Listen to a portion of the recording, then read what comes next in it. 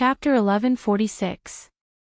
By the time they left Rejuvenation Valley, night had already fallen and the lights in Macho City were gradually becoming brighter. Zhang Xiaohua stood in mid-air with her hands behind her back. She did not release her divine sense and only used her naked eyes to look down. She saw that in Macho City, every household was lit up with lights. The surface of Macho Lake reflected the surrounding lights and the night sky that had yet to be revealed. It was even more starry than the real night sky. This place, why is it so deserted? Could it be that something is wrong? Zhang Xiaohua was admiring the view when she suddenly noticed that on the west side of Macho Lake, there was a large area. It was completely dark and there were no lights. It was completely different from the surrounding lights. If it was a normal day, Zhang Xiaohua might not have noticed it. However, between the clouds and the water, Bai Yinqiu's palace was dark at night. Zhang Xiaohua was able to recognize it easily and gain a lot of benefits from it. How could he not remember? Thinking about it, Zhang Xiaohua released her divine sense and scanned the area. Then, he frowned. This area was a huge manor. It was close to the Sorrowless Lake. Although most of the area was dark and there were no traces of people, there were still many people living around the manor. Moreover, there were many men in martial attire around the manor. They held lanterns in their hands and were constantly on duty. I'm afraid this is the manor of an official. Zhang Xiaohua had just thought of this when another thought popped up. That day when I came to Macho City with my dream, it seems that the dream appeared near this manor. Could it be the incense cult in Macho City? At this moment, a black shadow escaped from the manor in a panic from the southern side of the manor. Not far behind him were two men in martial arts attire. One of them held a torch, while the other held a steel saber. They were hot on his heels. Zhang Xiaohua saw the black shadow in front of her and couldn't help but laugh. People often wear out iron shoes but still can't find you. I cast a wide net in Macho City but still couldn't find you. I actually met you here today. Wasn't the black shadow in front the worker of the storm carriage company? Judging from the way he fled, he seemed to be quite familiar with the surrounding terrain. However, the two people who were chasing after him were obviously much more skilled than the shop assistant. After they left the manor, they threw away their torches and focused on chasing after him. By the time Zhang Xiaohua had flown behind them, the shop assistant had already been sandwiched between the two of them. You little thief, why aren't you surrendering? A Chinese character shouted with a sinister smile. Heroes, please spare my life. I was just short of some money and wanted to steal some things from your residence. But I didn't get anything. Please spare me. The shop assistant was still arguing, but his eyes were looking around and his feet didn't stop. With such qing gong, how could you be an ordinary thief? Don't bully me because I can't see. A man said angrily. The other man continued, Yixiang Manor is famous in Macho City. There isn't a single ruffian in the vicinity who would believe your words. Seeing that the shop assistant was getting closer, one of the men raised his steel knife and laughed sinisterly. Since brother isn't willing to stop, then I'll let you bleed first. However, just as the steel knife was about to fall, a black shadow descended from the sky and grabbed the shop assistant's neck. With a light lift, the man's steel knife fell into the air. The black shadow didn't stop and hovered about 10 feet above the ground.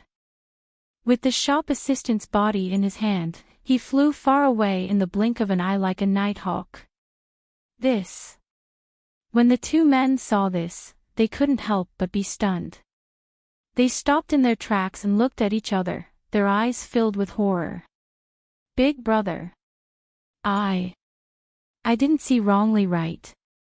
Is that someone from the immortal Tao? Brother, no, you didn't see wrongly, that's right. The other stuttered and shrunk his neck.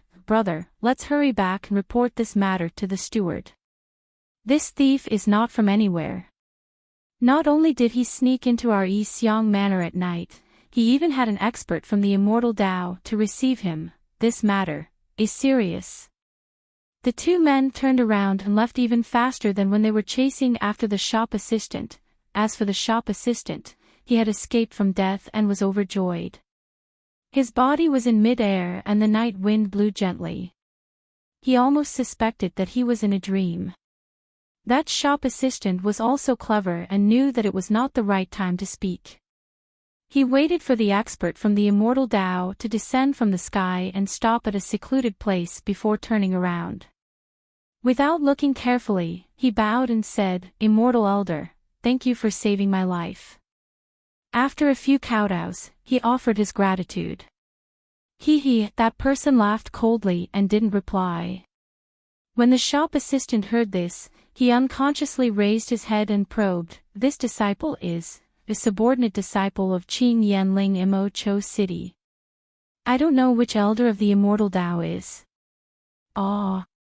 This last surprised was when he saw the face of the person who came. He couldn't help but cry out in surprise. He saw that the face was very young, only about 16 years old.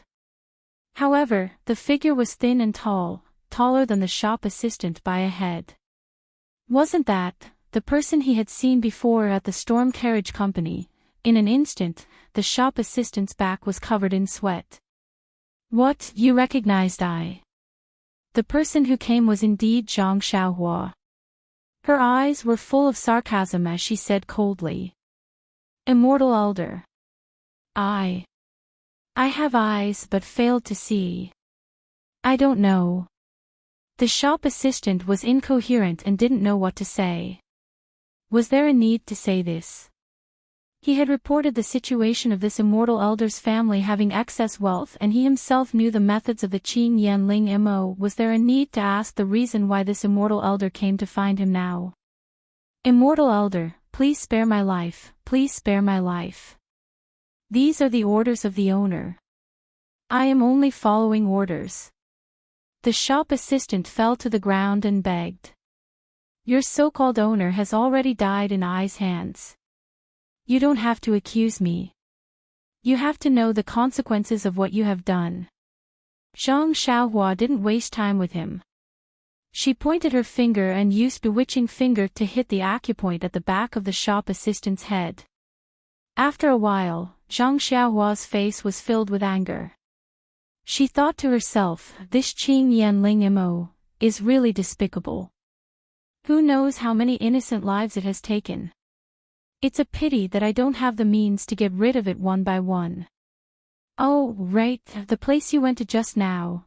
Is it the manor of the fragrant cult?" Zhang Xiaohua suddenly thought. Yes, this Yixiang Mountain Manor is the manor of the famous martial arts family, the Gu family.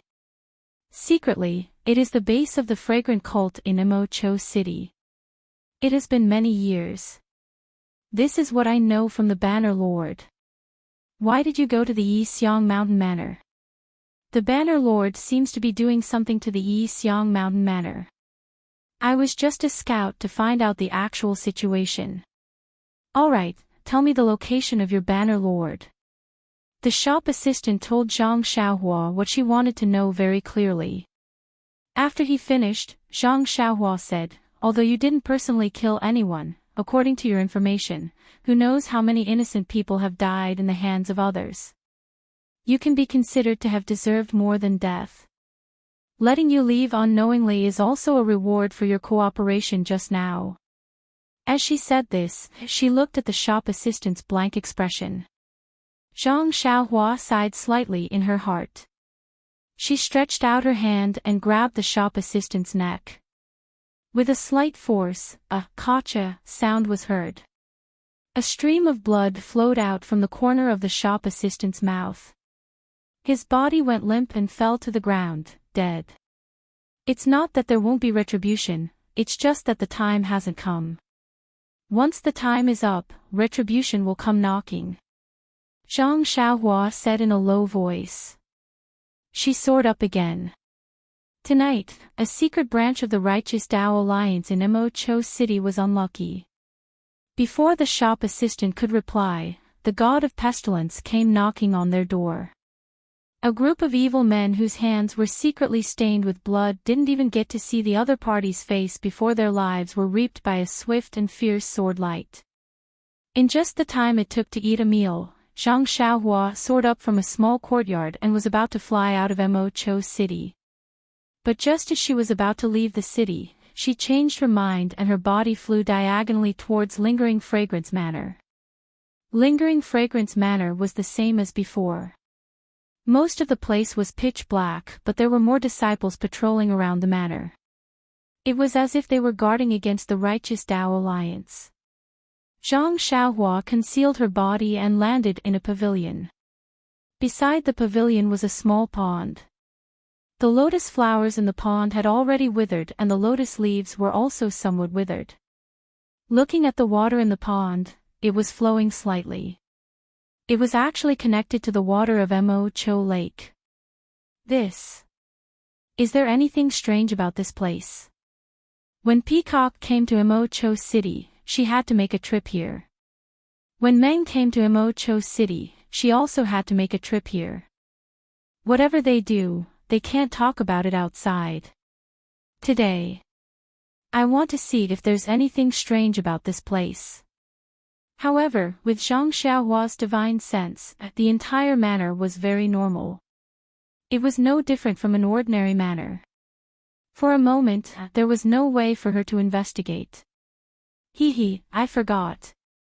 Zhang Xiaohua slapped her forehead and scolded herself. Didn't I just use the bewitching finger? Won't I know if I ask someone? Sure enough, in a moment, Zhang Xiaohua's body appeared in a garden.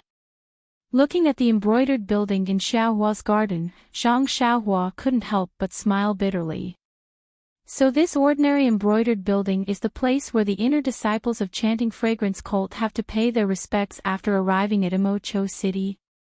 Moreover, other than the inner disciples, all the disciples of Chanting Fragrance cult are not allowed to come close to this garden. Even the old consecrator of Chanting Fragrance cult can't come close. Isn't it just a portrait? Zhang Xiaohua's divine sense swept over and understood. Then, she walked slowly to the front of the embroidered building. Strangely, there was no fluctuation of primordial qi from inside to outside. It was very inconsistent with the status of Chanting Fragrance cult as a big immortal sect. Something is strange, something is strange. Zhang Xiaohua, who was used to dealing with all kinds of restrictions of Chanting Fragrance cult, suspected that there was something strange about this embroidered building that she didn't know about. However, when she activated the Crimson Spirit Protection and walked safely into the first floor of the embroidered building without triggering any restrictions, she couldn't help but feel extremely strange. Taking out a luminous pearl from her arms, Zhang Xiaohua observed the first floor of the embroidered building again with the help of the luminous pearl's brilliance. The first floor of the embroidered building was similar to the first floor of the Misty School's Inheritance Pavilion. It was very clean and tidy. There was only a portrait hanging on the south wall. Under the portrait, there was a quaint table. On the table, there were 3 different styles of incense burners, each with several incense sticks. Chapter 1147. Naturally, Zhang Xiaohua's attention was drawn to the portrait. As Zhang Xiaohua expected, the portrait was of a lady dressed in palace attire. Her face was covered with a white veil and she held a whip in her hand. The only difference was that the background of the lady had changed from a small bridge to a small pavilion. Beside the pavilion was a small lake that was as round as a crescent moon.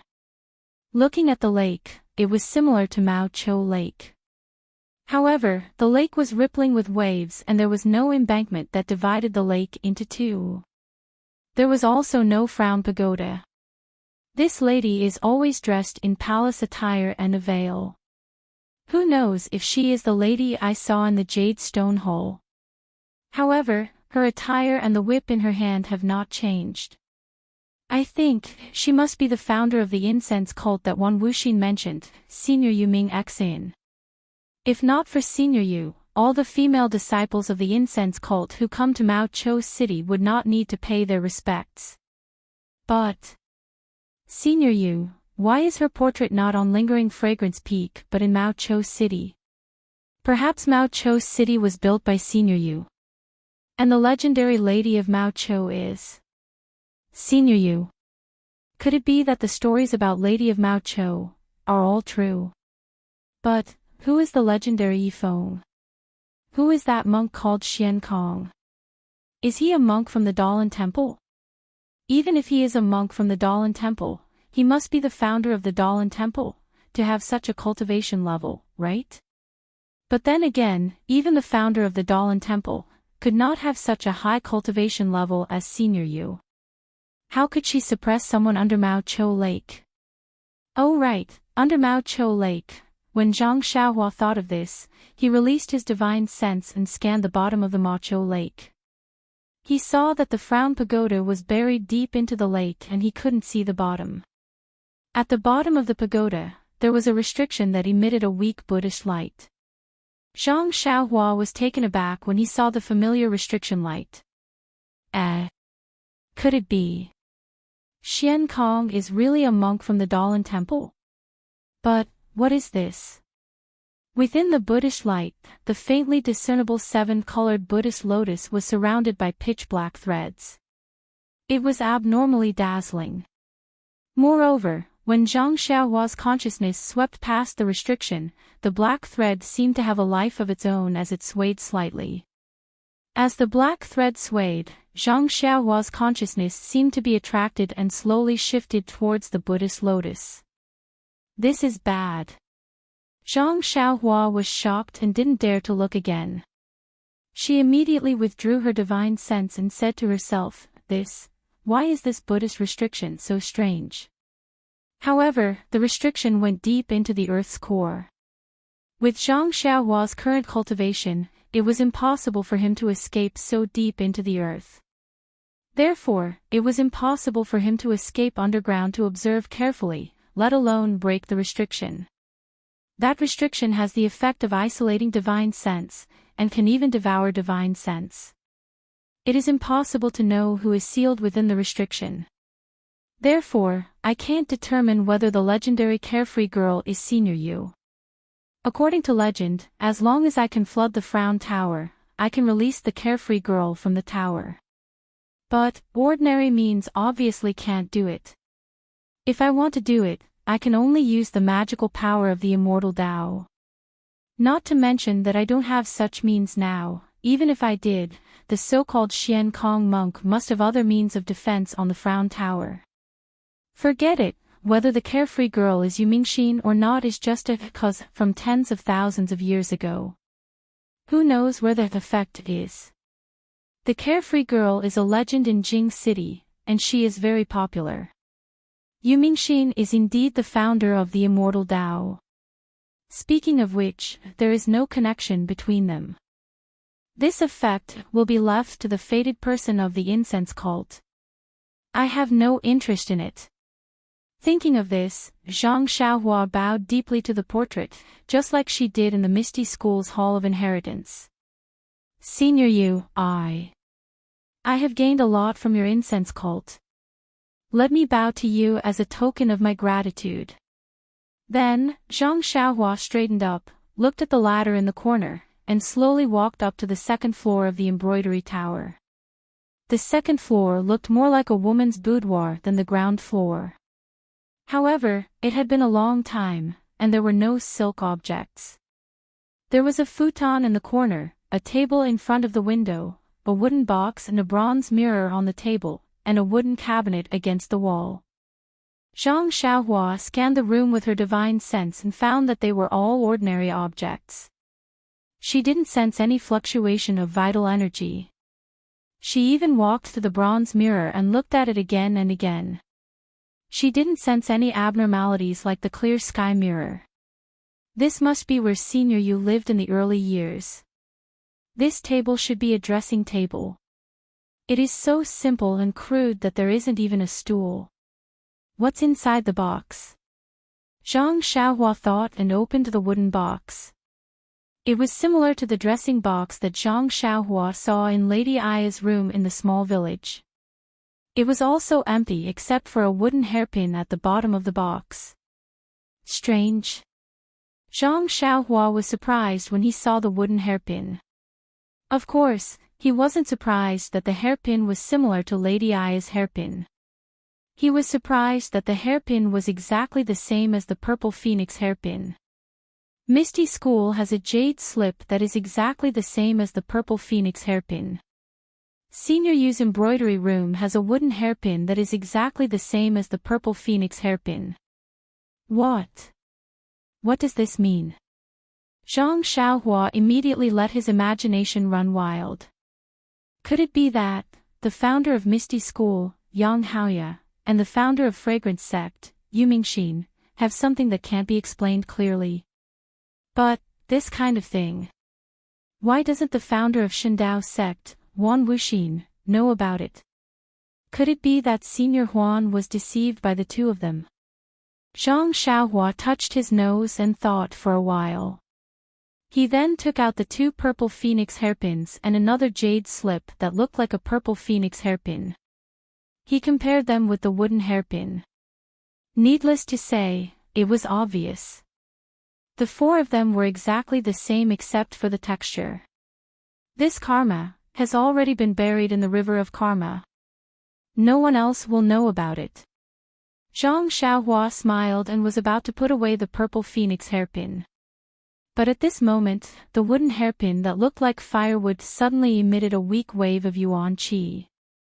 Although the wave was weak, it was extremely strong. It swept past the purple phoenix hairpin and covered Zhang Xiaohua's body. Then, a suction force rushed towards Zhang Xiaohua's Niwan Palace. Zhang Xiaohua was caught off guard and her divine sense was sucked towards the wooden hairpin. Zhang Xiaohua was shocked. She hurriedly activated Shintraction. Her Dan heart spun rapidly and the innate divine seal on it emitted a faint golden light to counteract the suction force. The suction force did not suck in her divine sense. Instead, it went downwards. Zhang Xiaohua suddenly felt the true qi in her meridians rushing towards the suction force. It was as if the true qi was going to burst out of her body. Are you kidding me? Senior Yu. Zhang Xiaohua hurriedly activated the Carefree Heart Sutra and tried to channel her true qi into her meridians. But the Carefree Heart Sutra still had some effect at first. But as the suction force increased, the Carefree Heart Sutra gradually lost its effect. A portion of her true qi was sucked away by the suction force and channeled into the wooden hairpin. With the influx of true qi, the wooden hairpin gradually glowed. What an unreasonable bandit. Zhang Xiaohua suddenly felt a little annoyed at the sympathetic Yu Mingxin. Could it be that everyone from the Immortal Tao is this tyrannical? At this time, the Carefree Heart Sutra had already lost its effect. Zhang Xiaohua's Shin Qi became sluggish and was about to completely leave his body. Suddenly, Zhang Xiaohua heard the faint roar of a dragon. He felt as if all the meridians in his body had gained sentience. His entire meridians moved slightly, immediately canceling out that unparalleled suction force. That suction force was no longer able to suck away even half a strand of Jin Qi. My meridians. When did they move? Zhang Xiaohua was overjoyed but also shocked. Following the disappearance of the wooden hairpin's suction force, the brilliance of the wooden hairpin also stabilized. The brilliance overflowed a few times and a foot-sized ball of light jumped out of the wooden hairpin. Within the ball of light was the appearance of a woman wearing palace robes and a veil. Nascent divinity projection. Zhang Xiaohua snorted, almost moaning.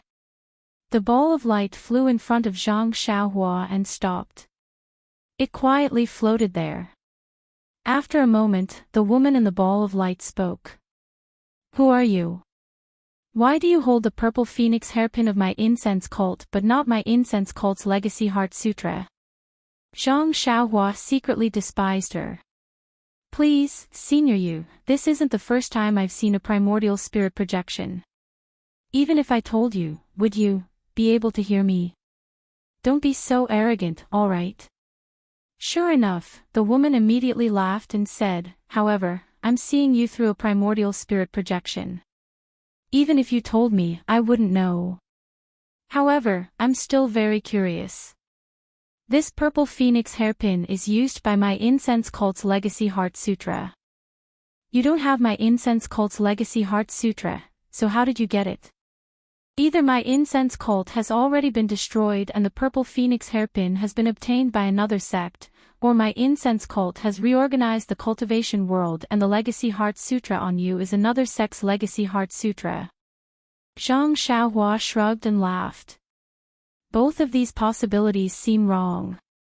Your qi isn't from the incense cult, nor the Misty School, nor the Shindao sect or the Great Forest Division. Presumably, another disciple from another cultivation world has come. Or perhaps it's a legacy heart sutra from the ancient cultivation world. Hearing the woman say so much because of her qi, Zhang Xiaohua couldn't help but curl her lips. This woman. No matter if she's a village woman or an expert from the immortal Tao, they all have the same nature of gossip. I've asked too much. The woman seemed to have sensed that something was wrong. She covered her mouth and laughed. No matter what, you came to my embroidery room with 2 purple phoenix hairpins. It's fate that brought us together. Why should I ask so much? By the way, I'm the founder of the incense cult, Yumingxin. I don't know if your master has told you about me. Although Yumingxin was wearing a veil, her tone was very arrogant. She had actually obtained a beloved object from a little girl and was showing it off to others. I know. I heard Senior Yu's name from Senior Huan. However, if you ask 10 people in the Jianghu, I'm afraid that even 10 of them wouldn't know who Yumingxin is. Although Zhang Xiaohua knew that Yumingxin couldn't hear her, she still didn't forget to give her a blow when she remembered that she wanted to absorb her divine sense and qi. Please vote monthly, recommend, bookmark, and tip. If you like this work, you're welcome to come to Qidian. Com to vote. Chapter 1148. Hee, after hearing my identity, are you very surprised? Envious? You want to see my real face? Yumingxin was still smiling. Sweat. Zhang Xiaohua touched her forehead. Why does this Senior Yu speak like little fishy nye? Could it be that she's not that old? However, after hearing about Yumingxin's real face, Zhang Xiaohua's heart skipped a beat. In the portraits in the Jade Hall of the Fragrance Cult, in Wan Wuxin's Sumra world, and in the Jade Hall of the Misty School's Ethereal Palace, Yumingxin's face was covered with a veil. I wonder what she looks like. However, just as this thought appeared in her mind, Yumingxin's voice sounded again. But, don't be delusional. Only one person can see my face. And he has already seen it. In this world, no one can see it anymore. Are you kidding me? Zhang Xiaohua almost fell down. Since he won't let you see it, why are you still asking? Sigh. Yumingxin let out a long sigh. Her tone was full of sadness, different from her relaxed tone just now. But, so what if he sees it? The immortal Tao is ethereal, and the great Tao is endless. Beautiful women age easily, but the human heart is not what it used to be. He said that the immortal Tao is the only thing in his heart, and that he should have cut off his feelings long ago. But I said that the immortal Tao is confusing, and that it's better to use feelings as a lamp and live freely in the mortal world. He said that everything in the world is a void, and only the immortal Tao is eternal. I said, Yumingxin smiled bitterly and said, I'm being silly again. It's been so many years, but whenever I talk about him, I feel that I'm talking too much. Oh right, you must have listened for a long time, and want to know who he is. Zhang Xiaohua was about to nod, but immediately shook her head and said with a smile, "Say whatever you want, I don't care if I listen or not." As expected, Yu Mingxin also said, "However, right now, I can't tell you." Then, Yu Mingxin looked up at the window and said sadly, "I used the primordial spirit projection technique to forcefully split a strand of my primordial spirit and put it into this wooden hairpin. I wanted to leave a little bit of my primordial spirit as a memento. If, one day, he really sees the essence of love, or if he really regrets what he has done, he will be able to hear my voice when he comes to the embroidery building where we used to live together. But I don't know why, but the yuan qi of heaven and earth is becoming increasingly scarce. This yuan spirit projection of mine has been unable to absorb the yuan qi of heaven and earth for a long time. It won't be long before this yuan spirit projection of mine disappears.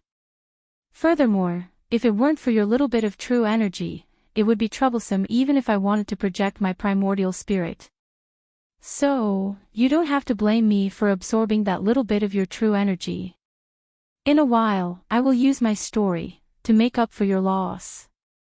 When Zhang Xiaohua heard this, she could only be silent. "You've sucked away all the true qi. Can I still get it back?"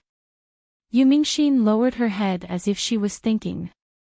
After a while, she raised her head and said, "My story is very long, you have to listen carefully. It said that a long, long time ago." Yu Mingxin chuckled and said, "Don't laugh. It's indeed something that happened a long time ago. This is also the reason why the Fragrant Religion, Misty School, and Shindao sect were established. I just don't know if the teachers of the Fragrant Religion can still tell you about it." Then, Yu Mingxin repeated the story that Wan Wuxin told to Zhang Xiaohua. There wasn't much difference. However, when she talked about the three of them traveling around before the establishment of the sect, she said, "Before the three of us came to this world, there was still the way of immortals. This was what we learned in the secret plane. However, when we were traveling, under a cliff, we found an array that was different from the one we learned. After 3 days and 3 nights of relentless attacks, we broke the array and 3 rays of black light flew out from the array. The 3 of us chased after one of them and used our divine abilities to subdue the black light. Only then did we realize that they were actually 3 ancient magical treasures. These 3 magical treasures were different from the ones we used before and had incredible power. Among the 3 magical treasures, 2 of them were the purple phoenix hairpin and the other was the devil refining gourd. These 3 magical treasures were the first magical treasures that we obtained here and also proved the existence of the way of immortals. The 2 purple phoenix hairpins were obtained by Yang Haoya and I. The devil refining gourd was obtained by Wan Wuxin. Because there were 3 magical treasures, 1 for each of us. Moreover, it was up to fate to obtain the magical treasures. Therefore, the 3 of us didn't feel that there was anything wrong and left happily. Of course, there was indeed nothing wrong with these 3 magical treasures. However, later on. Then, Yu Mingxin talked about encountering the Earth's core. However, Yu Mingxin wasn't as frank as Wan Wuxin. She only said that it was something from the forbidden area of the incense cult, Wan Su, but didn't specify what it was. Then, she talked about Wan Wuxin. When Yang Haoya and I were seriously injured, Wan Wuxin of the Shindao sect self-detonated one of Sakra's magical treasures in order to deal a blow to him. Although the effect was achieved, Sakra was also seriously injured at that time and fled in panic. However, Wan Wuxin himself couldn't treat his injuries and died on the spot. That Huan Su was a name that Yang Haoya and I specially named in memory of Wan Wuxin. Looking at Yu Mingxin's increasingly weak brilliance, Zhang Xiaohua touched her nose and said with a bitter smile, "Senior Yu, it seems that you don't have enough time. You're rambling on and on. Why don't you hurry up and finish the story? Could it be that you want to arouse my interest and then absorb my vital energy? Yu Mingxin ignored her and said again, but my story has just begun. Then, with a yearning look, she said, for a long period of time, Yang Haoya and I were recuperating on Lingxiang Peak. Yang Haoya's Misty Peak can't be compared to our Lingxiang Peak. There's nothing there that he wanted. The reason why he wanted to build the Misty School there was because he wanted to scheme for something nearby. He thought that he knew a lot of secrets and thought that Wan Wuxin and I didn't know. Actually, I don't know whether Wan Wuxin knew or not, but I did. However, I was too lazy to explain. After all, everyone has their own selfish motives. Although Yang Haoya and I were seriously injured and our cultivation had regressed greatly, our Dao hearts were on the verge of collapse. But, now that I think about it, those days should have been the happiest days of my life. Then, Yu Mingxin's words were actually a little bashful. The phrase, love grows with time, I have long heard of it. But I never thought that it would appear on me. Speaking of which, cultivators of my generation have long placed feelings behind the immortal Dao. We only think of achieving the immortal Dao and don't dare to slack off. Feelings have long been cut off by the sword of wisdom. But, because Yang Haoya and I had our Dao hearts collapsing and our cultivation regressing, we usually healed and talked together. But the love demon actually found a crack in our Dao hearts. We actually fell in love like ordinary people. At that time, we were intimately attached to each other every day and were really happy. Moreover, we both thought that the first magic treasure we got from this place was the proof of our feelings. Because of this, Yang Haoya gave his purple phoenix hairpin to me as a token of love. What about me? Of course, I also gave my purple phoenix hairpin to Yang Haoya. We firmly believed that my feelings should be the same as the purple phoenix hairpin. Although it had experienced many years, it would still be able to endure for a long time. Later, the two of us left Lingxiang Peak and came to Carefree City. Well, at that time, there was no Carefree City, only this beautiful nameless lake. Yang Haoya and I, the two of us built a city here. Yang Haoya named this city Carefree City. And I was also called Carefree Girl by him. That day, when I asked him what it meant, he shook his head and didn't say anything. What I was thinking that day was nothing more than that. Although the Tao of immortality was unattainable, there was warmth in the world and there was no need to worry. However, I only thought of one of the reasons and didn't think of the other. Why didn't I think of it that day? Yang Haoya called himself Night Wind. Wasn't that the wind that floated alone and had no fixed abode? I thought that he called himself romantic and wanted to be the night wind that brushed against one's face. Until one day, Yang Haoya left a letter and left without saying goodbye. Only then did I know. I heard that he had never given up on the Tao of immortality. He heard that the Dalan Temple's Buddhism had a secret technique that could cut off the threads of love with the sword of wisdom. It could turn the love in one's heart into cultivation. He actually abandoned me and went to the Dalan Temple alone to look for Master Xian Kong, who had never shown his face. I'm sure you know what I was thinking at that time. My veil was lifted by him and he drew a portrait of me beside the nameless lake. My heart was filled with his shadow. How could I not have him? Therefore, I followed him to the Dalan Temple and challenged him outside the Dalan Temple. I wanted to ask him to come back. Who knew? He actually avoided me and only sent a little monk to tell me that our fate had come to an end. He wanted to cultivate diligently in Buddhism in order to improve his cultivation. I was furious at that time and charged into the Dalan Temple without caring about anything else. In my rage, I couldn't help but show no mercy. I actually killed many monks in the Dalan Temple. At that time, Master Xian Kong of the Dalan Temple was actually not there. In the end, Yang Haoya saw that I had killed too many people and could only hold the purple phoenix hairpin in his hand. He knelt in front of me and asked me to stop. He would rather return the purple phoenix hairpin to me and let me cut off his head than come back with me. But, how could I do it? How could I destroy his Tao heart? Sigh, I had no choice but to take the purple phoenix hairpin.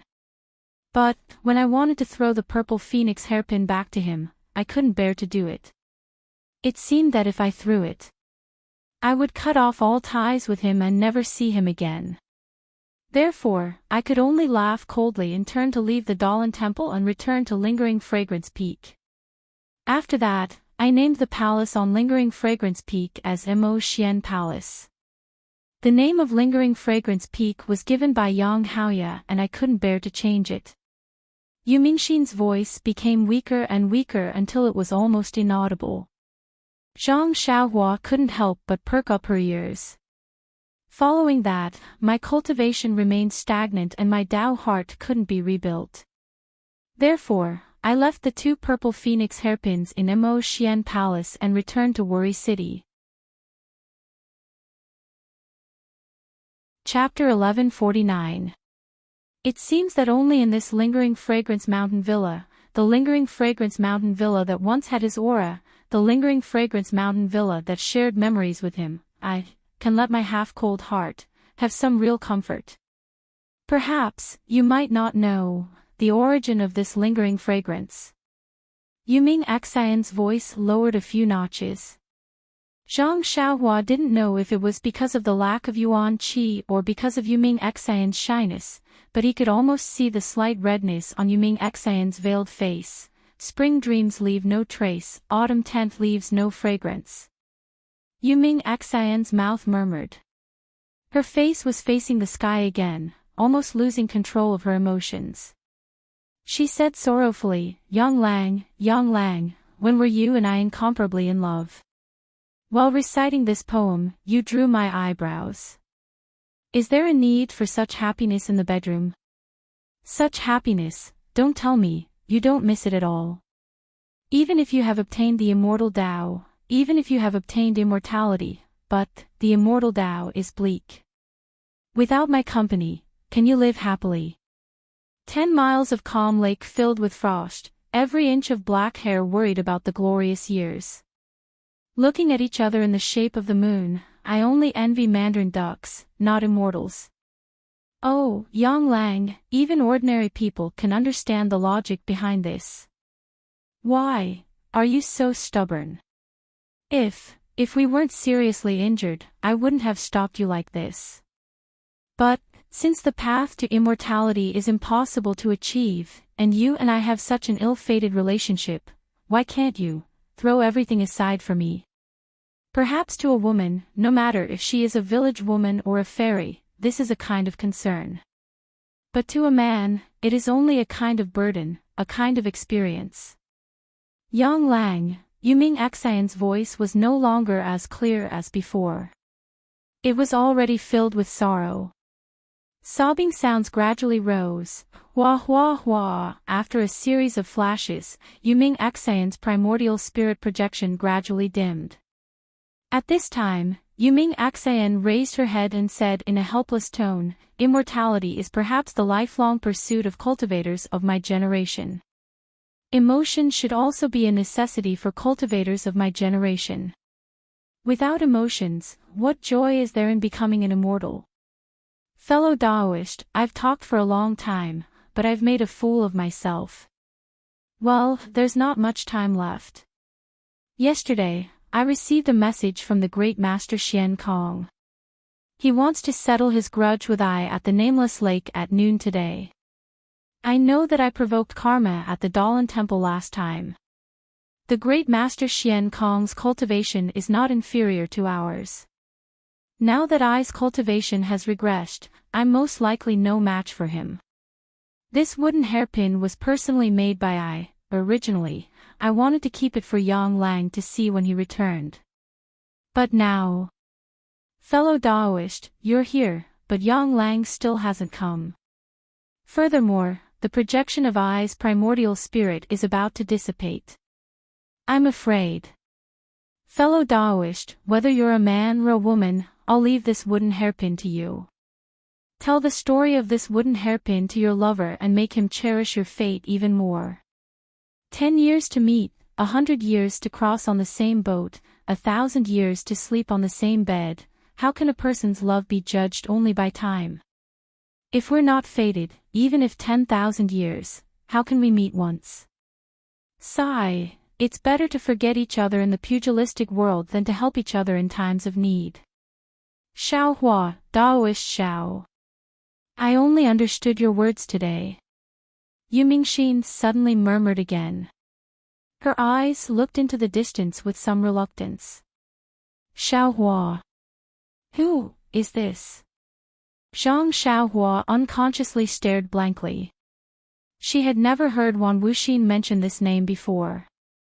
But, if it wasn't for you, Daoist Xiao, even if my cultivation was greatly reduced, I wouldn't have fallen into the mortal world, causing such a tragedy. Yu Mingxin murmured a few words in a low voice. She was almost silent. Then, she raised her head and smiled. All right, fellow Daoist, you know why I call you fellow Daoist, right? Your true qi is clearly different from the mental cultivation method of the incense sect. It must have been hard for you to listen to my story for so long, and the Dalan Temple. Xian Kong, there's a problem. I'm hearing Yu Mingxin's tone change, calling herself I and calling her fellow Daoist. Zhang Xiaohua stared blankly. Hearing Yu Mingxin's words, she seemed to already know that she wasn't a disciple of the incense sect. But then, Yu Mingxin's primordial spirit projection gradually dimmed.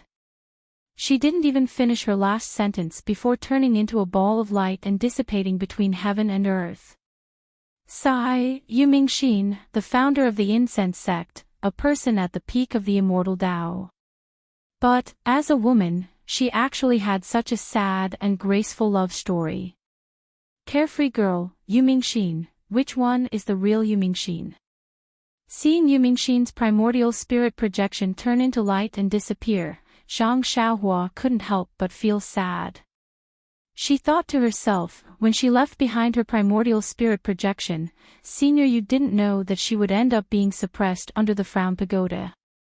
But even so, she didn't forget to leave a trace of remembrance for Senior Yang, hoping that Senior Yang would come and take a look. Unfortunately, it's already been tens of thousands of years. Senior Yang is nowhere to be found. Senior Yu is suppressed under the Carefree Lake. What is Senior Yang doing? Senior Yang didn't come, but I came. This, the cause from tens of thousands of years ago became the effect now. But this effect isn't an ending. Perhaps it's a silent ending. But Senior Yu's last sentence, what does it mean? There's a problem with the Dalan Temple's master Xian Kong. What's the problem? It's all from tens of thousands of years ago. Even if there's a problem, there's no problem.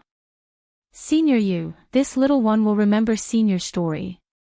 Actually, you might not know, but your story as the Carefree Girl has long been spread around the Carefree Lake. Countless scholars and literati have been reciting the story of the Carefree Girl, although the story is different from what you said, but the pursuit of perfection and the pursuit of love is no different from Senior's from tens of thousands of years ago. If you knew this, perhaps you would be able to rest in peace at the bottom of the Carefree Lake. As he spoke, Zhang Xiaohua looked at the wooden hairpin carved from ordinary peach wood on the table. In his heart, he felt that it was incomparably precious. It was more important than the real purple phoenix hairpin. Zhang Xiaohua reached out and put the 4 different but identical purple phoenix hairpins into his money pouch. He began to imagine how he would tell Meng the story of the Carefree Girl in the future, how he would personally insert the wooden hairpin into Meng's hair bun, and how he would bite Meng's earlobe and recite the poem, "A spring dream leaves no trace, an autumn tent leaves no fragrance," to her. But, suddenly, his heart trembled. Meng is the saintess of the demonic Tao, and I am a cultivator of the immortal Tao. She carries the inheritance of the demonic Tao of the Tenryu sect, and I carry the great task of establishing the Beta school. Isn't this, even greater than the difference between Senior Yang and Senior Yu? This is karma. Could it be that you made me travel thousands of miles from Pingyang City to Carefree City just to give me a warning? Could it be that my heart palpitations in Pingyang City were because of this? For a moment, Zhang Xiaohua was sweating profusely. He felt as if he was being controlled by an invisible hand. He turned and went downstairs. Zhang Xiaohua stood in front of Yu Mingxin's portrait again. Although her face was covered by a veil, Zhang Xiaohua seemed to be able to see Yu Mingxin's face. He seemed to be able to see her frowning because of love. He also seemed to be able to see a bit of joy and a bit of slyness in her eyes. Sigh, forget it. Zhang Xiaohua bowed deeply and muttered to himself, Senior Yu, if Meng is like you, missing me so much that it becomes a disaster, what harm is there in giving up the immortal Tao and the cultivators of the immortal Tao? A person's life is only a few decades. If I have Meng's company, my life will not be wasted. However, if I can help the Tenryu sect find a Sakura so that the Tenryu sect's orthodoxy can be passed down, then, will Meng be able to roam the Jianghu with me? But that won't do. Meng's daughter still has to be the saintess of the Tenryu sect. Sigh, I am puzzled. How can the child of Sakura and the saintess be a daughter? The more Zhang Xiaohua thought about it, the more vexed he felt. It seemed that, unless he went to the Tenryu sect to work as a Sakura, he could only be with Meng. Otherwise, there was no good way at all. God, since you let me meet Meng, why did you let me make such a choice? Zhang Xiaohua glanced at Yu Mingxin's portrait one last time. He leaped up and flew towards Poyang town like an arrow, as if he wanted to escape from Macho City. It seemed that the further he went, the further he would have to choose. Previously, he had the thought of going to the Tenryu sect to see Meng, but at this time, the urgency of making a choice had completely killed it. Zhang Xiaohua even thought about what he should do if he saw Sakura and asked him to go to the Tenryu sect. After a few days, Zhang Xiaohua returned to Poyang town. Seeing Zhang Xiaohua's slightly gloomy expression, Li Jinfeng suppressed his astonishment. He didn't ask Zhang Xiaohua how she flew back to Poyang town from the distant Macho City so quickly. He only asked with faint concern, Xiaohua, have you finished handling the matter? We can go back now. Zhang Xiaohua silently nodded. Chu Zhigao's family regarded Zhang Xiaohua as Master Immortal, so they naturally panicked and didn't dare to say anything. During the few days when Zhang Xiaohua left, Chu Zhigao had already prepared everything. He even bought 2 carriages and even hired a coachman to help him drive the other carriage. At this time, when he saw Zhang Xiaohua coming back and also leaving, he hurriedly prepared the 2 carriages and invited Zhang Xiaohua to get on. Zhang Xiaohua looked at him and said in a low voice, "There's no need for a coachman. It's so far away, let him make a trip. When we arrive, he will have to come back. I can drive the carriage myself."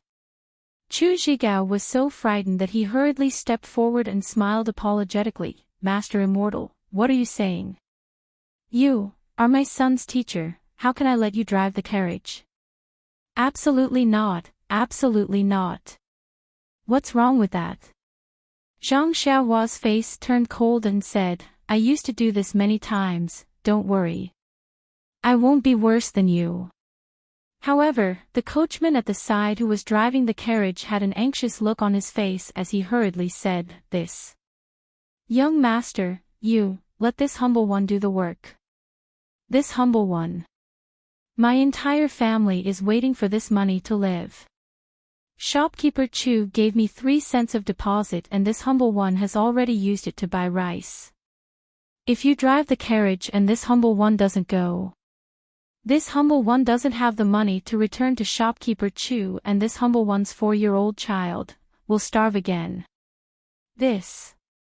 When Zhang Xiaohua heard this, she looked at the man's face full of wrinkles, full of traces of wind and frost. He was no different from her father a few years ago. She couldn't help but feel her heart ache and tears almost flowed out. Then, Zhang Xiaohua seemed to be enlightened. She laughed and hid the tears in her eyes and said, "When I was young, I didn't know the taste of worry and forced myself to say that I was worried. Now that I've tasted the taste of worry, I think it's a cold autumn." The ancients didn't lie. Others are still bending over for 5 buckets of rice. What right do I have to talk about my worries in front of others? This uncle, please drive the carriage.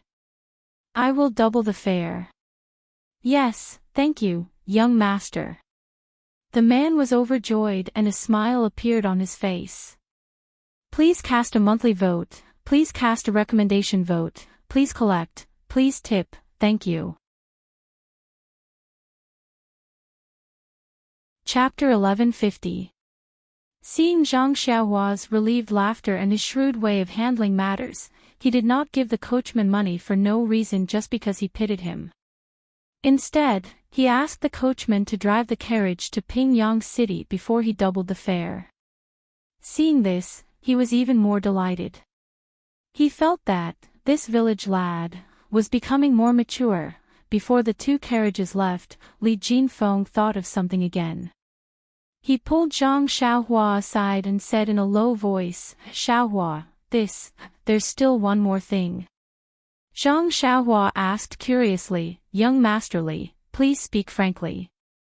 I am your teaching disciple. There's nothing that can't be said clearly." Young Master Li blushed slightly and said, "It's like this. Miss May's remains are buried in a foreign land. I thought for a long time. Although the feng shui of her grave is excellent, she is still a lonely soul here. The May family is also a prominent family in Nanzhao Town. They must have their own grave in Nanzhao Town. If we can send Miss May's coffin back to Nanzhao Town and let her rest peacefully beside her family, wouldn't that be better?" Zhang Xiaohua's expression turned serious. Looking at Li Jinfeng, who was almost the embodiment of justice, she could not help but feel like she was looking at a tall mountain. She said seriously, "This is what we should do. We should do this." But young Master Li looked embarrassed. "But I am embarrassed. Moreover, Miss May's coffin has to be sent so far away. Although it's already autumn, the weather, haha." Zhang Xiaohua smiled and said, "Since young Master Li is in such a mood, how can I not fulfill your wish?" Disciple. Li Jinfeng waved his hand and said, "You'd better call yourself I. That sounds more profound. As your disciple. I don't dare to call myself that. Hee, then I'll call myself I in the future." Zhang Xiaohua giggled and said, "Isn't the money in I's pocket yours, young Master Li? There's no need to think about it. As for Miss May's corpse, don't worry, I can guarantee that it won't rot for many years." "Don't." Li Jinfeng hurriedly waved his hand. "That's not necessarily true. Being too ostentatious isn't suitable for Miss May. If there's anything abrupt, Miss May won't be able to rest in peace even in the underworld. And, don't worry," Zhang Xiaohua said. She turned around to find the man who was driving the carriage and told him the situation. The man was even more delighted. He didn't care about anything. First of all, it was a long journey and the cost of the carriage was high. Many people were willing to take it and would not refuse because of the coffin. Second of all, he would have a companion when he came back. Not long after, the man who was driving the carriage found another man who was about the same age as him. He was also driving the carriage. Of course, Zhang Xiaohua didn't have to worry about these things. Chu Zhigao could handle it. However, when the three carriages left Poyang town and Zhang Xiaohua brought down the huge coffin from the mountain, the two men were stunned. At the same time, the two men were also relieved. From Poyang town to Pingyang city, they didn't know how many barren hills and unruly rivers there were. They also didn't know how many bandits they would encounter. Looking at the young master's skills, how could they not be safe? After placing Mei Qinglian's coffin, the man drove the carriage and walked at the back. Chu Zhigao drove the carriage and walked at the front with Zhang Xiaohua and Li Jinfeng. When they left Poyang town and saw that Zhang Xiaohua's knot in her heart was gradually untied, Li Jinfeng asked with a smile, "Xiaohua, why did you go out for a few days, and come back with such a face? Could it be that you didn't find the person you were looking for?" Zhang Xiaohua retracted her divine senses and looked at the scholars she met when she came out of the Guozhuang house. Thinking of the many merits of this scholar that could be her role model, she didn't hide anything and smiled. "Of course I have to find the person I was looking for. If they weren't eliminated, more people in the world would be killed by them. If that's the case, you should have a straightforward look on your face. Why do you look so gloomy?" "That's right." Zhang Xiaohua smiled bitterly. "Young Master Li, if it's killing, it's not as straightforward as you think. It's a life. If it wasn't because I had no other choice, I wouldn't be so ruthless." He. Li Jinfeng squinted his eyes and smiled. "Different professions are like different mountains. I don't understand you. I just feel that if I had half of your martial arts, I would have been chased by bandits and killed them long ago. Why would I have to run for thousands of miles?" "That's true. With martial arts to rely on, you can do anything with a straight back." Zhang Xiaohua nodded. She thought for a moment and said, "Young Master Li, have you heard the story of the sorrowless woman by the sorrowless lake?" "Of course." Young Master Li smiled. "That's a popular legend since ancient times. How could I not know? Not only that, there are many stories and poems to commemorate the sorrowless woman." Why are you suddenly asking about this? Could it be, you met another sorrowless woman by the sorrowless lake?" I understand. Xiaohua, you have also grown up and can be troubled by love." Zhang Xiaohua blushed slightly. She waved her hand and said, "Young Master Li, you misunderstand. It's like this." Zhang Xiaohua then told the story of Yuming Xan in full detail. Li Jinfeng listened on the side and was stunned. The expression on his face was very interesting. The story of the sorrowless woman. Li Jinfeng had heard a lot. Just as he said, the later generations did not know how many versions of the story of the sorrowless woman. Even the stories of the sorrowless woman's descendants were made up. The plots were continuous and the twists of the story were very exciting. But Li Jinfeng had never thought that the sorrowless woman was actually still alive in this world. Moreover, the story of the sorrowless woman was so simple. It was as simple as the change of feelings between a man and a woman in the marketplace. Today, they loved each other and tomorrow, they would abandon each other. However, whether it was the real sorrowless woman or the story of the sorrowless woman, the one thing that did not change was the sorrowless woman's steadfast heart and persistence in love. In the so-called immortal Tao, there are also unfaithful men. Li Jinfeng came to his senses and the first thing he said was unexpectedly this. Zhang Xiaohua could not help but sweat. This. Young Master Li, chief practitioners of the immortal Tao are still human after all. Even if they have great magical powers, as a human, they are still human. Besides, Senior Yang can't be considered unfaithful. It's just that, in order to pursue the immortal Tao. Since, you know that Senior Yang also has pursuits, then why do you have a gloomy face? Li Jinfeng looked at Zhang Xiaohua with a faint smile. He seemed to know what was on Zhang Xiaohua's mind. But Senior Yu spent the rest of her life in solitude. Even before she was suppressed under the frowning tower by the great wizard Xian Kong, she still wanted to leave behind her feelings. She even damaged her cultivation and left behind a trace of her primordial spirit projection. She only wanted to let Senior Yang know what? Li Jinfeng asked. That's right. What did she know? Zhang Xiaohua was also stunned. It seemed like she was telling Senior Yang that she did not regret her feelings for Senior Yang, nor did she regret what she did for Senior Yang. That's right. Senior Yu was able to make such detailed arrangements before the arrival of a great enemy. Naturally, Senior Yu had long forgiven Senior Yang. Even if she was always complaining about Senior Yang in the story with you and did not say a word of forgiveness, but, can you hear the hatred in Senior Yu's tone? There is no hatred. At most, she is blaming him. Zhang Xiaohua suddenly understood.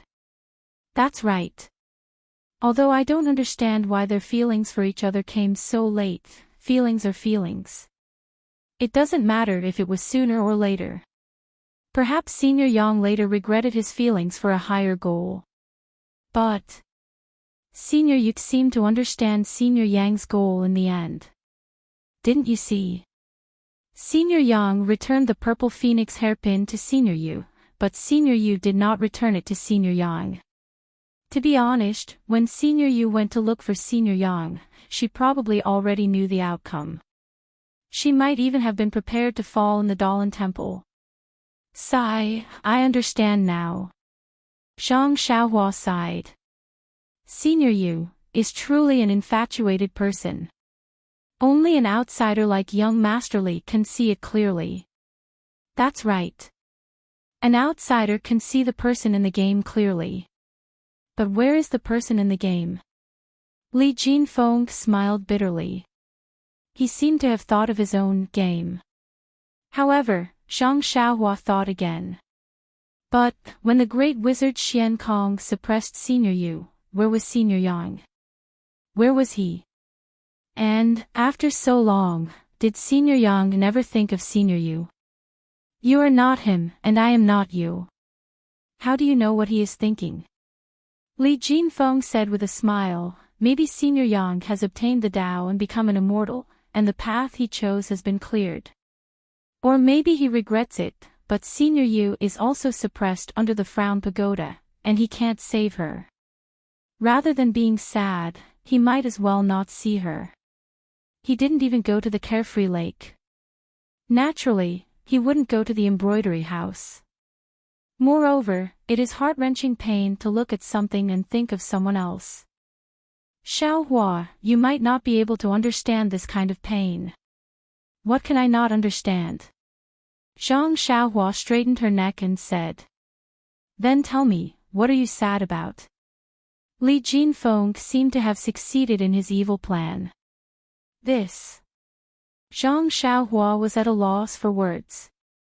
She had always believed that if one said something happy, it might not be twice as happy. It might even be the envy of others.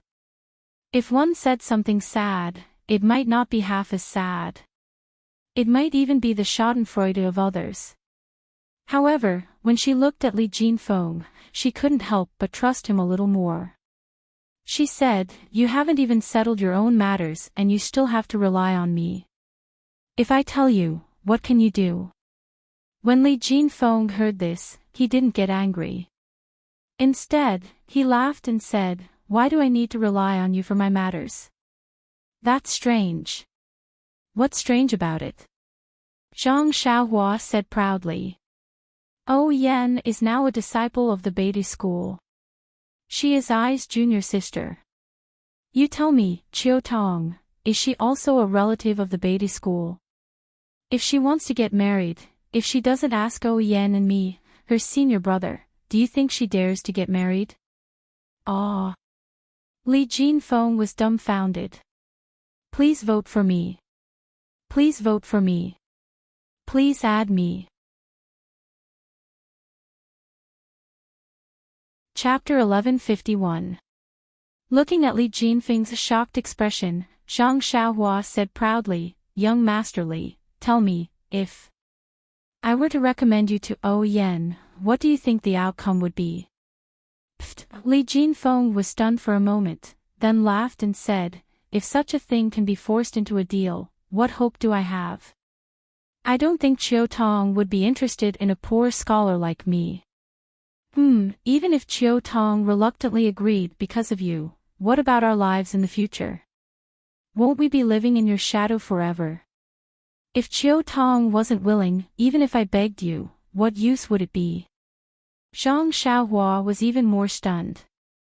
She was stunned for a moment, then gave Li Jinfeng a thumbs up and said, I'm impressed, you actually said such things to Qiu Tong's Mrs. Senior Brother. I'm really impressed, you really have guts. You only know now. Li Jinfeng pursed his lips, and there was a hint of pride in his tone. Then, he leaned over and said, why don't you tell me, what's bothering you? Fine, Zhang Xiaohua waved her hand and said, I can't handle my own matters, even if I tell you, will you be able to help? Even if you can help, won't I still have to deal with it myself? And if I can come out and tell you, won't I still have to deal with it?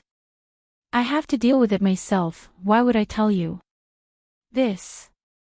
Li Jinfeng was obviously confused by Zhang Xiaohua's tongue-twisting words, and almost couldn't react. Finally, he waved his hand and said, fine, just pretend I didn't say anything. Hee. Seeing Li Jinfeng deflated, Zhang Xiaohua's face lit up. Chu Zhigao, who was driving the carriage in front, heard the two of them bickering at the back. He wanted to laugh but didn't dare to, and couldn't hold it in. Come on, Brother Chu, laugh if you want to. Be careful not to choke. Zhang Xiaohua laughed. Ha ha ha.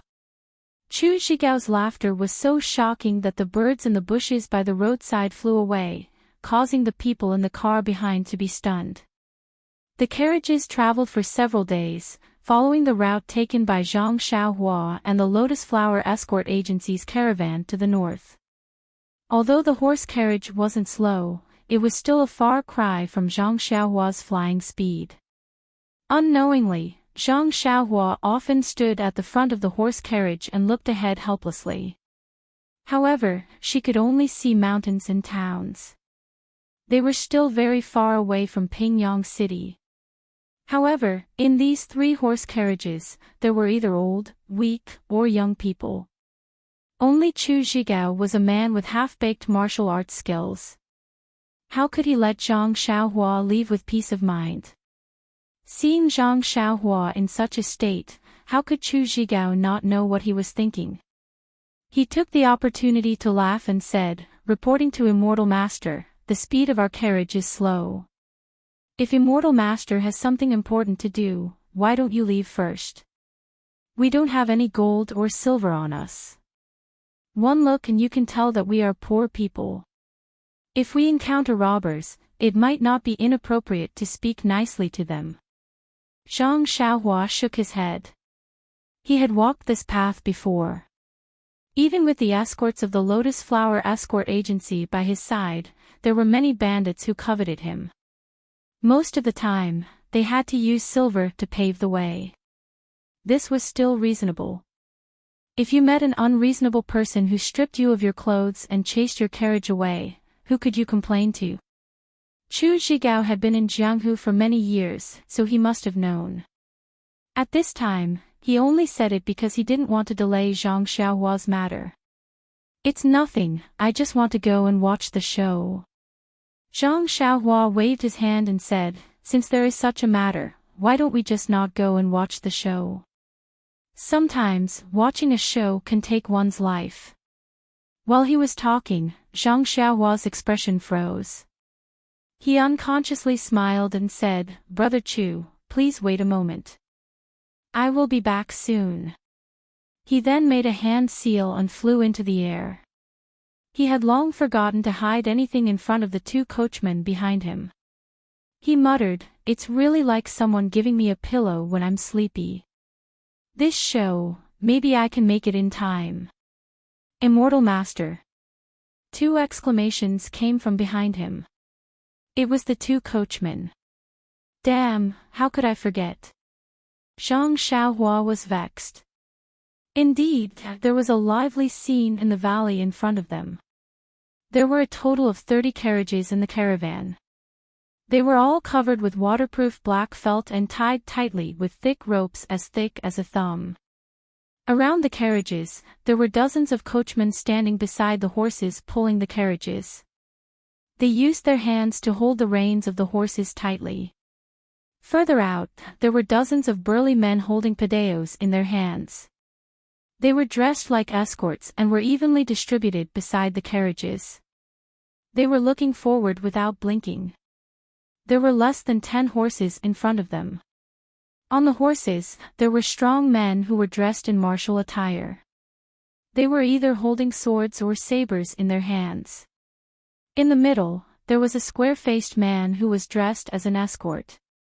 He frowned slightly and turned his face to the 2 pale-faced middle-aged men with inch-long beards. He whispered something to them with a respectful expression. However, the 2 men were not dressed as escorts. Opposite them, there were more than 100 people.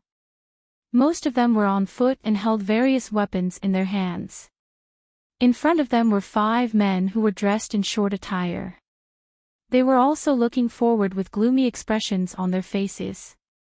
In front of the 2 groups of people, there was a dark-skinned man dressed in sloppy clothes. His arms were bare, and he held a large machete in his hand.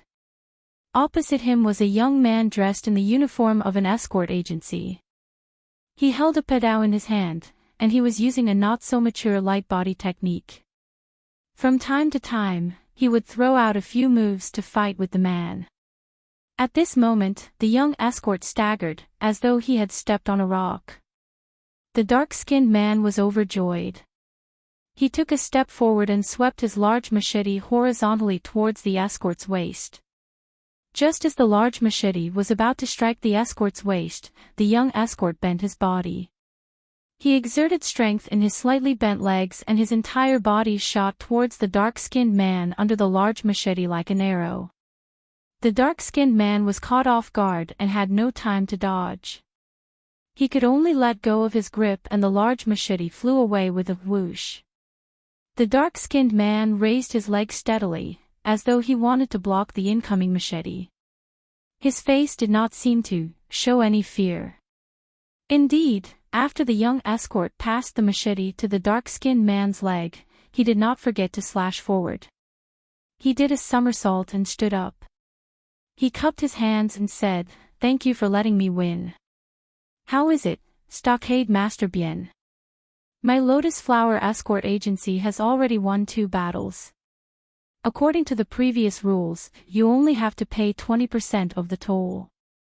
Hee. The burly man opposite him looked at the dark-skinned man who was walking back helplessly and said with a smile, "Escort Leader Yuan, you've been on this road for many years and we're old acquaintances. If it were in the past, I wouldn't dare to charge you a single copper coin no matter how bold I am. But, it's different now. I heard that you're using the name Misty School again. This Misty School doesn't seem to be as famous as the Righteous Alliance. The hundreds of brothers behind me all need to eat. Escort Leader Yuan, you don't mind if I charge you 20% more, right? You." Escort Leader Yuan's face was a little angry. He held it in and cupped his hands. "Stockade Master Bien, we're all roaming the pugilistic world. We pay attention to the rules and face. If you change the rules without permission, I'm afraid it's inappropriate." "Inappropriate?" Stockade Master Bien looked up at the sky and said proudly, "I opened this road and planted this tree. Of course, I set the rules." Then, he looked at the 2 people next to Escort Leader Yuan and said, "I know there's an expert next to Escort Leader Yuan, but, if Escort Leader Yuan defeats my hundreds of brothers, will the toll be paid? Don't worry. I'll be free of charge on this road. Even in the future, as long as it's your Lotus Flower Escort Agency's carriage, I'll let it pass." He, the young man next to escort leader Yuan sneered and pulled out the long sword at his waist. He patted his horse and was about to dismount when he heard someone next to him sneer, "Where did this wild man come from? How dare he ask the Lotus Flower Escort Agency for money? He must be tired of living." "Who?" Stockade Master Bien's face was full of anger. He turned his head and saw a tall and thin young man standing on a 30 feet tall tree. The young man was holding a shiny yellow copper rod in his hand. Wasn't that Zhang Xiaohua who had flown over earlier? "You." Seeing Zhang Xiaohua standing so high up, Stockade Master Bien's aura weakened a little. This was an extremely advanced Qinggong. Before he could speak, Zhang Xiaohua leaped down and used the ethereal steps to approach him.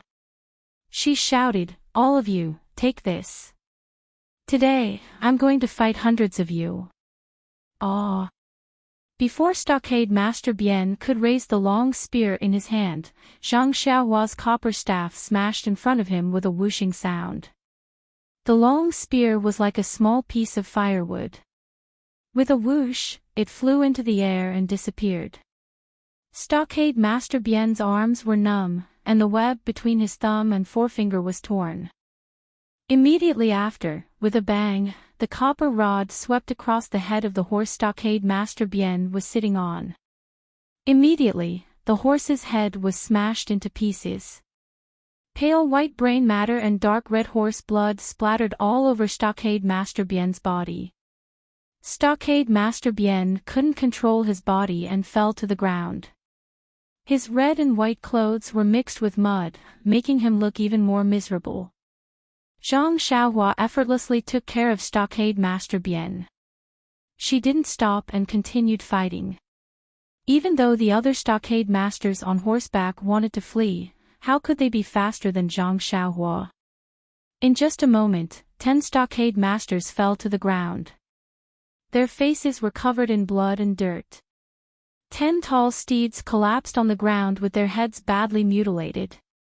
Behind Zhang Xiaohua, the people from the Lotus Flower Escort Agency, as well as the 2 young men who weren't from the Lotus Flower Escort Agency, all stood there in a daze, watching with their eyes and mouths agape. "Stop right there. Whoever dares to escape will end up like the horses." Zhang Xiaohua's shout frightened the hundreds of people behind Stockade Master Bien who were about to scatter and flee. They all stood there with pale faces, their arms and legs trembling uncontrollably. It was as if they didn't know what to do. Suddenly, a quick-witted person threw away the weapon in his hand, placed his arms behind his head, and knelt down with a thud. He cried, "Hero, please spare my life. I have a 4-year-old mother who is crying piteously for food and a 72-year-old child who needs to be supported.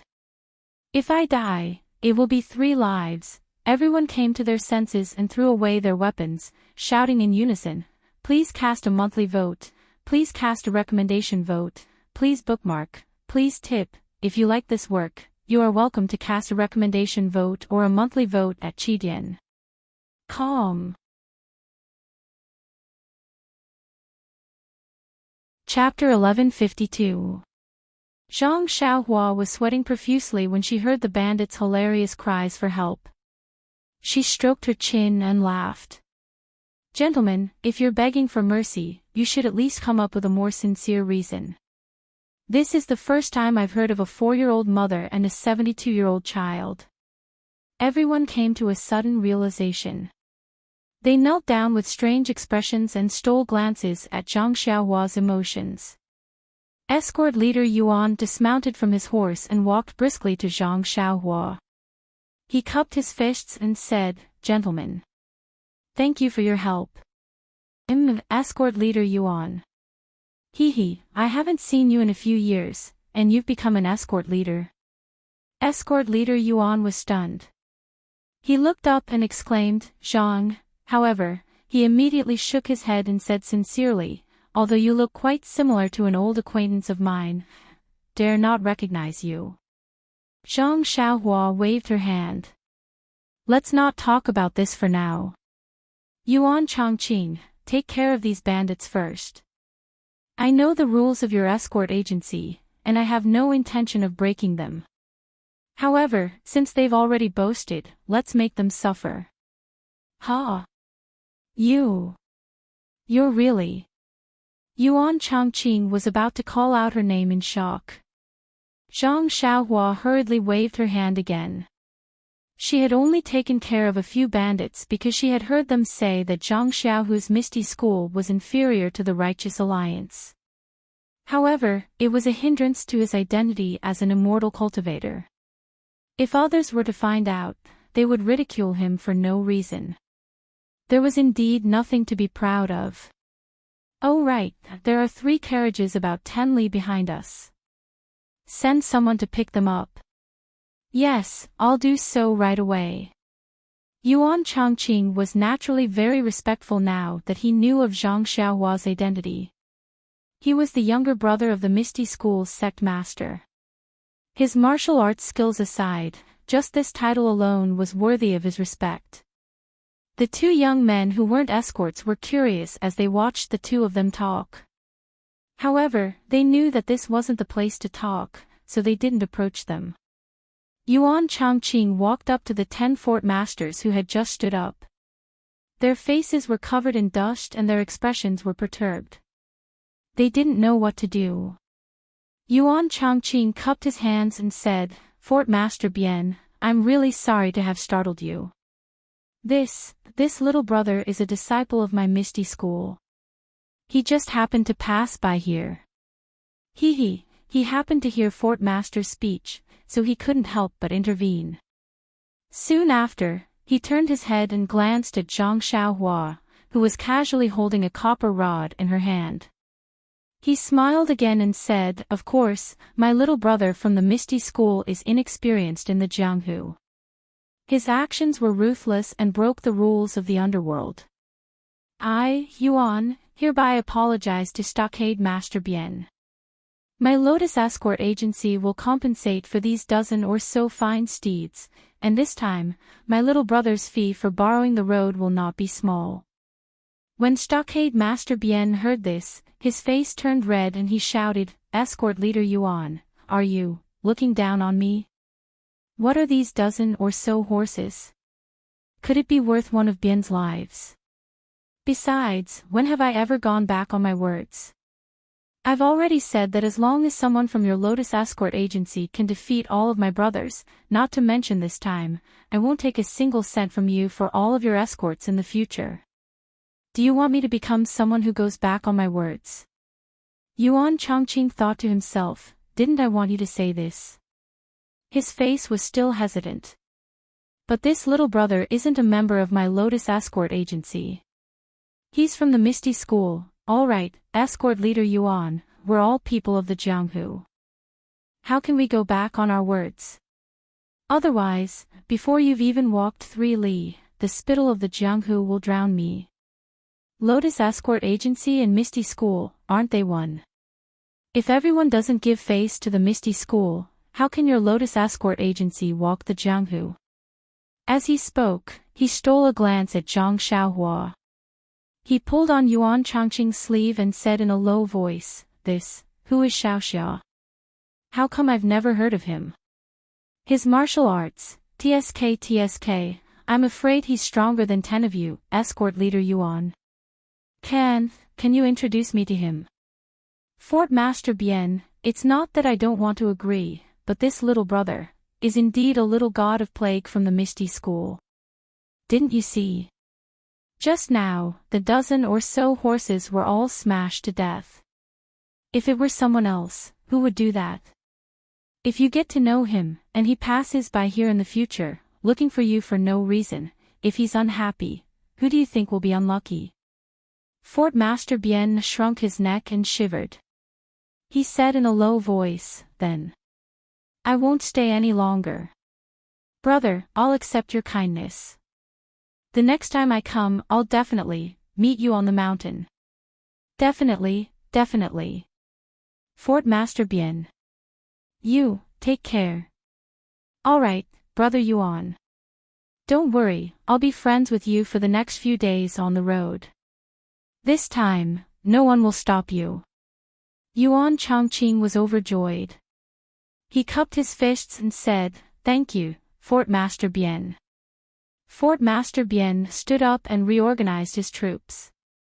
He cupped his fists at Zhang Xiaohua and said, "The green hills never change, and the clear waters flow forever.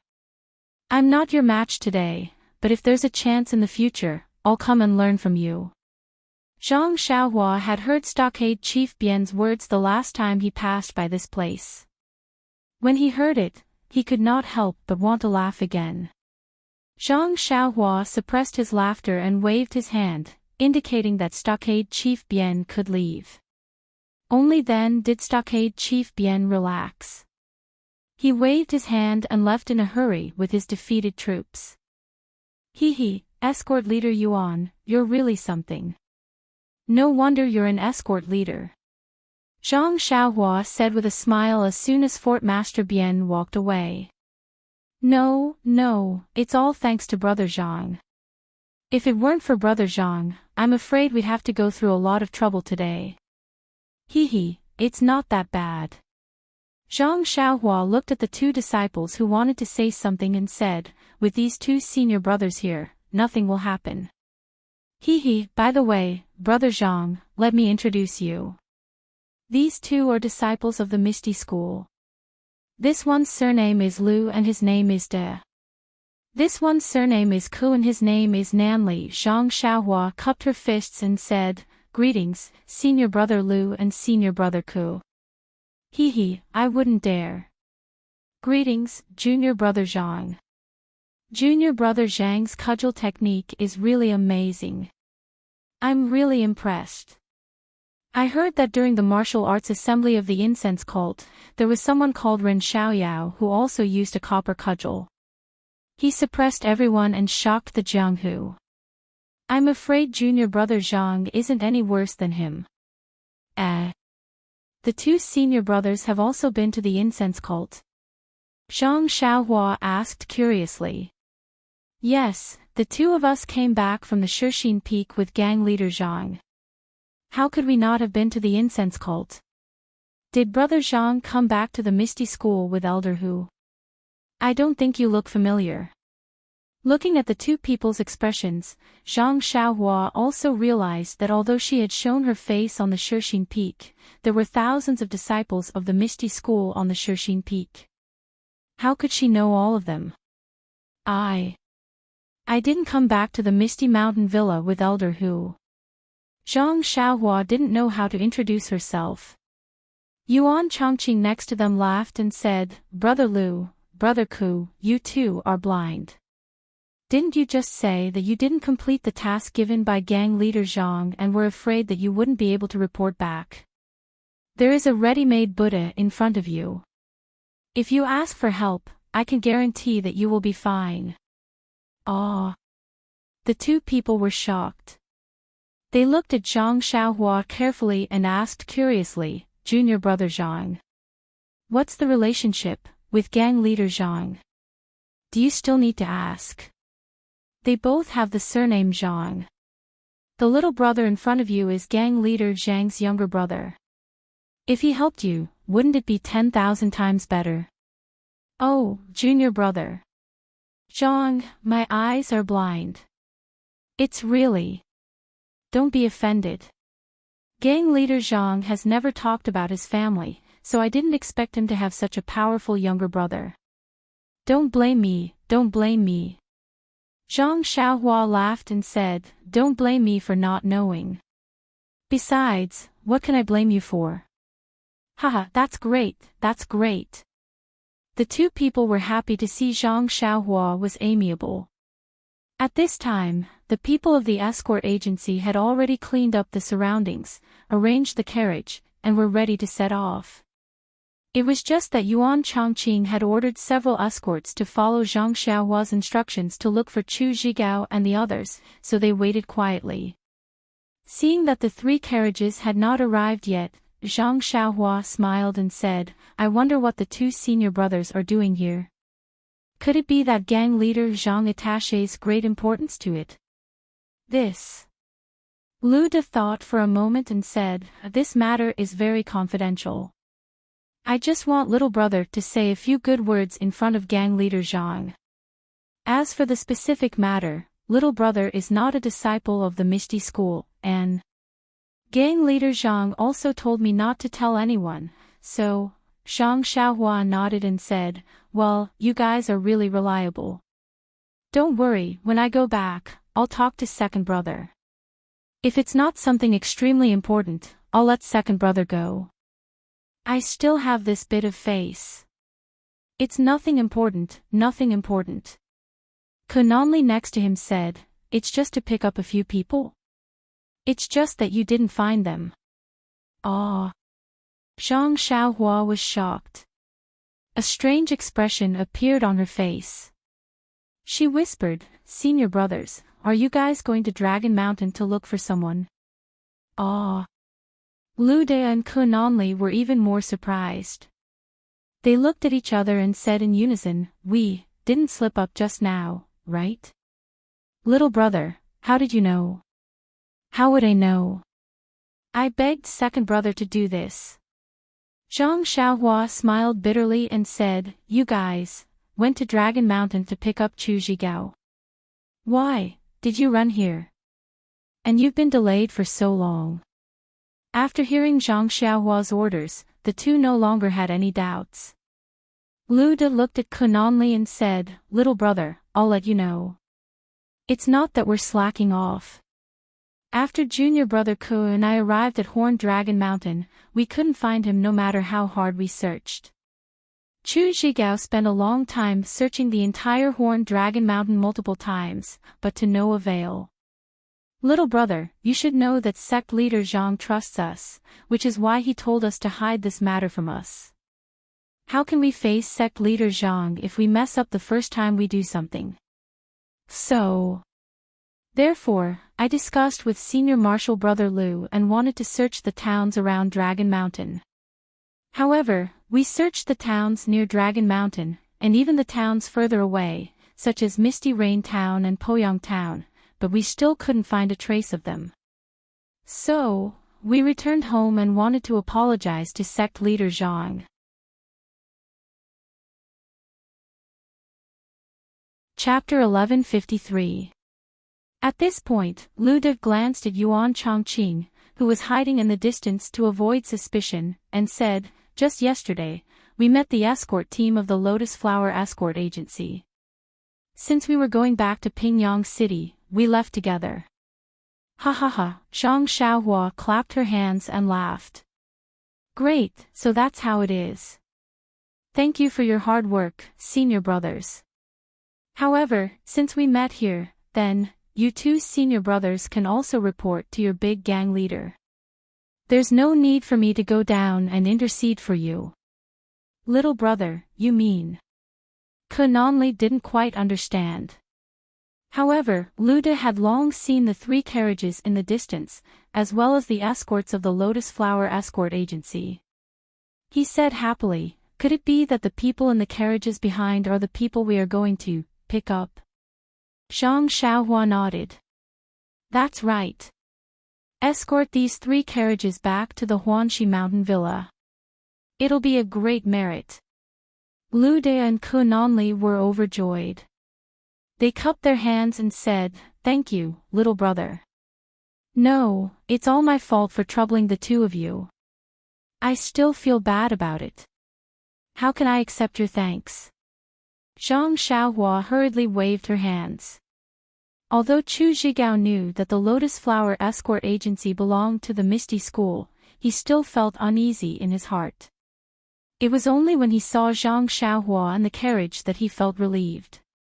Once he reached the front of the carriage, he jumped down and called out, "Immortal," but just as he called out a word, Zhang Xiaohua cut him off. "Brother Chu, come. These two were sent by my second brother to pick you and Jing up. It's just that I thought that you were at Dragon Mountain that day. They searched for you in Dragon Mountain for many days, but they couldn't find you. They even searched the surrounding towns. Chu is untalented. I've troubled the two heroes. Chu Zhigao stepped forward and bowed. We don't dare, we don't dare. Lu De and Kun Nonli also returned the greeting. Behind Chu Zhigao, Li Jinfeng also jumped down from the carriage. Yuan Chongqing had actually seen Li Jinfeng several times. The two of them greeted each other in astonishment and were quite familiar with each other. The two coachmen's eyes were even more fervent, as they looked at Zhang Xiaohua with extreme devotion, as if Zhang Xiaohua was really a deity. Encountering the people from the Lotus Flower Escort Agency, the two coachmen naturally wouldn't use them anymore. Zhang Xiaohua let Chu Zhigao use double the salary and double the price to buy that lousy carriage and sent the two of them back to Poyang town. Seeing the two of them whispering excitedly to each other and looking back at her, Zhang Xiaohua almost wanted to go over and admonish them. The convoy of the Lotus Flower Escort Agency reorganized and placed Chu Zhigao's 3 carriages in the middle, with Lu De, Kun Nonli and the other escorts guarding them. The entire convoy began to move forward. Zhang Xiaohua walked in front of Yuan Chongqing, cupped her hands and said, "Brother Yuan, I still have some matters to attend to and need to take a step forward. I'll leave these 3 carriages and 4 people to Brother Yuan. There's still a long way to go from here to Pingyang City. Although little brother's martial arts are strong, there's still some risk in traveling alone. Why not follow the escort team? I still want to rely on little brother's martial arts to return to Pingyang City safely," Yuan Chongqing said with concern. It's not like I haven't walked this path before. As long as there are rules to follow, nothing will happen to the convoy of the Lotus Flower Escort Agency.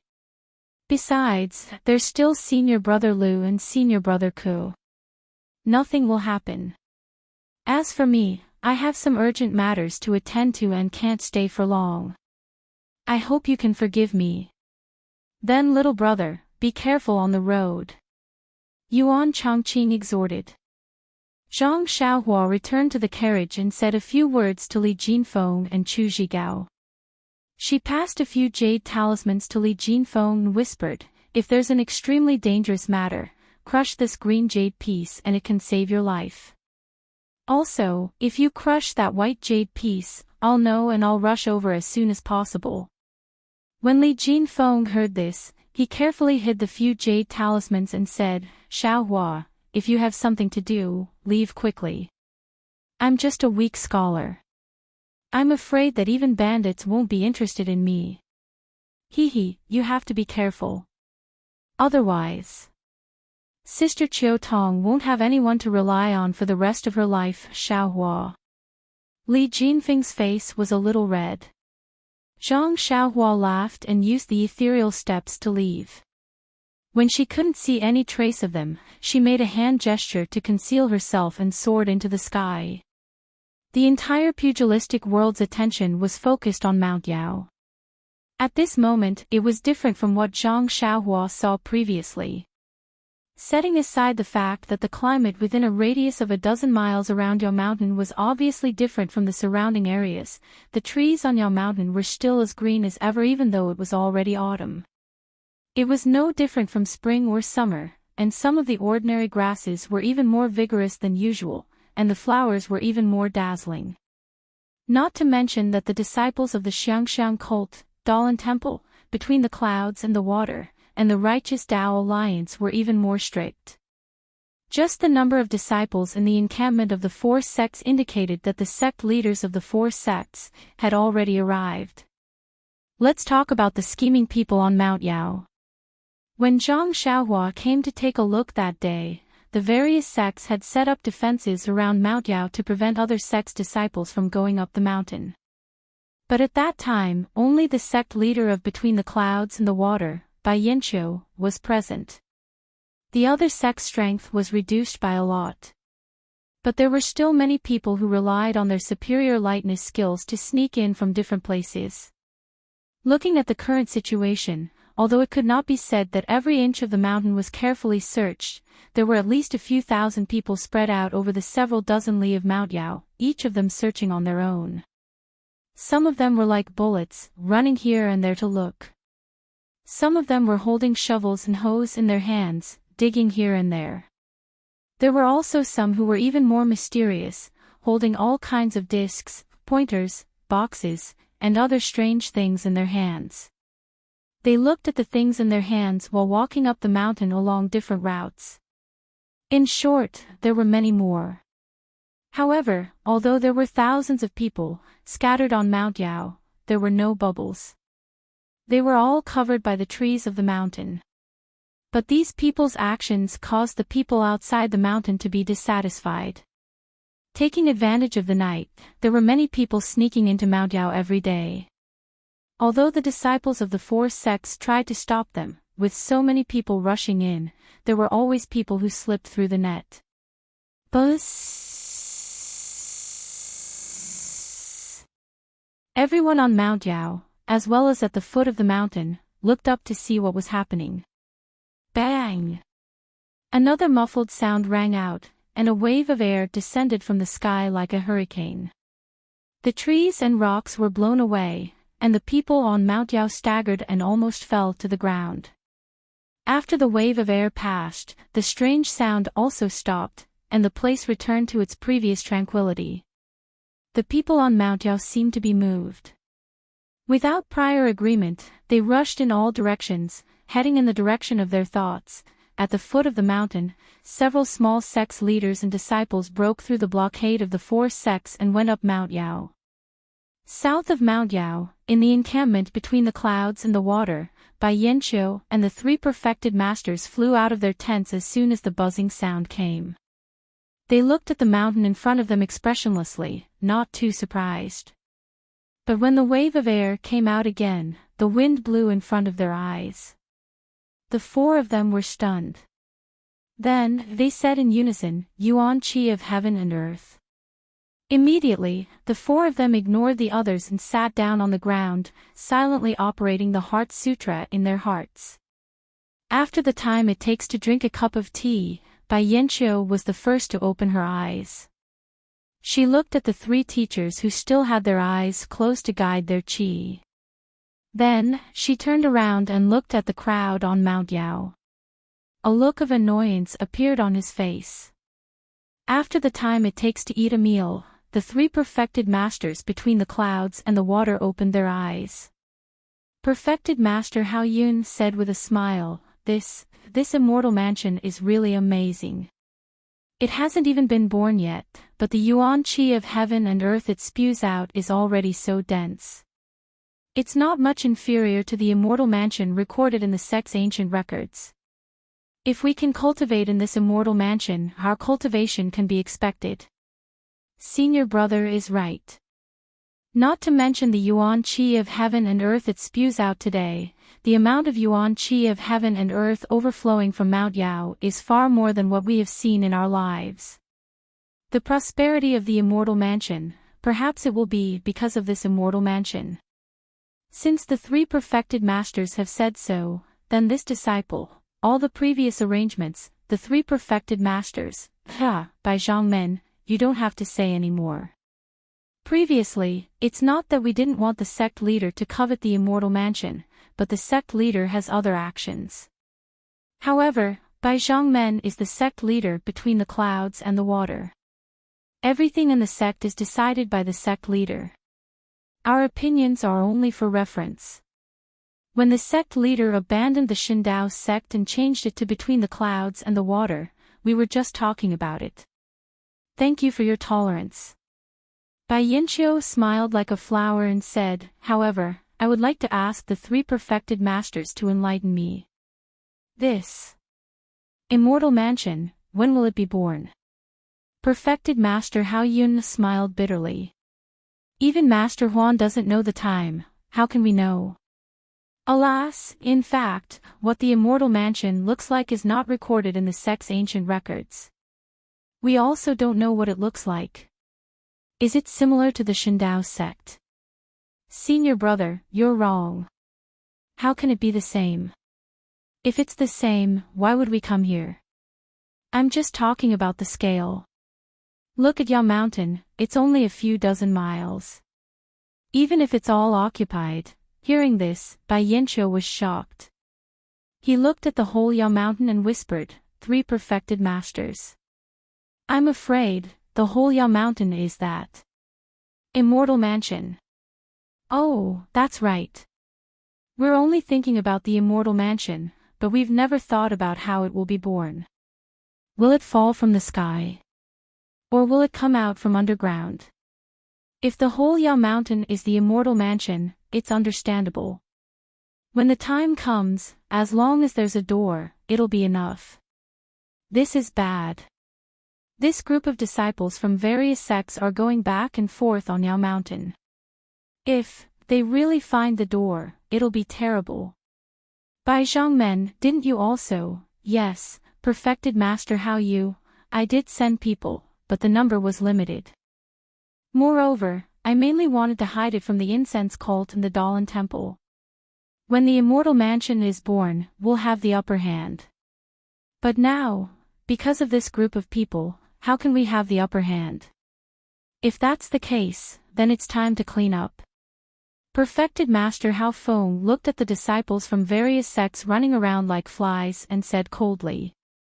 Please vote monthly, please vote recommendation, please collect, please tip. If you like this work, you're welcome to come to Qidian.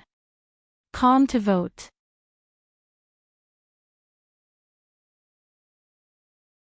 Chapter 1154. West of Yao Mountain, in the Righteous Alliance's camp, in a rather large pavilion, a dozen people stood respectfully, facing the direction of Yao Mountain. Alliance Master Zhang San's face was gloomy as he sat on a gold-threaded Phoebe Jinan-wood chair, coldly looking at the people in front of him who had their heads bowed and did not dare to speak. Alliance Master Zhang San's face had been gloomy for several days. Ever since he came to Yao Mountain from the Righteous Path Peak and received some news about the Misty School, he had been gloomy since then.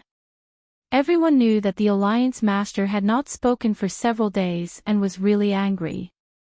No one dared to step forward, afraid that, if they said something wrong, he would punish them. Picking up a teacup inlaid with golden threads, Alliance Master Zhang San drank a mouthful. Before it even entered his throat, he spat it out with a pu sound. Then, with a swing of his hand, the teacup was smashed to the ground, shattering into pieces. What kind of tea is this? Is it for humans to drink? Alliance Master Zhang San said angrily. Yes, Alliance Master, this subordinate will immediately order my subordinates to find a good mountain spring. Vice Alliance Master Chai knew that Alliance Master Zhang San had spoken, so he could only bite the bullet and go forward. Mountain spring water is easy to find, but the thousands of elite disciples of my Righteous Alliance are not easy to find. Vice Alliance Master Chai, can you tell me, how long will it take for my Righteous Alliance to nurture thousands of elite disciples? Alliance Master Zhang San berated, also, you all, can anyone tell me, that so-called immortal Tao expert, is he from the incense cult? He only killed my Righteous Alliance's disciples? Did he not care about the Misty School's disciples? Alliance Master Zhang San was flustered and exasperated. He jumped up, also, my Righteous Alliance's Azure Flame token, even our headquarters were taken by someone. I actually do not know who that person is. Also, where is the money I asked for? You all should give it to me. It will be winter soon, next year. My Righteous Alliance will make a big move. Without money, how do you expect me to send out the disciples? The crowd was in an uproar, and they all shrunk their necks and lowered their heads. This Alliance Master, don't be anxious. Although thousands of disciples are trapped in Ethereal Peak, they are still disciples of the Righteous Tao Alliance and their martial arts have not been crippled. Even if they are imprisoned, once we find the Dharma treasure of the immortal Tao and pass by Ethereal Peak, we can either destroy the Misty School or force them to hand over my thousands of disciples. Wouldn't that be the end of it? Vice Alliance Master Chai did not want to speak, but if he didn't, who would? You have the nerve to say such words. When has my righteous Tao Alliance ever suffered such a huge loss? Where am I supposed to put my face? Even if we destroy the entire Misty School, it will still be difficult to wash away this shame. That's right. If Alliance Leader Zhang is willing, our righteous Tao Alliance will destroy the Misty School after we pass. Our elite disciples are already lying in ambush halfway. Vice Alliance Leader Chai agreed with Alliance Leader Zhang San. That's how it should be, Alliance Leader Zhang San laughed sinisterly. Didn't that old beggar Jingyi not care about the Misty School?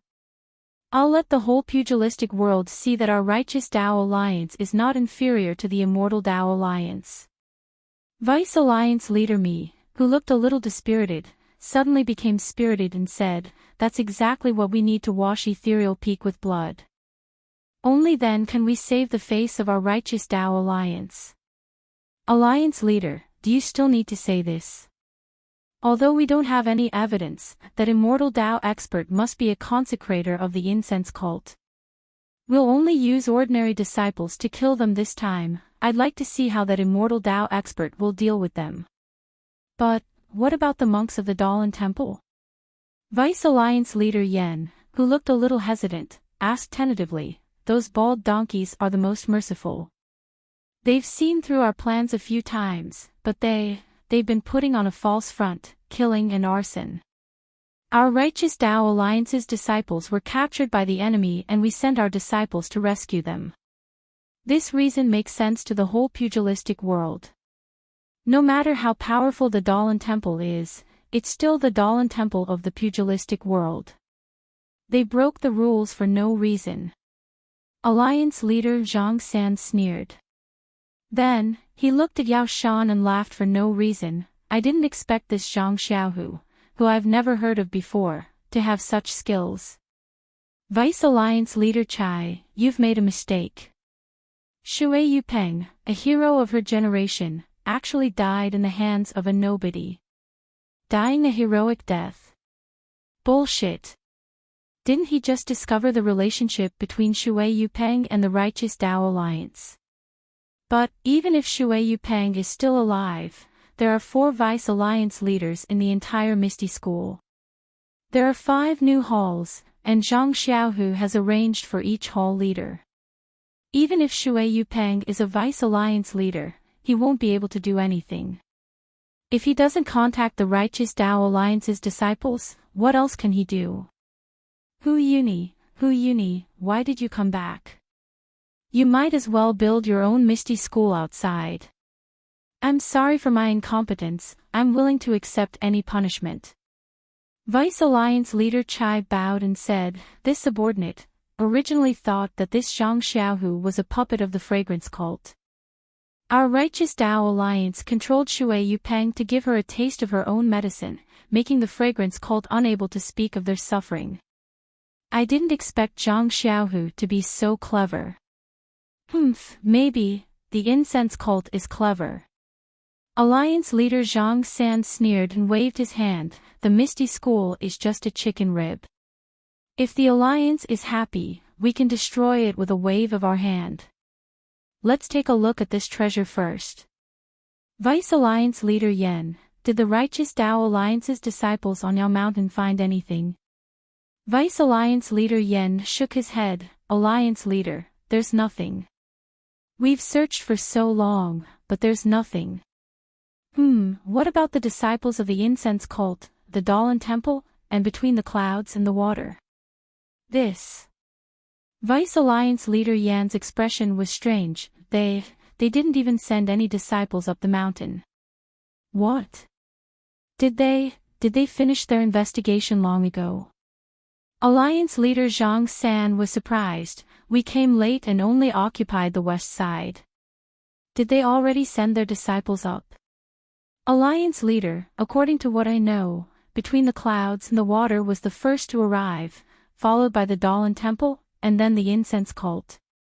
They only sent their disciples to guard the mountain path and didn't let any disciples from other sects go up the mountain. They didn't even send a single disciple. Vice Alliance Leader Yen honestly reported what he knew. This is interesting. Alliance leader Zhang San said, pass down the order, tell the disciples to be careful and not miss anything important. Yes. I understand. As he spoke, a buzzing sound came from Yao Mountain, and another burst of yuan qi came out. The wind blew Zhang San's white hair up. What is this? Vice Alliance leader Yen, send more people up there to take a look. Alliance leader Zhang San was very surprised by the sudden appearance of the hurricane and immediately ordered.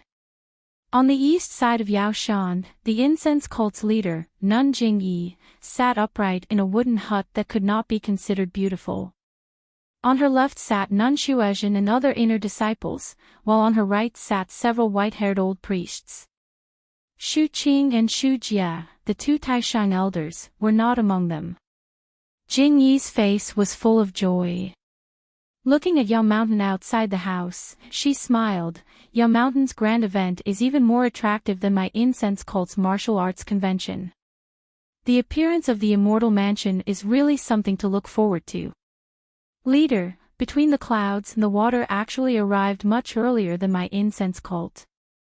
I'm afraid, they already have news of the immortal mansion. Between the clouds and the water received the inheritance of the Shindao sect.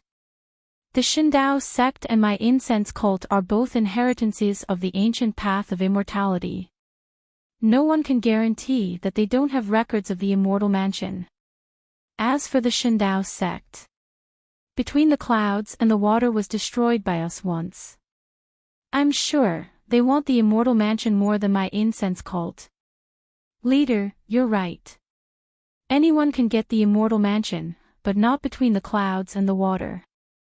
If that bastard by Yanqiu gets it, I'm afraid he'll stir up another bloody storm in the Jianghu.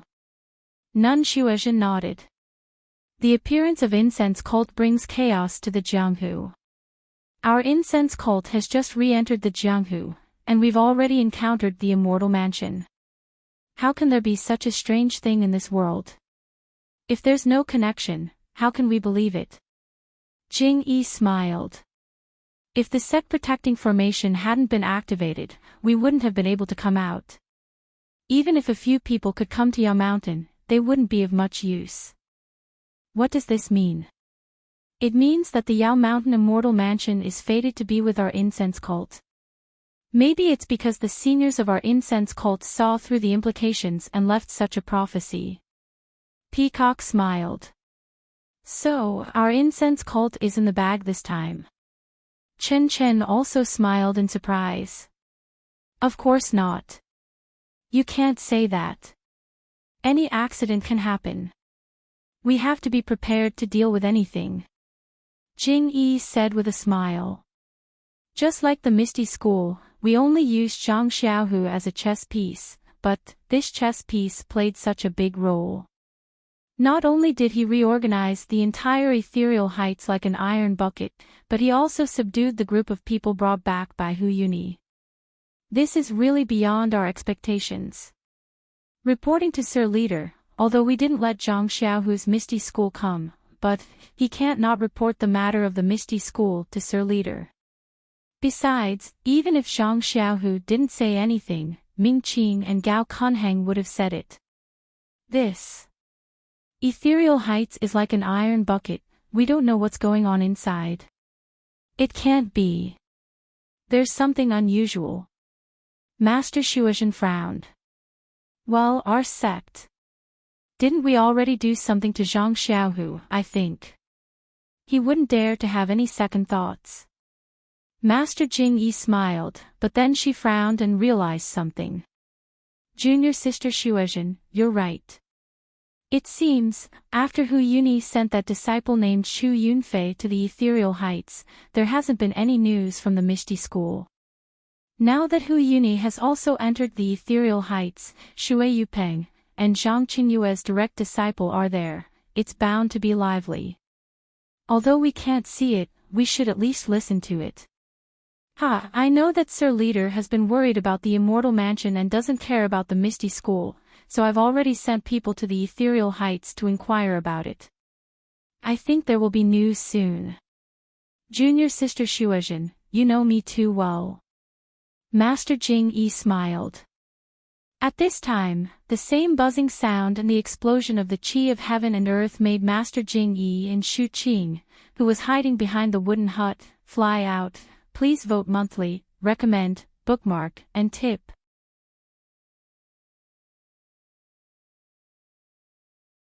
Chapter 1155. Heaven and Earth Yuan Qi.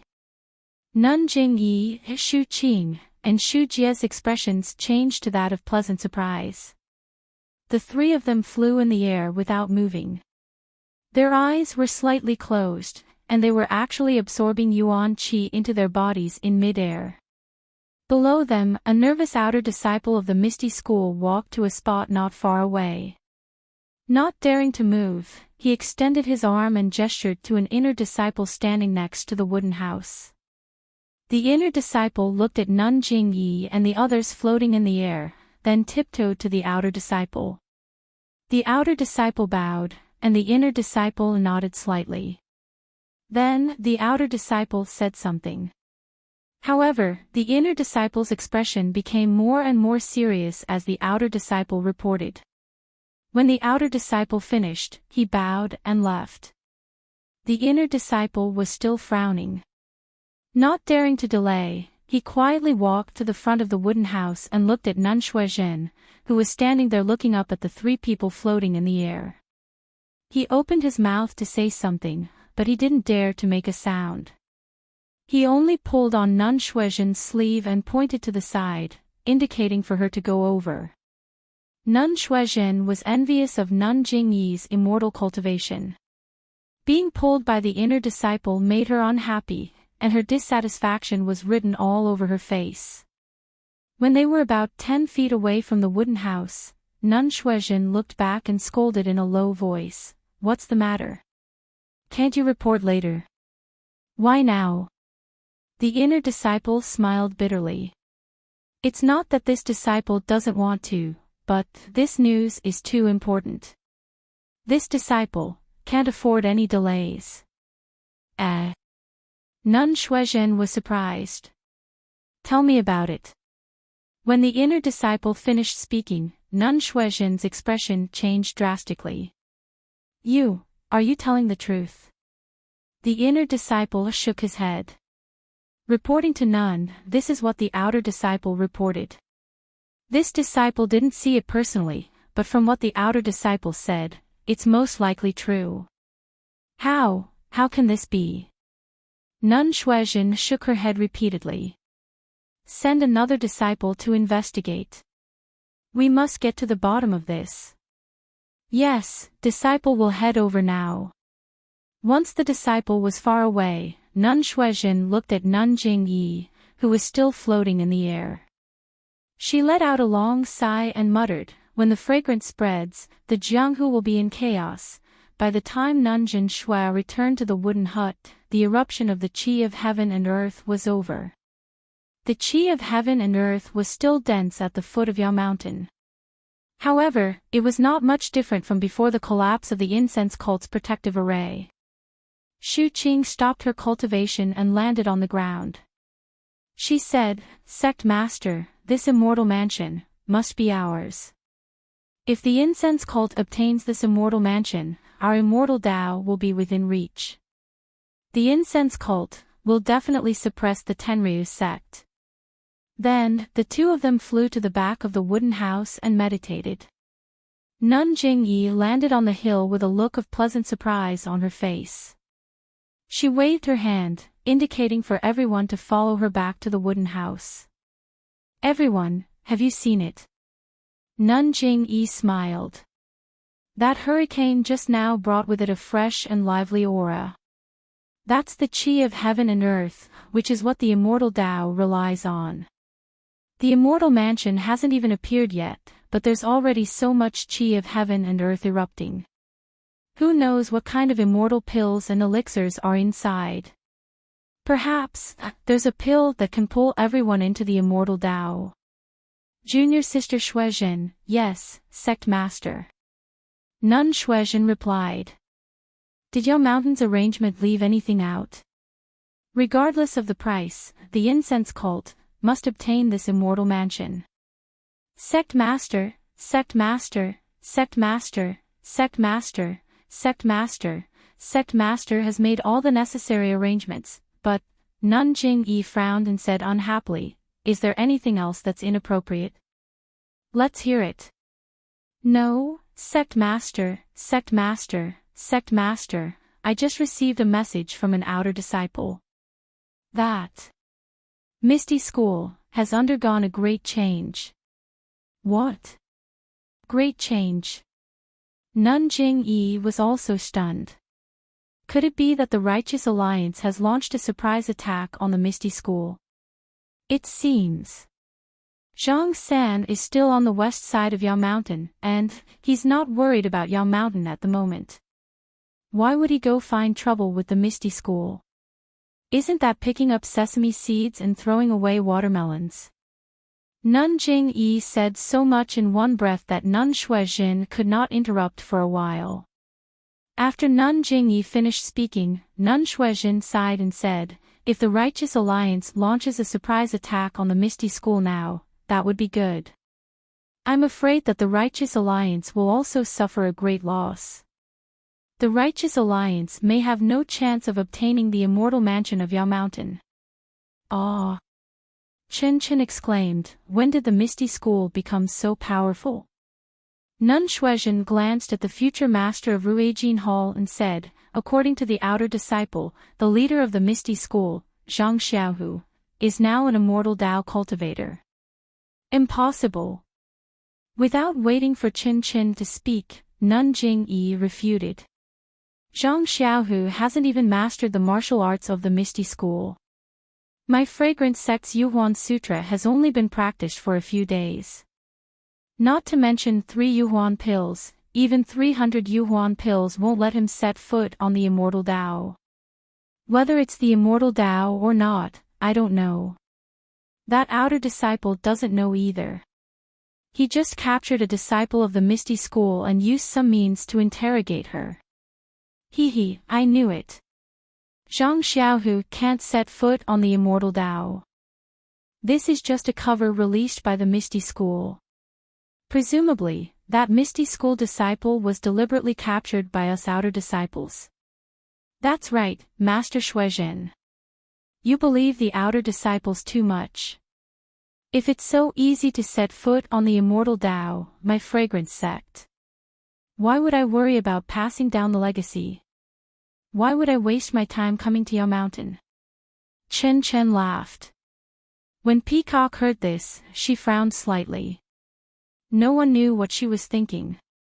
When Yuyan saw that her master's expression was not good, she thought for a moment and said, reporting to Sir Leader, It can't be so absolute. When the Misty Sect attacked the Misty Peak, there were people from the Immortal Dao helping them. Others thought that it was my fragrant religion who helped, but we knew that the people from the Immortal Dao had nothing to do with the fragrant religion. But if we think about it this way, what if we think further? Then, is the Immortal Dao related to the Misty School? If it's really related to the Misty School, like what Sir Leader said, give them some elixir or something. Who knows, maybe they can pull Zhang Xiaohu into the Immortal Dao. Sister Yuyan, what you said is a novel idea. If it was in ancient times, it might be the same. But now that the Immortal Dao has existed for tens of thousands of years, where is the elixir that you mentioned? Even if there is, it's probably in the immortal mansion of Yao Mountain and won't appear in the world. Relying on an Immortal Dao expert to step into the Immortal Dao is really inconceivable. If it's possible, why do you and I have to think so hard in the Heritage Palace? Why don't we just ask the Grand Elder to give us a hand and we'll have everything? Chen Chen retorted. Sister, I'm just giving Sir Leader an idea. Yuyan blushed a little. What Yuyan said makes sense, but it's almost impossible.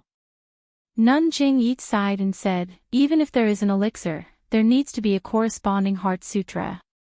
Zhang Xiaohu also needs to have a certain level of immortal Dao cultivation.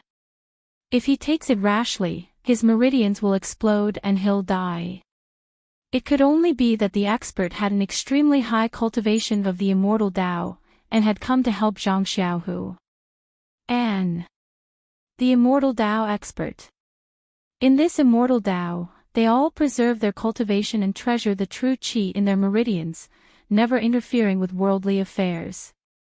For example, you. Most people don't know that we have 2 grand elders. If it weren't for the immortal mansion, we wouldn't have disturbed them. So, the immortal Dao expert shouldn't waste his true qi for Zhang Xiaohu. Besides, if the immortal Dao expert is really related to the Misty School, he should have appeared a few years ago when the Misty School was destroyed, and not just now. Sir Leader, I'm a little curious. Peacock said, before. I've never seen any immortal Dao expert in the Jianghu. And in the past few years, immortal Dao experts have appeared frequently. Just from what we know, there's someone who looks very similar to Senior Huan in Huanchu, the person who killed the Longting Villa in Rejuvenation Valley, and the person who killed Ban Fugui in Misty Peak. The former aside, only junior sister Xia Qing has seen his face. The latter 2 are seen by dozens and thousands of people.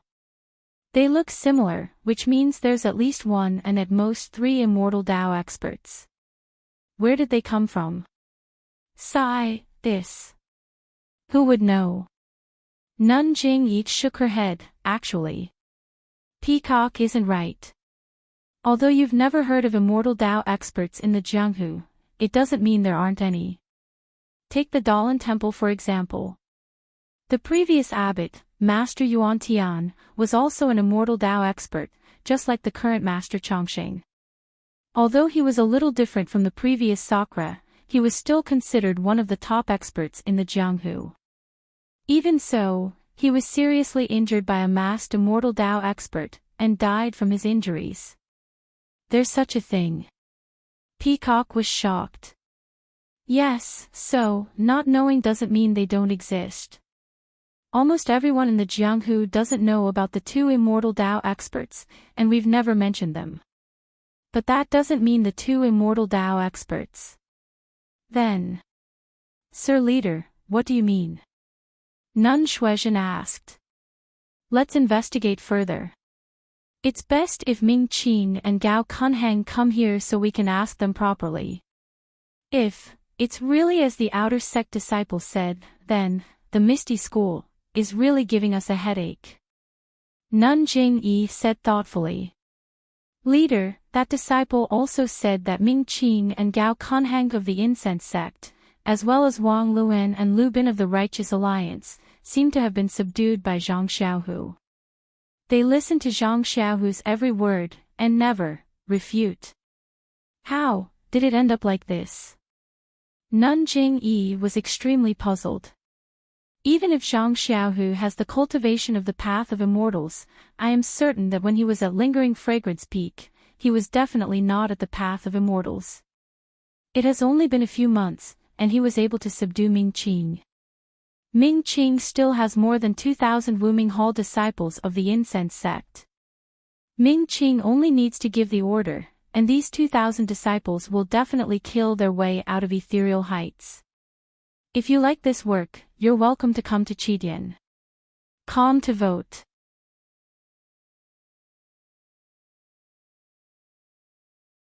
Chapter 1156. Junior Sister Shuozhen, quickly send a disciple to the Misty School. Have Ming Qing, Gao Kunheng, or Zhang Xiaohu come to Yaoshan. Oh, forget about Zhang Xiaohu. Have one of them come. We'll know what's going on if we ask them. Besides, our focus isn't on the Misty School. As long as we get our hands on the Yaoshan Immortal Abode, we'll be able to take care of the Misty School, Nun Jingyi said calmly. Yes, I understand. Nun Shuozhen replied. However, leader, you should plan ahead. If that Zhang Xiaohu is really an immortal, he might even avenge the Misty School. Avenge. Nun Jing-yi sneered. Even if he's an immortal, how could he be a match for us? At this moment, another disciple came up to report. Leader, Between the Clouds and the Water has sent a disciple here. He wants me to go to the campsite Between the Clouds and the Water. He says he has something important to discuss. What does Bai Yanqiu want now? Nun Jing-yi frowned. This is her first time at Yaoshan. Now she wants to take charge of the Yaoshan Immortal Abode. Then, he asked, other than asking me to spread the incense cult, who else was invited? Leader, there's also the Alliance of Righteous Path and the Dalan Temple. Peacock, you go. Go and take a look on my behalf. I don't think the Dalan Temple's Master Chongqing or Zhang San of the Alliance of Righteous Path will be there. Nun Jing-yi said. Yes, disciple obeys. Peacock stood up. While you're at Between the Clouds and the Water, I have something to do. Nun Jing-yi said thoughtfully. Peacock went to the tent Between the Clouds and the Water. Just as Nun Jing-yi expected, the Alliance of Righteous Path had sent Vice Alliance leader Chai and the Dalan Temple had sent Great Master Chonggung. Inside the tent, other than Bai Yanqiu, Liang Zhangshu, and a few other disciples, Hao Yunjinren and the other two were nowhere to be seen. After greeting everyone, Peacock carefully sat on Vice Alliance leader Chai's lap. She looked at the Great Master Chonggung and Vice Alliance leader Chai, and asked I wonder why Bai Zhangmen has asked me to preach the incense sect. Of course, Bai Yanqiu looked at Peacock and smiled. I did not invite all of you here to drink tea and chat. I do have something important that I need your help with. Peacock looked at the Great Master Chonggung and said nothing. The Great Master Chonggung put his palms together and said, if there's anything we can help with, please tell us, Bai Zhangmen. It's like this. Mount Yao. Bai Yanqiu looked at the three of them, paused and said, according to the rumors in Jianghu, Mount Yao is about to have a treasure of the immortal path. Although I don't know what it is, based on my observations, it should be something incredible. Bai Zhangmen is right. Vice Alliance leader Chai nodded. It should be an earth-shattering treasure. Yes, that's exactly it. I think so too. Bai Yanqiu nodded seriously and replied, however, since it's a treasure of the immortal Tao, it's useless for ordinary Jianghu people to obtain it. They might even cause some trouble for no reason, or even cause a bloody storm. In my opinion, since this treasure is useless to ordinary martial artists, then for the sake of the stability of Jianghu, we shouldn't let ordinary martial artists participate in this.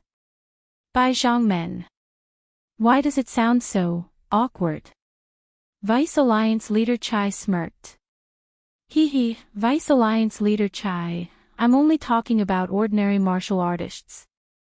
The Righteous Alliance has already won a seat in the Huayu Peak Martial Arts Assembly.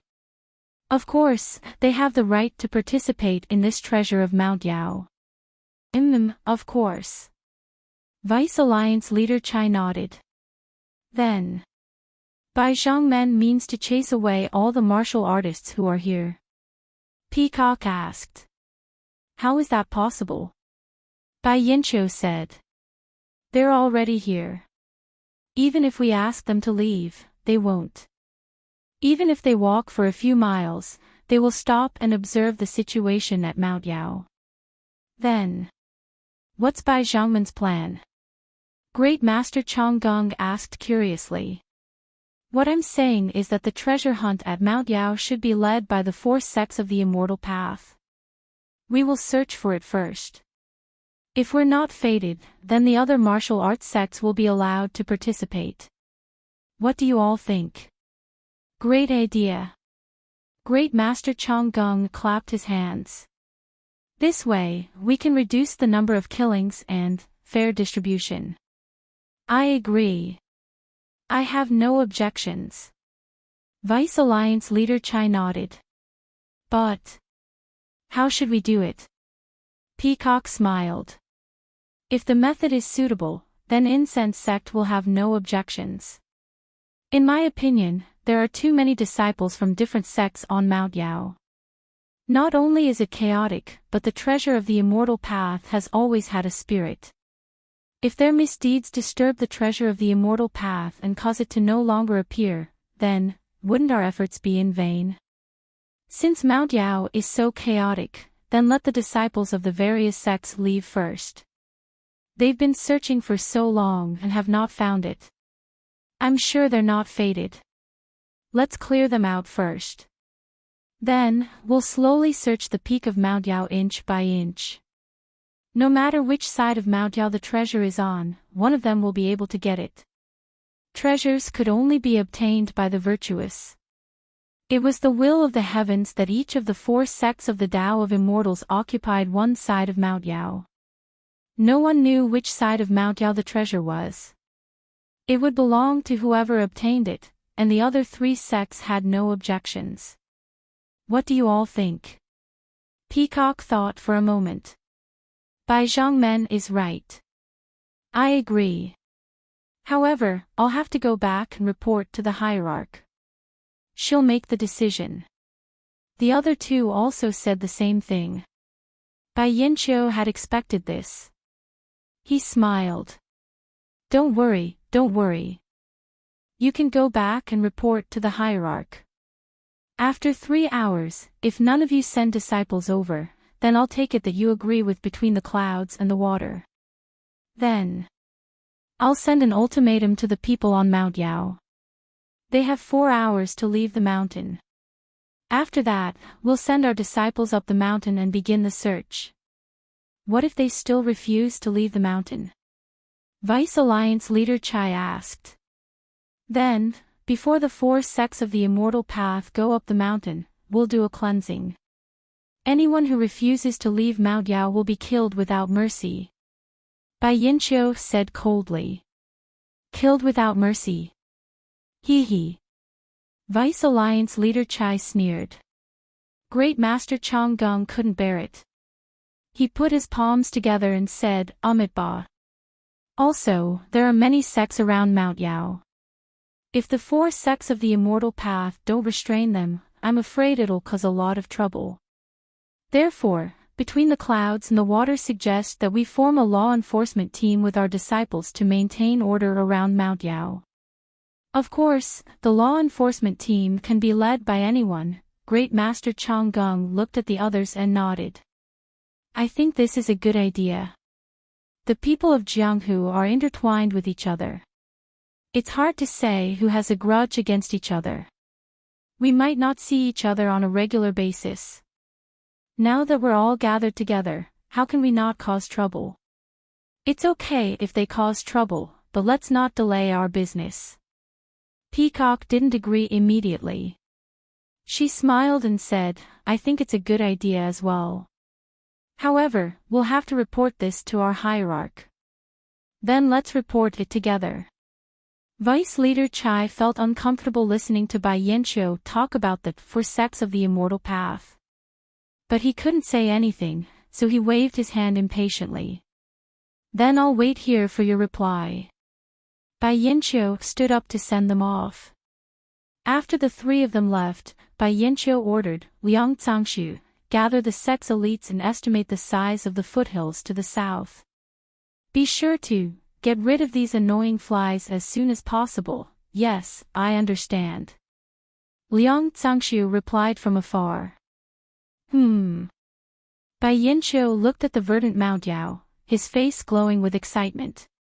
When Chang'e returned to the incense cult's encampment, Nun Jingyi wasn't in the wooden house. Nun Shuozhen heard Chang'e's words and frowned.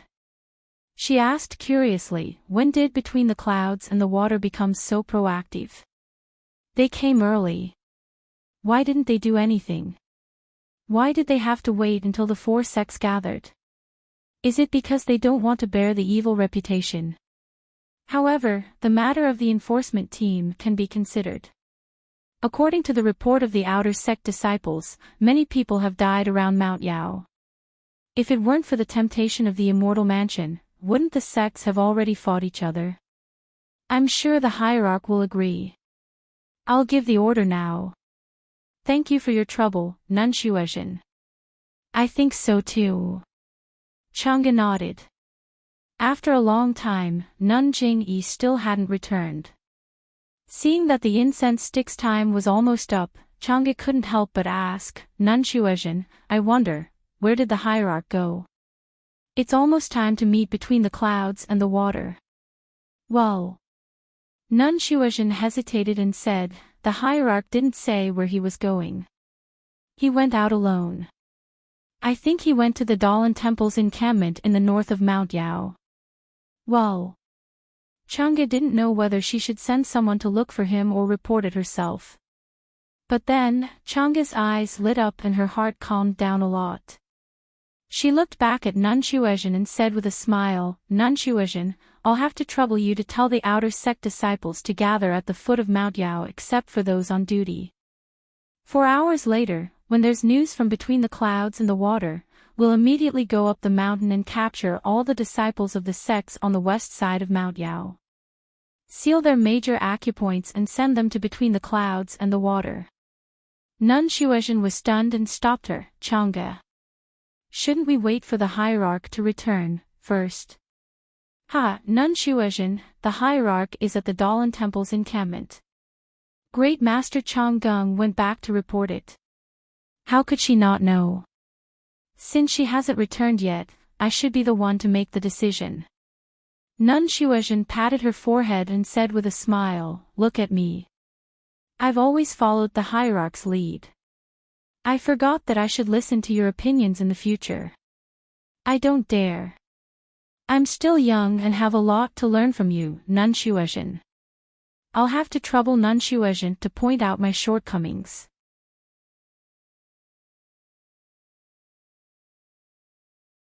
Chapter 1157. I wouldn't dare. I'm just good at handling chores, but I'm far from being farsighted. Abby Shuezhen waved her hands. Details determine success or failure. I need someone as meticulous as you. Chang'e said with a smile. Then, Chang'e added, also, I'll have to trouble you to send someone to inform between the clouds and the water that I'll help them clean up your mountain. I'll send you a message about the law enforcement team later. Yes, I'll do it right away. Abby Shuezhen was pleased to see Chang'e handle things in an orderly manner. She cupped her hands and left. Not long after, in front of Between the Clouds and the Water's camp on the south side of Yao Mountain, a huge blood-red signal flew into the air. Then, a voice sounded from the foot of Yao Mountain, disciples of all sects on Yao Mountain, listen up. From now on, leave the mountain immediately. If you're still on the mountain within 4 hours, you'll have to bear the consequences. This voice must have been spoken by someone with strong internal energy. The voice traveled so far that even the people on the peak of Yao Mountain should be able to hear it. Soon after, similar cries could be heard from the other 3 sides of Yao Mountain. The cries continued for 3 times before they stopped. Chang'e, have you sent your disciples out? Chang'e was sitting on a chair, deep in thought. Abbess Jingyi's voice sounded. Her expression seemed to be much more relaxed than when Chang'e left. Yes, sect leader. I've made arrangements on my own. Please. Chang'e said in a panic. Of course not. Abbess Jingyi raised her hand and interrupted Chang'e. I asked you to come to Yao Mountain to train you. If you can't even make a decision on such a small matter, how can I be at ease handing over the incense cult to you? Yes, I understand. Chang'e nodded. But I don't understand, why did Between the Clouds and the Water make a move at this time? What's so hard to understand? Abbess Jingyi smiled. If it were me, I wouldn't think about it. Sometimes, when you think about too many things, you'll be afraid. You're right, sect leader. But I'm young and inexperienced. I still want to think about it and come up with a countermeasure. Yes, you're right. Back then, our sect didn't have the same passion for research as you. Nun Jingyi praised. However, when you think about it, Between the Clouds and the Water is ranked last among the 4 immortal sects, aside from the Misty School. Now that the Misty School hasn't come, and this is the first time Between the Clouds and the Water has made an appearance in Jianghu, she must be feeling uneasy. She doesn't want to bear the notoriety of offending the entire Jianghu, so she can only rely on us to have some confidence. This disciple had the same thought earlier, but I suddenly feel that something is wrong, but I don't know what exactly is wrong. It's as if I can sense where the door is, but I can't see it. Ah! At this point, Chang'e exclaimed. Even Abbess Jingyi's expression changed. She stood up and said, "That's right. That's it. By Yinqiu, this bastard, he actually. By the way, is the disciple I sent to Mount Qing ready?" Abbess Jingyi hurriedly instructed. This disciple has already arranged for the outer sect disciples to wait in front of the mountain, except for those on duty. Chang'e replied immediately. That's not enough. Have the inner sect disciples who have nothing to do go as well. Also, send some outer sect male disciples to change their attire and go to the other sides of Mount Yao, especially the south side. Abbess Jingyi ordered. Yes, this disciple will go and give the order right away. Chang'e bowed and left, but returned after a while. Looking at Abbess Jingyi's gloomy expression, he asked tentatively, "Sect leader, isn't it a bit inappropriate for Between the Clouds and the Water to occupy the south side of Mount Yao?" He, that's exactly the case. Chang'e, you are very good. You actually thought so much. Even our sect. Sigh, even Master Longevity and Alliance leader Zhang San didn't think of this. Abbess Jingyi nodded and said, "It was said in ancient times that there are 4 divine beasts between heaven and earth. These 4 divine beasts are related to directions: the azure dragon of the east, the white tiger of the west, the vermilion bird of the south, the black tortoise of the north, and the yellow true dragon of the middle. That's why the immortal Dao Palace is located in the north facing the south, emphasizing the azure dragon on the left and the white tiger on the right. Didn't you see that my Mo Xian Palace is also located in the north facing the south?" Yes, this disciple just suddenly thought of it. That's why I was surprised. Chang'e nodded. Also, this old woman was careless. I was only thinking about how the immortal mansion was unearthed. Between the Clouds and the Water's actions made this old woman realize that Mount Yao couldn't be an immortal mansion. If Mount Yao is an immortal mansion, then the exit must be in the south of Mount Yao. Between the Clouds and the Water occupies the south side of Mount Yao, so it naturally has a reason to find the exit first. Chang'e suddenly understood. And Between the Clouds and the Water allowed others to search the mountain for a long time, so they probably just thought of the key point. Exactly. That's why, let the male disciples fish in troubled waters. Maybe they'll find something. Otherwise, if Between the Clouds and the Water finds the exit quietly, wouldn't we have come in vain? Nun Jingyi's somewhat relaxed mood just now became bad again. She looked outside and said, "Where's the Misty School? What's the news?" Chang'e was stunned and said in a low voice, "Sect leader, the outer sect disciples have just received the order. I'm afraid the news won't come until tomorrow." Sigh. It's really one trouble after another. Why are they all gathered together? At this moment, a voice sounded from the south side of Mount Yao. Disciples of various sects on Mount Yao, there's not much time left. There's only 1 hour left. Come down quickly. If you don't obey the order, you'll have to bear the consequences. Sect leader. It doesn't seem to be that fast. Chang'e said in surprise. If it were up to me, why would I give them 4 hours? I'll chase them away as soon as I see them. After all, no one can guarantee that there won't be any accidents during this period of time. Sure enough, in less than an hour, another signal came from the south side of Mount Yao. Chang'e looked up at Nun Jingyi and saw that there were still many disciples of various sects on Mount Yao. She said coldly, "Go, tell the disciples to go up and clean up. Kill those who should be killed. Since these disciples of various sects have just come up from the incense cult's defense, it means they don't put us in their eyes. Moreover, our disciples have already shouted at the foot of the mountain. We've already done our duty. Sect leader. Kill without mercy." Chang'e was a little hesitant. "Yes. Kill without mercy." Nun Jingyi didn't hesitate and waved her hand. "In Jianghu, it's either you die or I live. How can there be so much mercy? I've brought you out to see some of the real Jianghu." "Yes.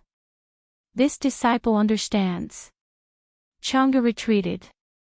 Not long after, the disciples of Incense Cult, the Alliance of Righteous Tao, the Dalan Temple, and Between the Clouds and the Water all took out their weapons and rushed up Mount Yao. Immediately, screams came from the three sides of Mount Yao.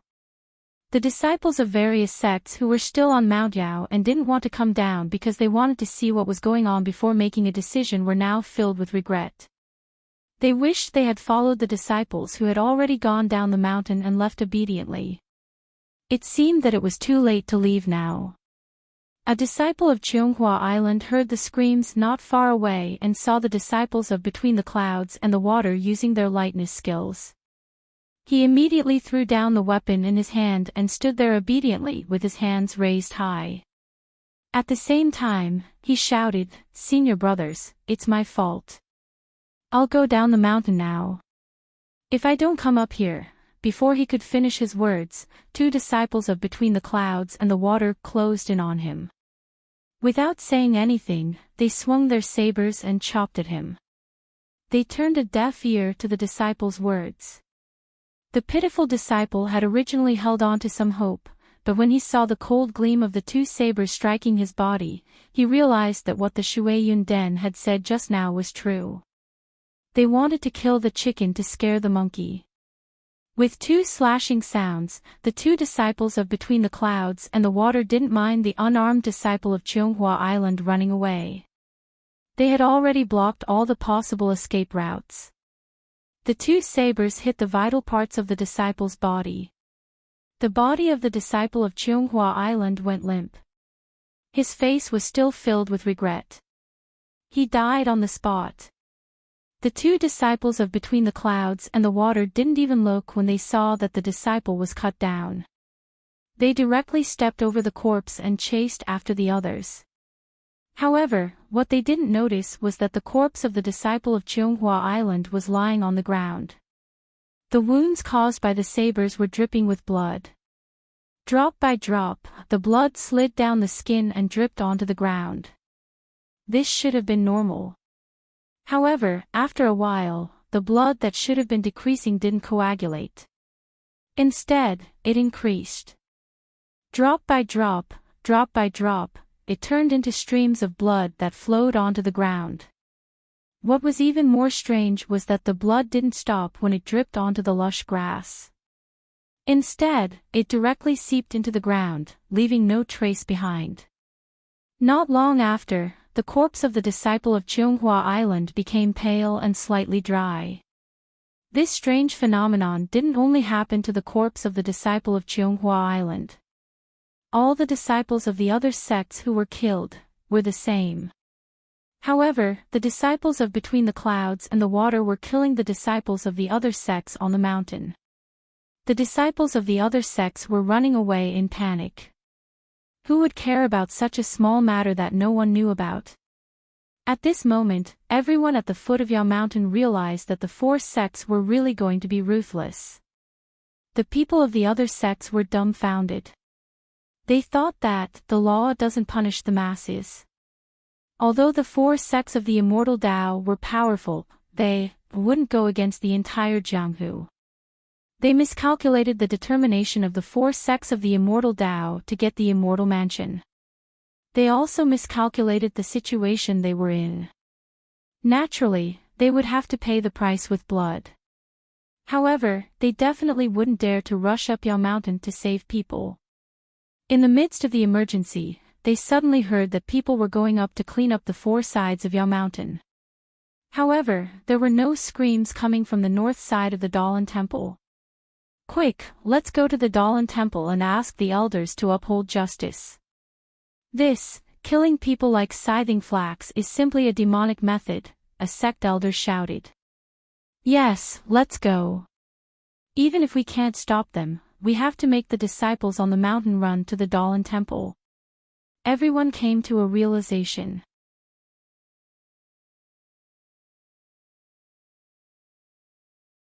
Chapter 1158. Thus, a group of people with profound inner strength began to shout at the foot of Yao Mountain, hoping that the fleeing disciples of the various sects would hear them and head to the north of Yao Mountain.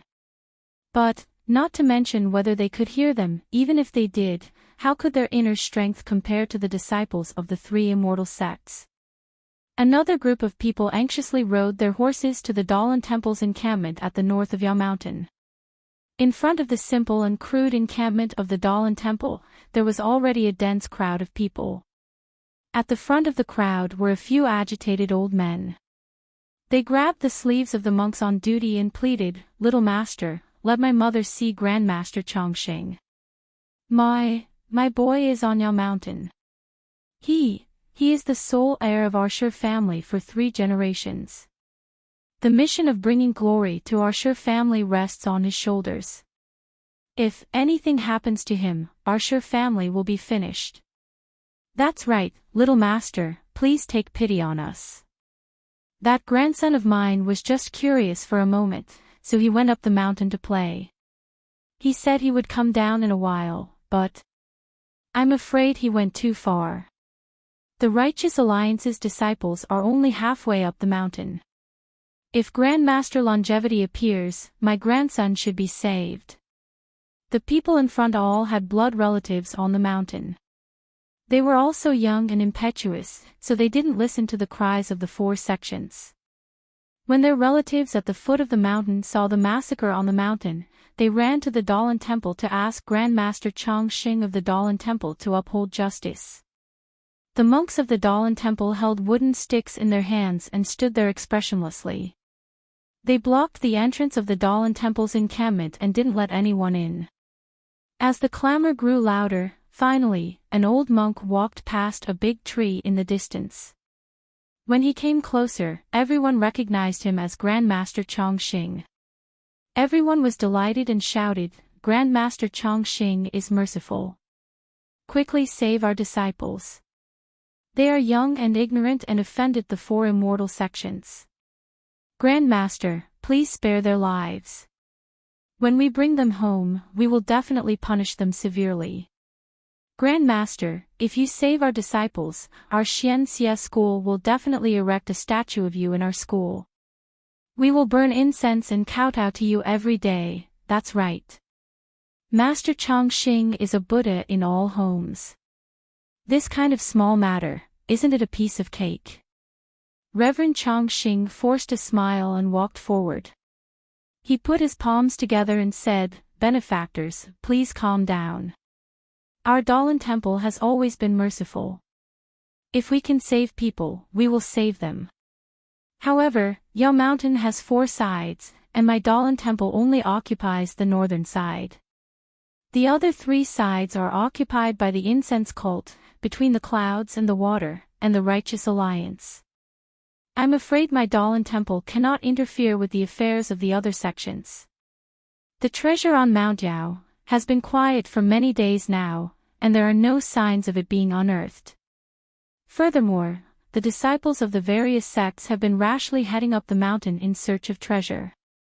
It's already a mess, and if there's any movement, wouldn't it lead to a huge storm? Therefore, when Bai Zhangmen of Between the Clouds and the Water proposed to clean up the disciples of Yao Mountain, my Dalan Temple and the other 2 sects agreed.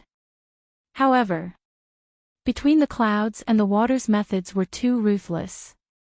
My Dalan Temple's master Chongqing couldn't bear to see bloodshed. As early as 4 hours before Between the Clouds and the Water's shout, he had already sent many disciples and lay disciples up the mountain to persuade the disciples of the various sects to return to the northern side of Yao Mountain.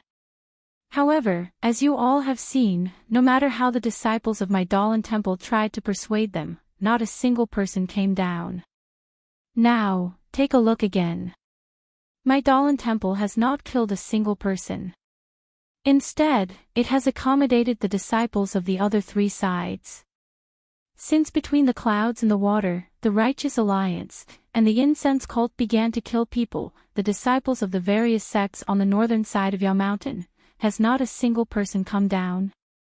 Everyone, my Dalan Temple is one of the 4 sects of the Path of Immortality, but it is only one of them. My Dalan Temple is merciful and has left a path of survival for the disciples of the various sections. However, this path of survival must be taken by someone. Just now, Grandmaster Longevity made it clear that my Dalan Temple will protect the disciples of the other 3 sects before they find out. If the other sects discover that the surviving disciples have gathered at the northern side of the Dalan Temple, I'm afraid, even my Dalan Temple won't be able to bear the consequences. While Grandmaster Longevity Fortune was explaining, the crowd looked up. Sure enough, more and more people were gathering at the northern side of Yao Mountain. However, not a single person came down. The monks of the Dalan Temple held weapons in their hands and only whispered words of persuasion. They didn't move. Those people, whether they were already at the northern side or had fled from the other 2 sides, turned a deaf ear to their words. There were even some disciples of the various sects who were gesticulating.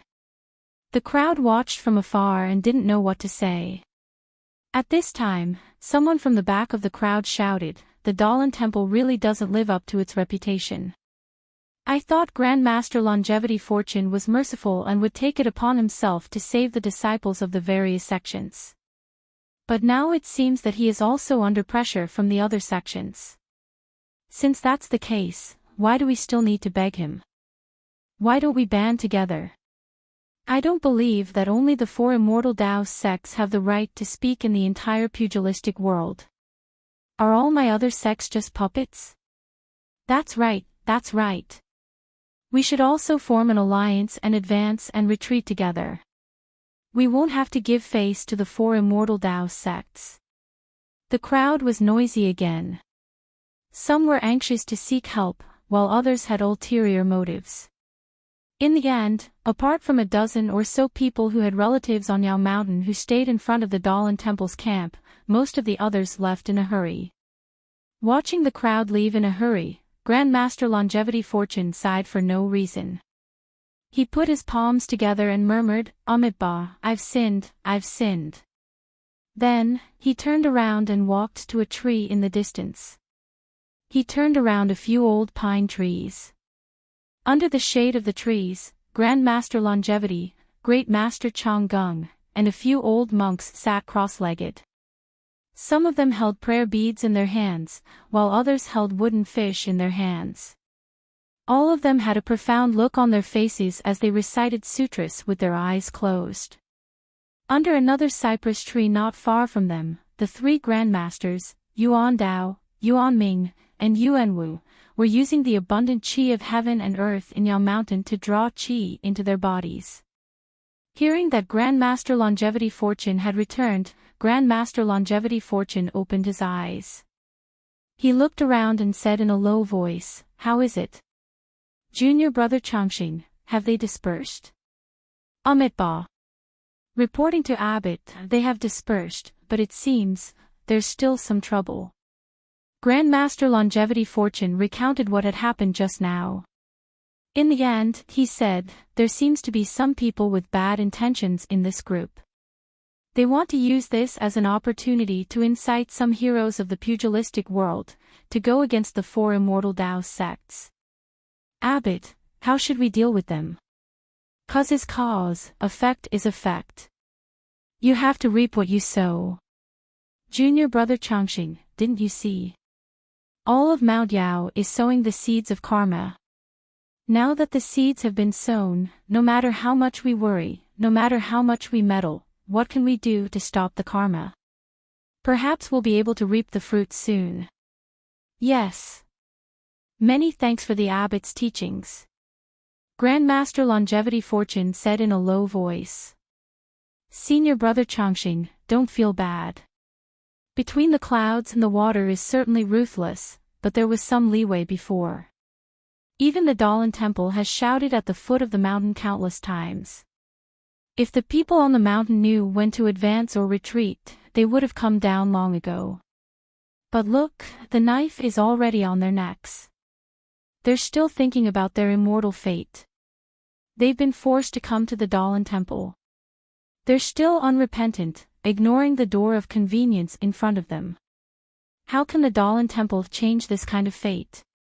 There are still thousands of lives. This old monk can't bear it. Grandmaster Longevity Fortune said with a shake of his head. They don't cherish their own lives. Why should we cherish them for them? Great Master Chang Gung disagreed. Go. Inform the disciples on the mountain to rush down from the top of the mountain. If there's anyone who doesn't obey, seal their acupoints and kick them down Mount Yao.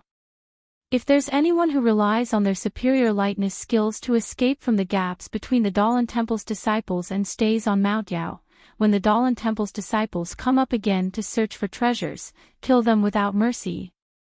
Without waiting for Grandmaster Longevity Fortune to speak, he continued, Junior brother Changxing, this is the Dalan Temple's origin returning tribulation.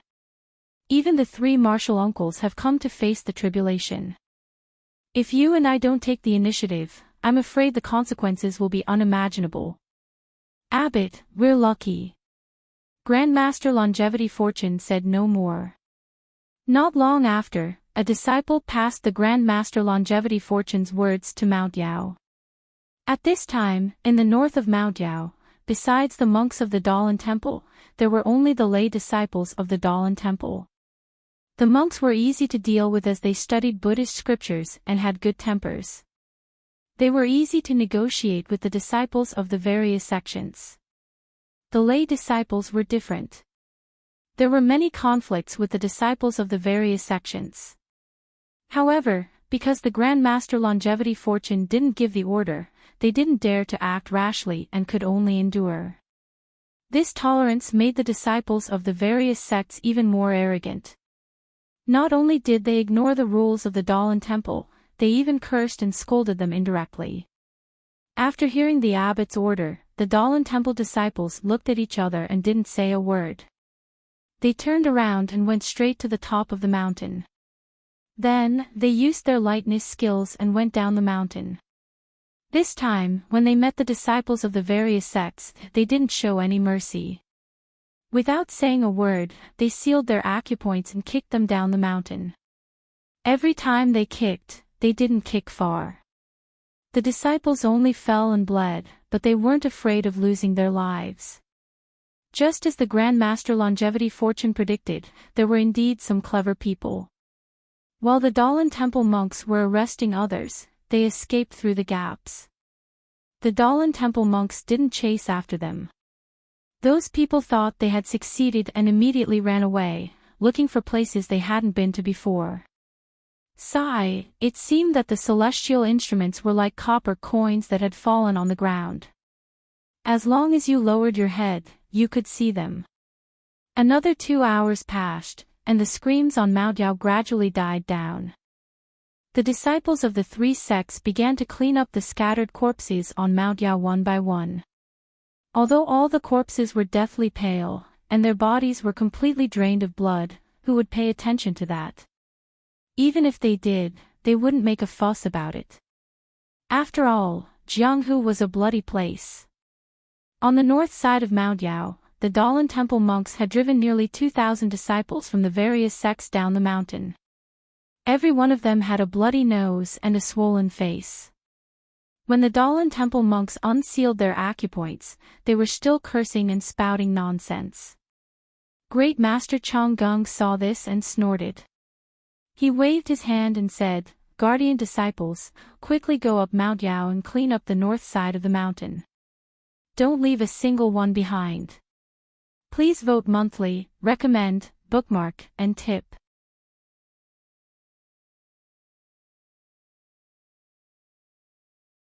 Chapter 1159. Yes, your disciple obeys. Dozens of monks of various appearances stepped out from behind Great Master Changgung, weapons in hand. Using their lightness skills, they made their way up the mountain. It was obvious that the martial arts of these disciples of the Dharma protectors were much better than the monks who had cleaned up the disciples of the various sects. After the disciples of the Dharma protectors left, Great Master Changgung waved his hand again and said, "All disciples, listen to my orders. Form a straight line from the bottom of the mountain and search every corner carefully. Do not miss out on anything out of the ordinary." Yes, your disciple obeys. The remaining disciples of the Dalan temple distanced themselves from each other and made their way up Yao Mountain step by step. From the looks of it, they were no different from the disciples of the various sections. They all had their heads lowered as they searched for copper coins. Ah! Help! The monks of the Dalan temple are killing people. Not long after, a series of screams rang out from the top of Yao Mountain. Although the screams came a little late, they still came. At the foot of Yao Mountain, there was a huge crowd of people. It was like a market. Everyone's faces were filled with joy and vigilance. That, combined with the ambition in their eyes, formed a complicated expression. Everyone had heard the screams from the top of the mountain. There were many familiar voices among them, but most of them gritted their teeth and clenched their fists. They looked at the tents and wooden huts at the foot of the mountain with hatred in their eyes. On top of Yao Mountain, the disciples of the four immortal Tao sects searched the mountain in full swing. At the foot of the mountain, there were many more sects than the four immortal Tao sects. The sky was dark. At the foot of Yao Mountain, the four immortal Tao sects had already cleaned up the corpses that had been killed on the mountain. The corpses were thrown carelessly on the ground. Those that belonged to family members or sects were taken away by people crying to the heavens. Those that had not been claimed were left lying there. However, these corpses were no longer even passers-by. Who would care? On Mount Yao, the disciples were holding torches in their hands. The torches looked like specks of starlight. Not far from the foot of the mountain, torches that looked like a river of stars appeared. At the front was a hale and hearty old man, holding a sheathed pitao in his hand. Beside him, there were several other people who also looked dignified. Looking behind him, there were thousands of people, all dressed in martial attire, holding torches in one hand and weapons in the other. Their anger soared to the sky as they looked at Yao Shan and followed behind the old man. The procession hadn't even reached the foot of Yao Mountain yet, so it had already attracted the attention of the crowd. Many people whispered, "What is old Master Shang doing?" He was a renowned figure in the Jianghu. How many years had it been since he last appeared? Since you're here today, do you have something important to tell me? That's right. Old Master Shang is a man of virtue and prestige. In the past, many things in the Jianghu were decided by him. It must be because he saw how rampant the four immortal Tao sects were, that he represented the entire martial Tao and wanted to seek justice from the immortal Tao. After the martial arts convention of the incense cult, the people in the Jianghu had a general understanding of the immortal Tao and martial Tao. It was easy for them to talk about it now. Just as the crowd expected, old Master Shang led the crowd to the campsite between the clouds and the water. The disciples of Between the Clouds and the Water were shocked when they saw the flood of people. Before they could get close, someone had already turned back to report. The person guarding the entrance took a few steps forward and stopped the crowd, saying, "In front of you is our campsite between the clouds and the water. Heroes, please stay." When old man Shang heard this, he couldn't help but laugh. This is the territory of Yaoshan, the heart of the Central Plains.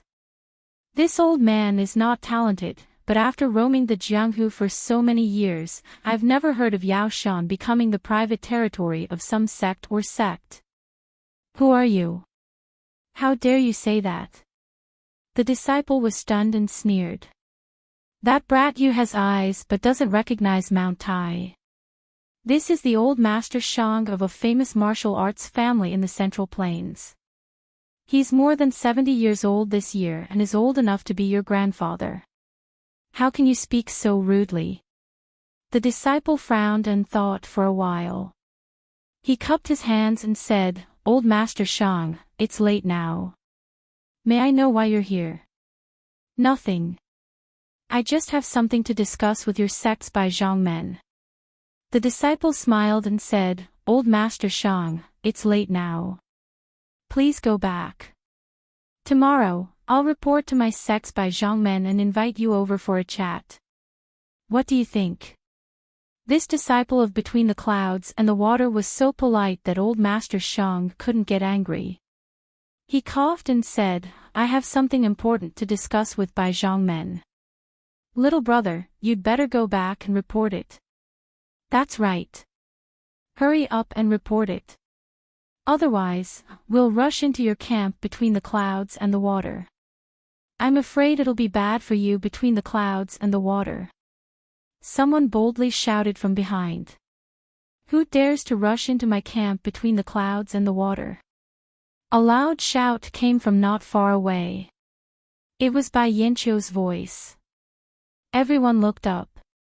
Sure enough, the beautiful Bai Yanqiu was walking slowly in the light. Behind her were 3 old men in Taoist robes. I'm Shang Xuanze. Is that Bai Zhangmen Between the Clouds and the Water? Old Master Shang cupped his hands and asked. I am Bai Yanqiu. May I know why old Master Shang is looking for me? Bai Yanqiu smiled. This. Seeing Bai Yanqiu in person, old Master Shang was a little hesitant. But looking at the people behind him, he seemed to have gathered his courage and said, I've been elected as a representative by the 104 sects in Jianghu. I'd like to ask for an explanation from the 4 immortal sects led by Between the Clouds and the Water. Old Master Shang, what explanation do you want from us? Bai Yanqiu asked, as if she already knew the answer. The immortal sects are admired by all in Jianghu. During the Wulin assembly of the Incense sect, we martial sects already know the gap between us and the 4 immortal sects. Therefore, we've always followed the 4 immortal sects' lead. However, this magic treasure of Mount Yao is a gift from the heavens. Only the virtuous can possess it. And this virtuous person doesn't necessarily have to be a member of the immortal sects. We martial sects should also have this right. But now, not only have the 4 immortal sects surrounded Mount Yao like an iron bucket, none of the other sects in Jianghu are allowed to approach. Moreover, just now, the 4 immortal sects were ruthless and killed countless martial sects on Mount Yao. This kind of behavior, how can we martial sects accept it? Heh, I understand. Bai Yanqiu smiled. But what do you think, old Master Shang? Old Master Shang waved his hand. Bai Zhangmen, you're wrong.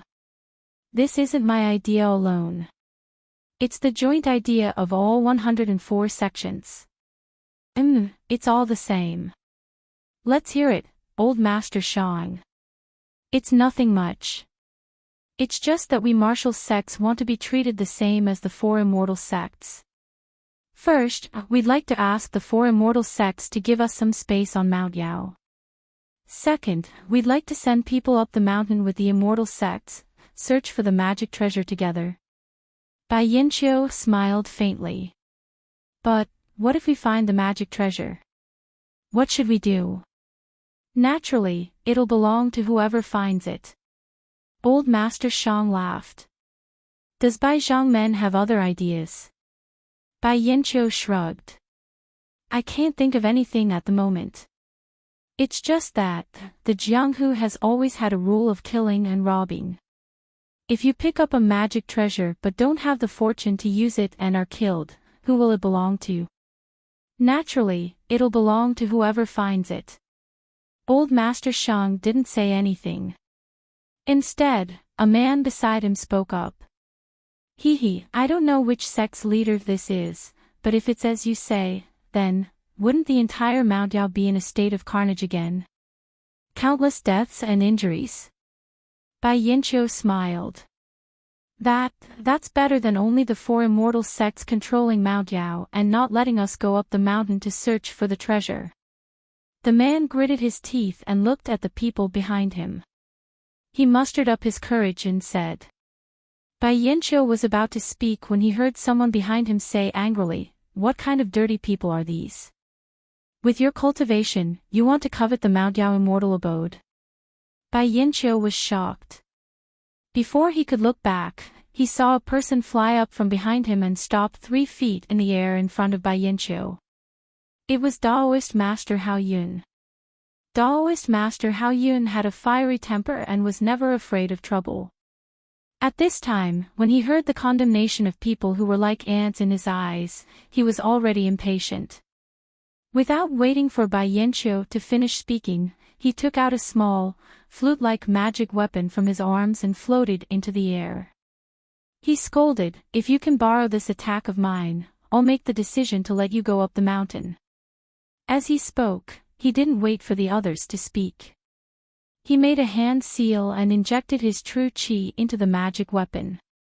Suddenly, the magic weapon emitted a fiery red brilliance. Ha! Daoist Master Hao Yun was stunned. His hand paused for a moment, but then he waved his hand. The magic weapon drew a semicircle in front of Daoist Master Hao Yun, and a dense number of fireflies flew out. As if they had intelligence, they floated towards Old Shang and the others. How? Bai Yinqiu saw Daoist Master Hao Yun floating in the air and knew it was bad. Just as he shouted a word, Daoist Master Hao Yun had already made his move. Seeing the countless sparks flying out, Bai Yinqiu's face showed surprise and a bitter smile. Seeing this, Old Man Shang's snow-white eyebrows furrowed. He didn't understand what these sparks were. When one of the sparks flew in front of him, he stretched out the sheathed machete in his hand, wanting to block it. Who would have thought that the sparks didn't seem to be very powerful in the air? After being blocked by the scabbard, a crisp "paw" sound rang out and it exploded in the air. Once again, it formed a firework-like shape that enveloped Old Shang. This time, it was different from before. It was even faster. Before Old Shang could react, the tiny sparks had already hit his body. The sparks were similar to the fire talismans that Zhang Xiaohua was used to using. When they landed on Old Shang's body, they immediately ignited his clothes, skin, hair, and so on. Even the scabbard was ignited by a few sparks. Not only that, the sparks seemed to be poisonous. When they landed on his skin, it was incomparably painful. Even Old Shang couldn't withstand it. With a scream, Old Shang threw away the scabbard and hurriedly wiped his face with his hand, wanting to extinguish the sparks. Please cast a monthly vote, a recommendation vote, a collection, a tip.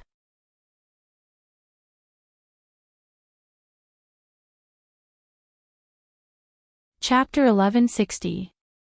However, how could these sparks be extinguished by hand? Just as Old Master Shang's hand touched the sparks, his hand was immediately ignited. A sharp pain came from his hand again. Old Master Shang involuntarily rubbed his hand against his body. As a result, his body was also on fire. Save me, save me! Old Master Shang's entire body was in sharp pain. He unconsciously jumped up on the spot, his hands grabbing everywhere, trying to find someone to save him. However, at this moment, how could there be people around him who were unharmed? It wasn't just around him. Within a radius of 10 feet around Old Master Shang, there were about 100 people. At this moment, they were all howling and frantically trying to extinguish the fire on their bodies. The more clever ones had already laid down on the ground and rolled violently, hoping to extinguish the fire with their wings. Ha ha ha. Seeing this scene, Taoist Master Hao Yun, who was in midair, laughed loudly. He turned around and said, "Junior brother, did you see this? My raging flame flute actually has such power. It's really... I'm looking forward to it."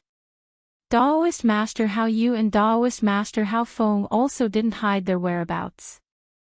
They leaped up and flew to Taoist Master Hao Yun's side.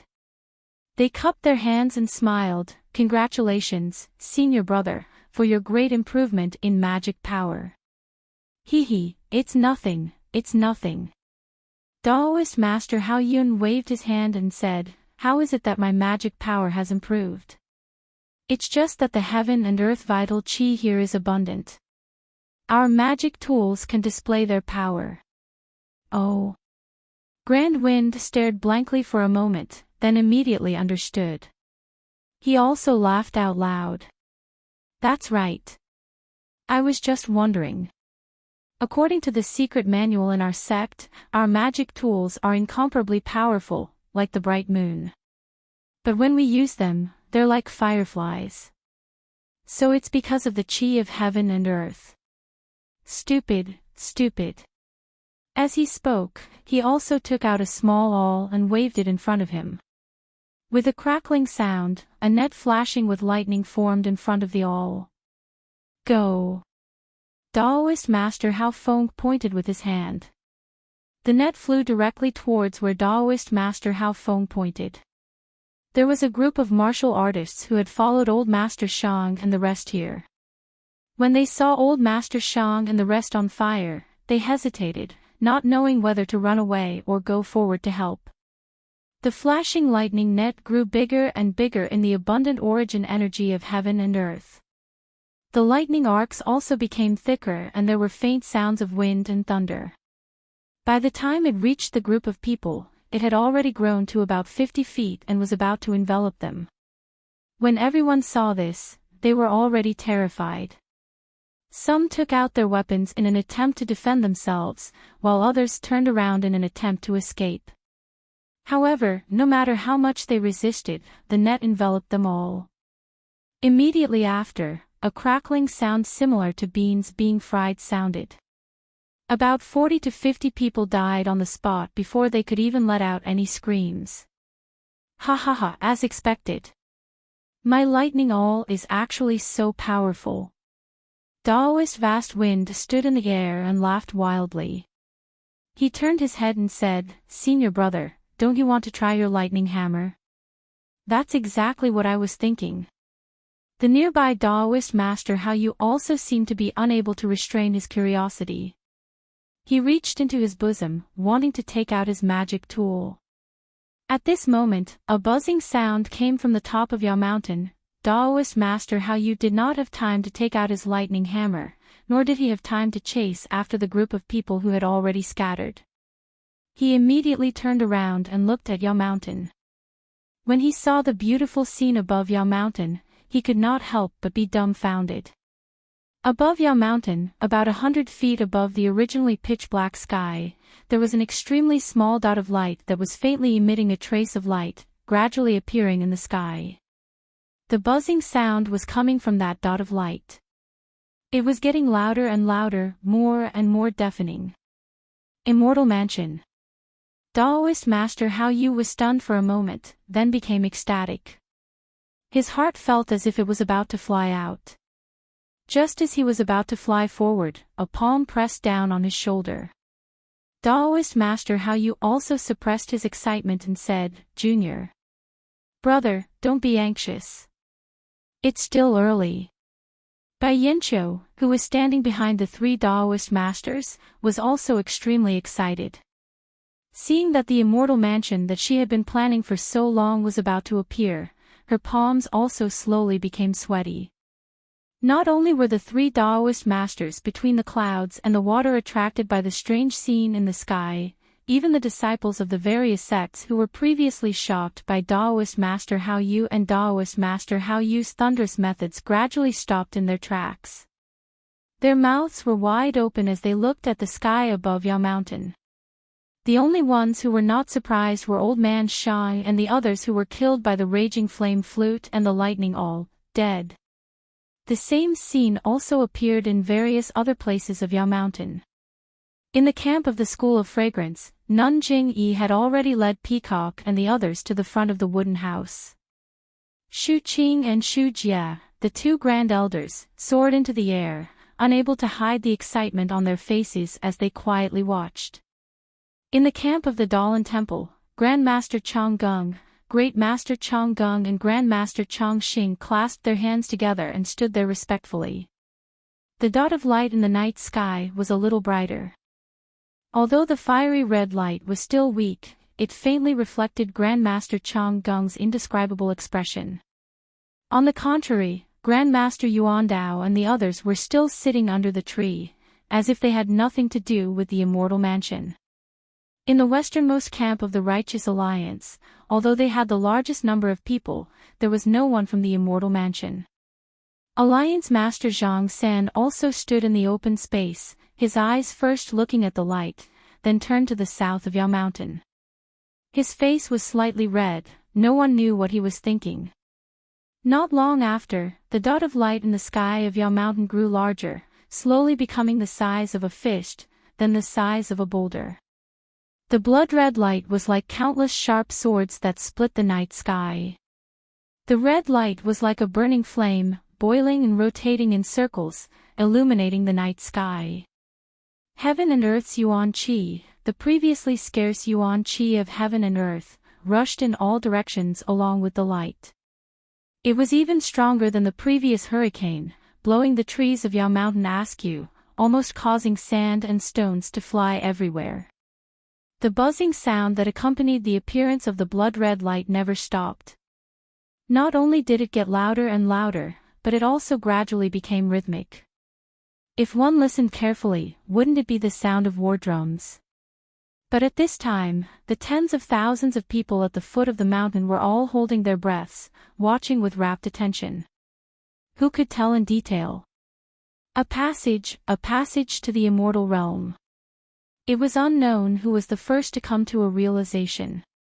His figure flashed, and he was about to rush forward, wanting to find the best position before the so-called passage appeared. It didn't matter that this person moved, but the people around him also came to a realization. None of them were fools, and their daily cultivation of Qigong was no worse than the people around them. In an instant, these people all rushed forward. It didn't matter that this group of people moved, but the people around them all came to a realization.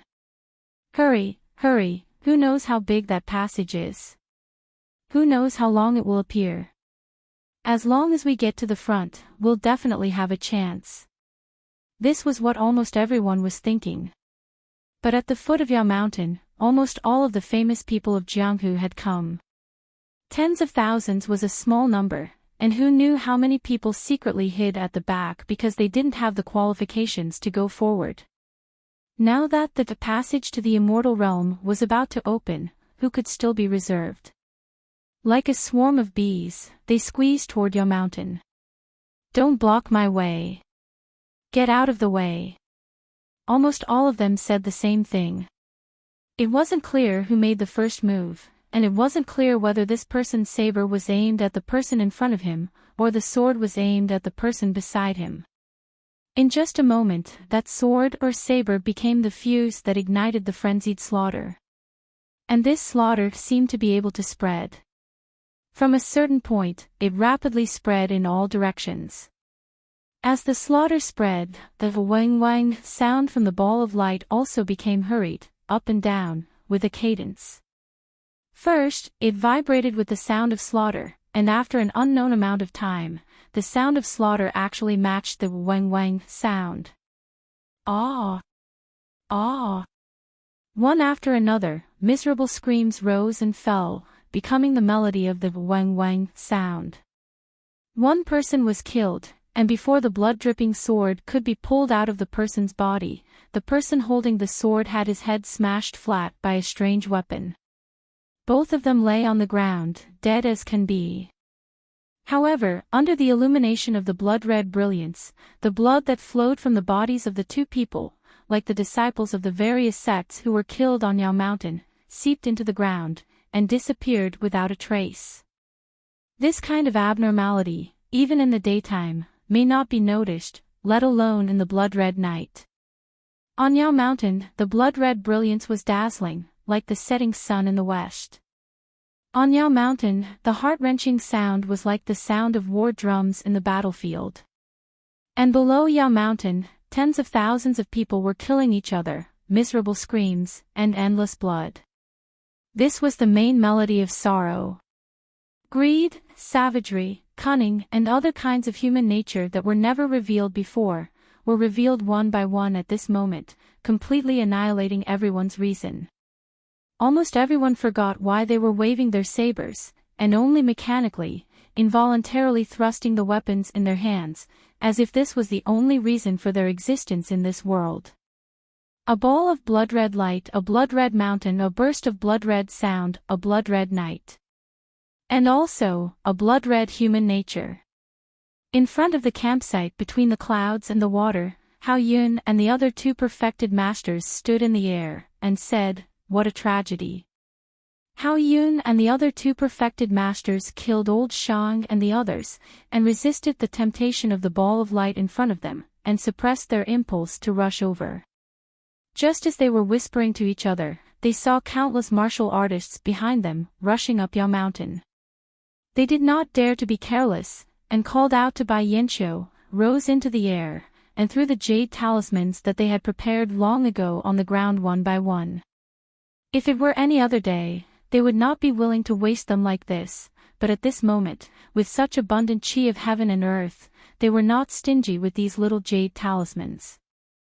As the four of them flew over, on the side of the campsite between the clouds and the water, a faint layer of yellow light gradually rose up, blocking the group of people outside the light, and no matter if they used weapons or lightness skills, they could not get past it.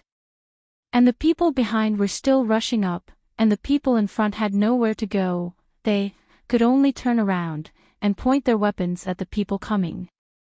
Only then could they save their own lives. Amitabha Buddha, a faint Buddhist chant sounded in the air, attracting the attention of Hao Yun and the others.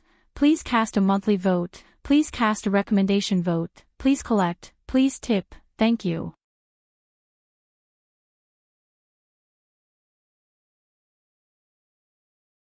Chapter 1161. The commotion at Yao Mountain was earth-shattering.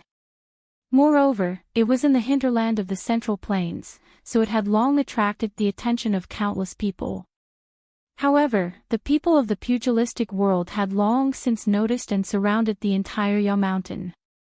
Even if the other factions wanted to, they were unable to do so. Far away at Misty Peak in Pingyang City, Zhang Xiaohu, who had received his disciple's report, stood at the peak and watched from afar.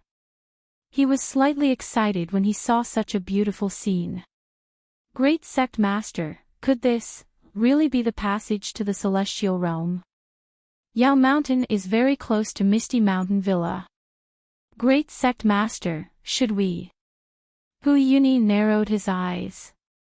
His clenched fists trembled slightly as he tried to suppress his excitement. Hee, Elder Hu, should we go to Yao Mountain to join in the fun? Let's see if there's any celestial fate there. Zhang Xiaohu took a deep breath. His eyes were still fixed on the ball of light at Yao Mountain. Yes, not just me, but the others. I'm afraid they all have the same idea.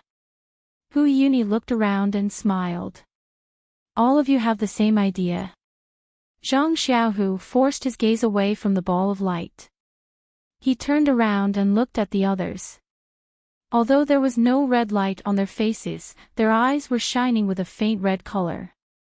Great Sect Master. I also have the same idea.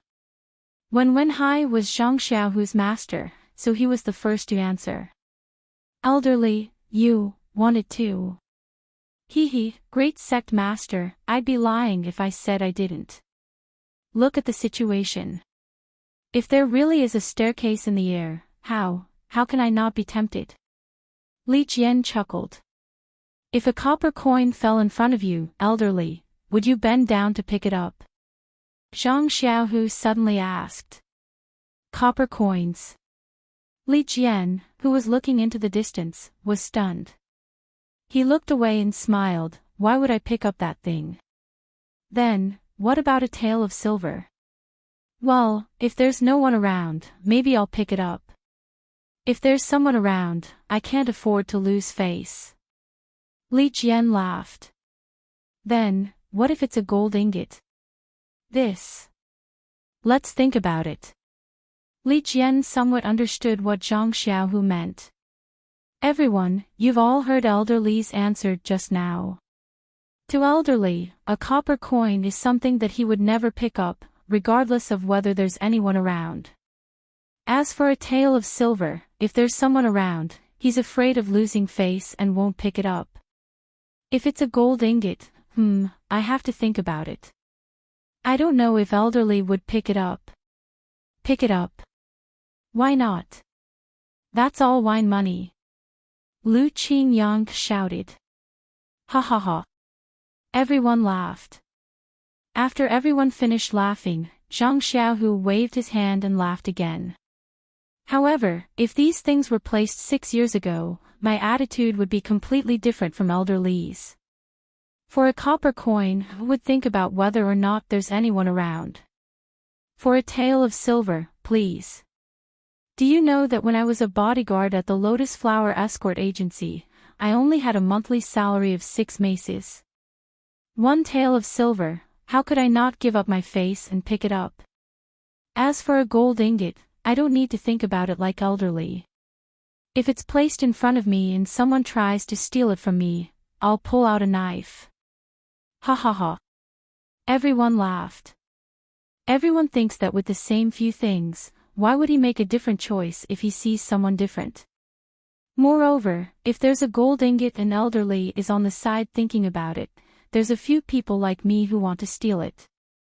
Tell me. Who would be safe and sound in the end? Without waiting for everyone to speak, Zhang Xiaohu waved his hand and said, there's no need to think too much about it. It would definitely be Elder Li. Even if my martial arts are high, I can't stand against someone with even higher martial arts than me. Only those who don't plan to steal from the beginning have the chance to live in the end. Then does everyone know why Elder Li didn't steal it? Zhang Xiaohu asked again. Second brother doesn't lack money. If he wants to drink wine, someone will give it to him. Lu Qingyang shouted. Ha, Elder Lu is right. It's because Elder Li doesn't lack money and knows the consequences of taking the gold ingot that he stopped to consider whether he should take it or not. Zhang Xiaohu said with a smile, maybe Elder Li saw that I was also coming to pick it up and didn't dare to take it. Exactly. Big Gang Leader is a person of the immortal Tao. This old man is no match for him. It's better to avoid him. Li Jian said with a smile. Then, what if the gold ingot was exchanged for the immortal mansion? Zhang Xiaohu suddenly said. Li Jian was silent. Obviously, he wanted to steal it. But, in Zhang Xiaohua's eyes, this immortal mansion. Elder Li, what do you think? If he were to steal it with you, what do you think your chances are? Zhang Xiaohu said with a smile. Elder Immortal's ability is not something I can guess. However, I don't even have a 5% chance. Li Jian was very honest. This is very obvious. Everyone, Elder Li has to consider the consequences of a gold ingot and won't rashly pick it up. But for an immortal mansion, Elder Li won't consider it at all.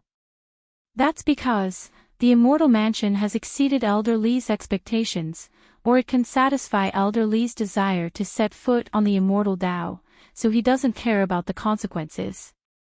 And Xiaohua is an expert of the immortal Tao. He treats the immortal mansion the same way elderly treats the gold ingot. He considers a lot. He knows that there are many experts like him, or even experts stronger than him who want to steal it. He doesn't dare to act rashly. And elderly doesn't know this.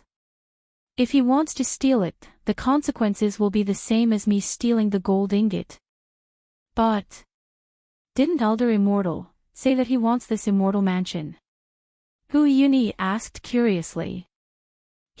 That's because he didn't consider the previous matter. Now, he has considered it clearly and has already gone to the south, to start his sect. Elder Immortal isn't going. If we go, wouldn't we be courting death? Du Feng and Ding Chao cried out in alarm. Isn't that so? Everyone should guard the villa tightly. Our Misty School has its own immortal Dao inheritance. As long as there's a chance, everyone will be able to set foot on the immortal Dao. There's no need to be confused by the scene in front of you. Zhang Xiaohu said, moreover, our Misty School's calamity hasn't passed yet. Jingyi of Chuanxiang cult just sent a disciple to ask our Misty School's deputy gang leader Ming or deputy gang leader Ing to go to Yaoshan. They must have discovered the abnormality of our Misty School and sent someone to test us. We still have the energy to deal with this crisis. Yes, big gang leader, we will remember. Everyone bowed and saluted. That's right. Gang leader. An unknown voice rang out. If Elder Immortal comes across copper coins, silver ingots, and gold ingots, would he do the same as elderly? Would he completely ignore them? This. Zhang Xiaohu was really at a loss for words. He thought for a moment and laughed. This. When Xiaohua comes back, I'll ask him on your behalf. In the dark, Zhang Xiaohu pursed his lips and thought to himself, this. Do you still need to ask? Let alone gold ingots and silver ingots, he wouldn't even let go of a single copper coin. Far to the north of Yaoshan, Zhang Xiaohua, who had concealed himself in midair, was flying towards Pingyang City. He did not know that his second brother had already preached him to the Misty School's higher-ups as a role model. His attention was caught by the strange phenomenon in his divine perception. This. What's going on? Could it be that there's a fundamental change in the chi of heaven and earth? Why are there more and more of them? Moreover, this wind seems to be slightly warmer. It's far from the weather of autumn. No, this wind is obviously caused by the chi of heaven and earth. As the wind blows, the chi of heaven and earth is flowing in all directions. Could it be that there's something happening at Yaoshan again? Zhang Xiaohua's heart skipped a beat. He looked as far as he could, but he was still very far away from Yaoshan. Even though the ball of light above Yaoshan was 10 feet in size, Zhang Xiaohua still could not see it. Perhaps, should I hurry up a little bit? If there's something happening at Yaoshan, won't I miss it if I'm late? Zhang Xiaohua took a deep breath. His nose and mouth were filled with the freshness of the chi of heaven and earth. He formed a spell and flew towards Yaoshan at lightning speed. On the south side of Yaoshan, Hao Yunjinren raised his head and narrowed his eyes. From the west side of Yaoshan, 3 old monks wearing kasayas were flying towards them slowly. They were still far away, but the sound of chanting could be heard. It was as if they were right beside him. Hao Yunjinren glanced at Hao Yu and Hao Feng. Just as he was about to step forward, he heard a sharp voice. Fellow Daoist, you look very unfamiliar. How should I address you? Hao Yunjinren sucked in a breath of cold air and turned his head again. He saw 2 old women with white hair, dressed in palace attire, flying towards them from the east side of Yaoshan. Dalan Temple's Master Yuan Dao, Master Yuan Ming, and Master Yuan Wu. Priestess Xu Qing and Priestess Xu Jia. Between the clouds and the water, Hao Yunjinren, Hao Yu, and Hao Feng. They had all gathered at Yaoshan. Apart from the Misty School, the remaining elders of the other three sects had all appeared at Yaoshan. When Daoist Hao Yu and Daoist Hao Feng saw this, they formed hand seals and also came to Daoist Hao Yun's side. The three of them looked at each other, and from each other's eyes that reflected a bloody light, they understood each other's intentions. Then, the three of them stood back to back in the air, coldly looking at the people coming from the two directions. Unexpectedly, Master Yuan Dao and the others didn't immediately speak when they arrived in front of Hao Yu. Instead, they flew past them and directly arrived in front of Shu Qing and Shu Jia. Master Yuanwu put his palms together and said with an indescribable tone, "It's actually two nuns. How rare. I didn't think that after 30 years, would still have the opportunity to meet you." Shu Jia also didn't hesitate. She swung the small whip in her hand, making a "pa" sound, and replied, "Of course. My priestess has always been clear about gratitude and grudges. We're not like some people who always talk about being merciful and saving the common people. Naturally, we have to live longer than others." "Oh, that's right, Master Yuan Dao. Don't you see that there are so many Jianghu juniors killing each other under your feet? You don't want to extend a hand and meddle. Even if you can save one or two, you'll gain a lot of merit. It's much better than meddling in other people's affairs in the past." "Junior sister." Shu Qing berated from the side, but flew in front of Master Yuan Dao and said with a smile, "We haven't seen each other for many years. Have you been well, Master Yuan Dao? If you like this work, you're welcome to come to Qidian. Com to vote recommendation and monthly."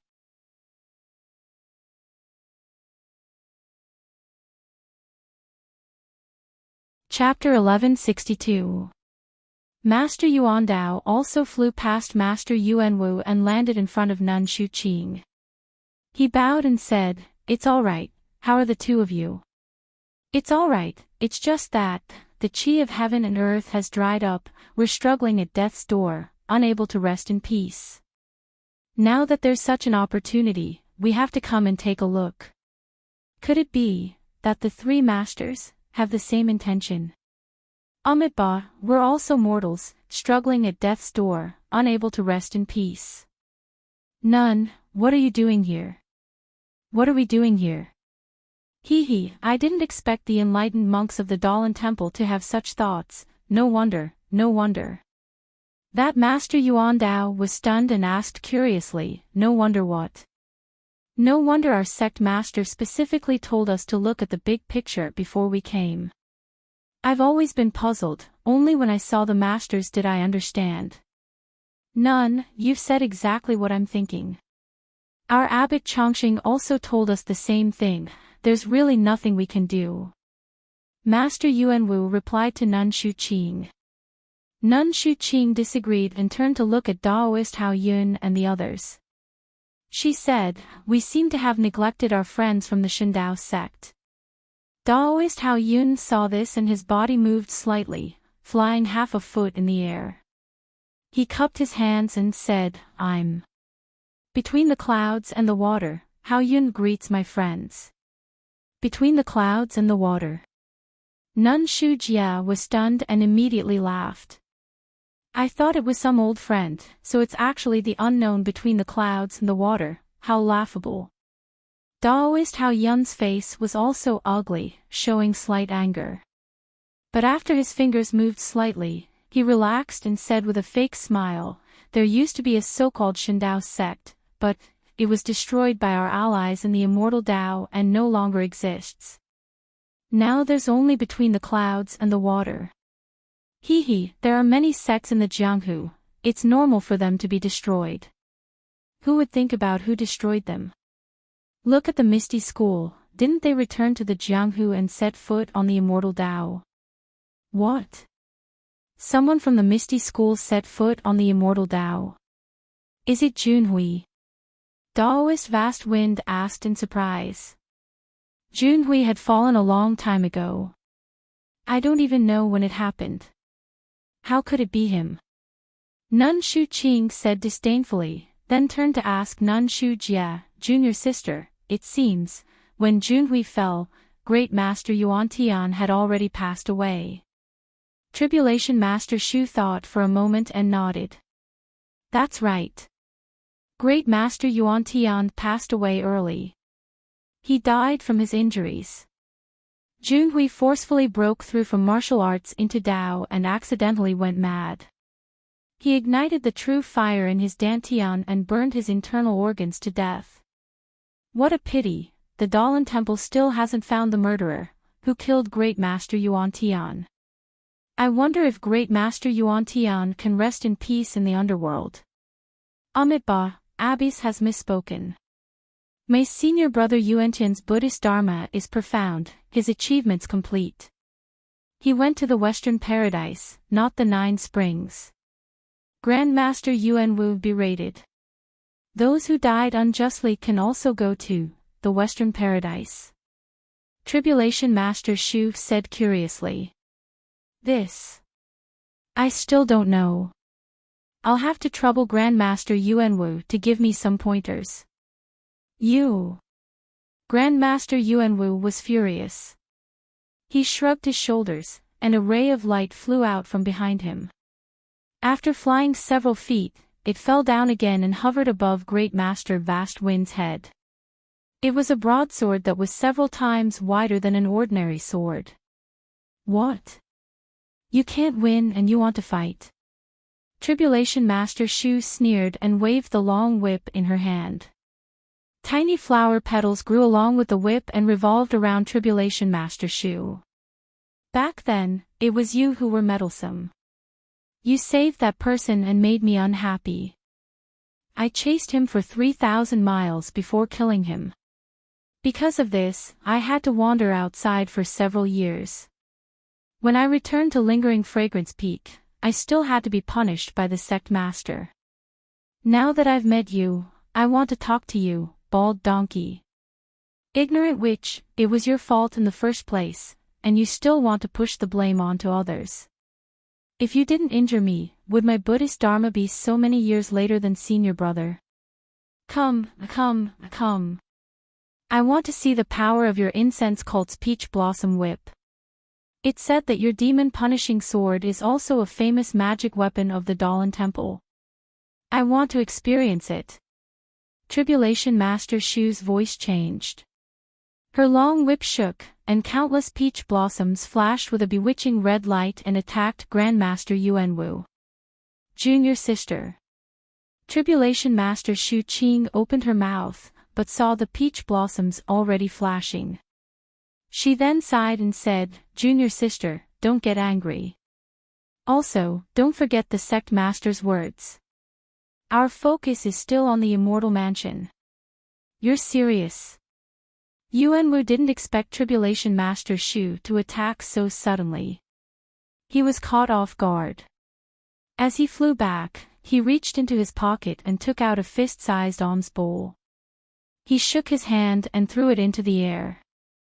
The alms bowl flipped a few times in the air with its mouth facing down. Grandmaster Yuan Wu made a hand seal and hit the alms bowl. With a shwa sound, a thin layer of Buddhist light was emitted from the alms bowl and tightly covered Yuan Wu. At this time, countless tiny, peach blossom-shaped yuan qi balls hit the Buddhist light. With a series of pu sounds, countless beautiful lights were shot out before they were annihilated. As for the Buddhist light, it was also slightly weakened. Seeing that the alms bowl's defense was effective, Yuan Wu's heart calmed down. He put his index and middle fingers together and pointed above his head. The broadsword trembled and the tip of the sword went straight for Tribulation Master Shu's face. Good timing. Tribulation Master Shu shouted. She made a circle with the whip in her hand. The whip immediately turned into a thin thread and wrapped around the broadsword. Hee, you really dare. Grandmaster Yuan Wu sneered. His index and middle fingers moved slightly again, as if he was using 2 fingers to form some kind of seal. Then, he pointed forward again. With a bite sound, the broadsword suddenly emitted a radiance the length of a finger, rapidly piercing towards the long whip. In the blink of an eye, just as the light of the broadsword flashed, Shu Jie's long whip had already reached it. Paw paw paw, a series of explosive sounds rang out. The light of the broadsword instantly dimmed, and the long whip was about to wrap around the broadsword like silk. Not good. Yuan Wu was shocked. He bent his fingers and the broadsword was like a clever little snake. The entire sword trembled and flew back. Ha ha ha, bald donkey Yuan Wu, now you know how powerful my fragrant religion is. Eat my whip. Tribulation Master Shu was not lenient. She did not retract the whip that had turned into a thin thread. Instead, she shook her wrist and several small circles formed by peach blossoms were formed. Following the trajectory of the whip, they spun rapidly and rushed towards Yuan Wu. Why would this old monk be afraid of you? While Grandmaster Yuan Wu was shocked, he formed hand seals and chanted a few mantras at the same time. The alms bowl hanging above his head shone brightly, protecting Yuan Wu firmly. All of the peach blossoms hit that light screen and were like pebbles hitting the water surface, causing ripples before disappearing into nothingness. Good bald donkey, you actually have this kind of method. This old one has underestimated you. Shu Jia seemed to be really angry as soon as the fight began. She waved her long whip and countless tiny peach blossoms appeared around her. However, this time, the peach blossoms did not escape from the long whip. Instead, with a paw sound, the long whip struck the brilliance sprinkled by the alms bowl. Although it struck the brilliance, it was the same as striking the alms bowl itself. The entire brilliance and the alms bowl shook a few times, almost extinguishing. Quick! Right at this moment, Grandmaster Yuan Wu let out a shout like spring thunder. The broadsword that was still suspended in midair earlier, following the direction of his finger, flew swiftly with a whoosh, piercing towards Abby Shu's throat. The broadsword was extremely fast, causing Tribulation Master Shu to be slightly startled. As she dodged, she shook the whip again, circling around her body. Countless peach blossoms appeared around Tribulation Master Shu's body, protecting her from harm. Tribulation Master Shu Qing stood at the side. Seeing that Tribulation Master Shu's attack and defense were orderly, she knew that there was no big problem for now. She cast her gaze towards Yuan Dao. Seeing this, Yuan Dao waved his hand. Amitabha, Tribulation Master Shu Qing, could it be that you also want to test this old one's cultivation? Of course not, this old one has no grudges with your Dalan temple. There is no reason for me to fight here. Tribulation Master Shu Qing coldly said. That's good. Yuan Dao also let out a sigh of relief and smiled. Right now, this old one still has some things to ask the Shindao sects. Oh, no, fellow Daoist Hao Yun of Between the Clouds and the Water. Why don't Tribulation Master be my Dalan temple's witness? Ha ha ha, this old one has the same idea, please. Tribulation Master Shu Qing did not hesitate and immediately said. Yuan Dao nodded and flew to the side. He arrived in front of Daoist Hao Yun and placed his palms together. He loudly said, this old one has a question to ask fellow Daoist Hao Yun. Grand Master, please speak. I will tell you everything I know. Daoist Hao Yun returned the gesture. Is that so? Yuan Dao frowned and said, I wonder, has fellow Daoist seen this old one's senior brother, Grandmaster Yuan Tian? Grandmaster Yuan Tian is the previous abbot of your Dalan temple. How could I not know? Daoist Hao Yun was puzzled. If you say you have seen him, then I have not. I have always been cultivating between the clouds and the water. I rarely ask about the matters of the sect or Jianghu. Oh. Is that so? Yuan Dao said, this old one seems to have seen fellow Daoist's magic tool from afar. It looks very similar to the magic tool that hit my senior brother Yuan Tian. I wonder if fellow Daoist can take it out for a look. Daoist Hao Yun laughed. What's so difficult about that? Saying so, he stretched out his hand and took out an item from his bosom. He then opened his palm as if waiting for Yuan Dao to look.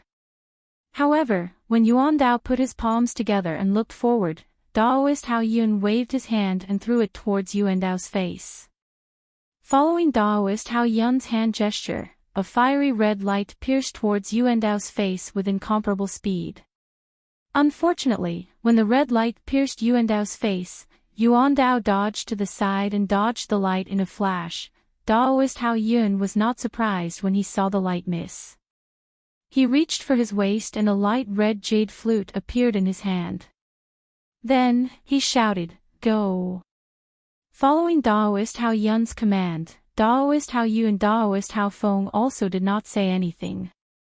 Hao Yu took out a small hammer and Hao Feng took out his lightning awl. From the other two sides, they pounced towards Yuan Dao. Please cast a monthly vote, please cast a recommendation vote, please collect, please tip.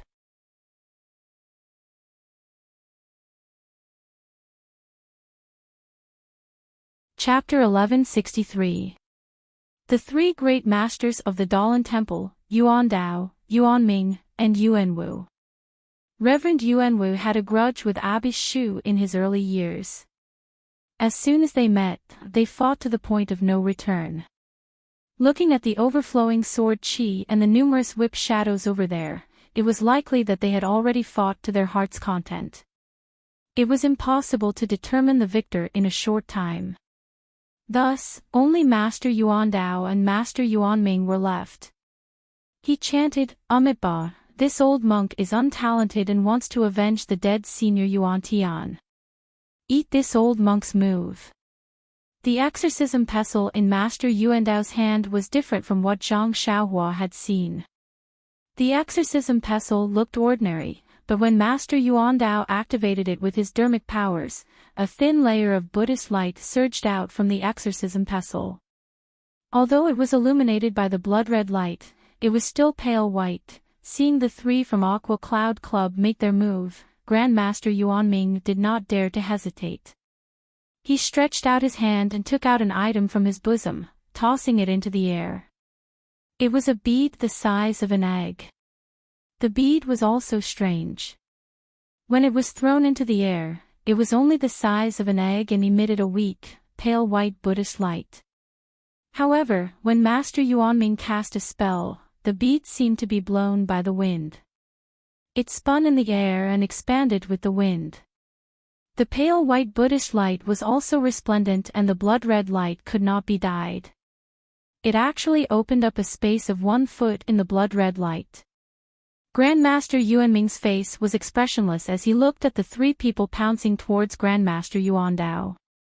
He pointed his finger, and the bead drew an arc in the air and smashed towards Daoist Hao Feng's head. Mola Pearl. When Daoist Hao Feng saw that the egg-sized bead had shrunk to the size of a wicker basket and emitted Buddhist light, he immediately revealed the origin of the bead. He sneered and said, "I heard that this bead is a famous Buddhist treasure of the Dalan Temple. I've never seen it before. I want to see if it lives up to its reputation." As he spoke, he raised the lightning awl in his hand and activated his magic power. He struck the awl out of thin air.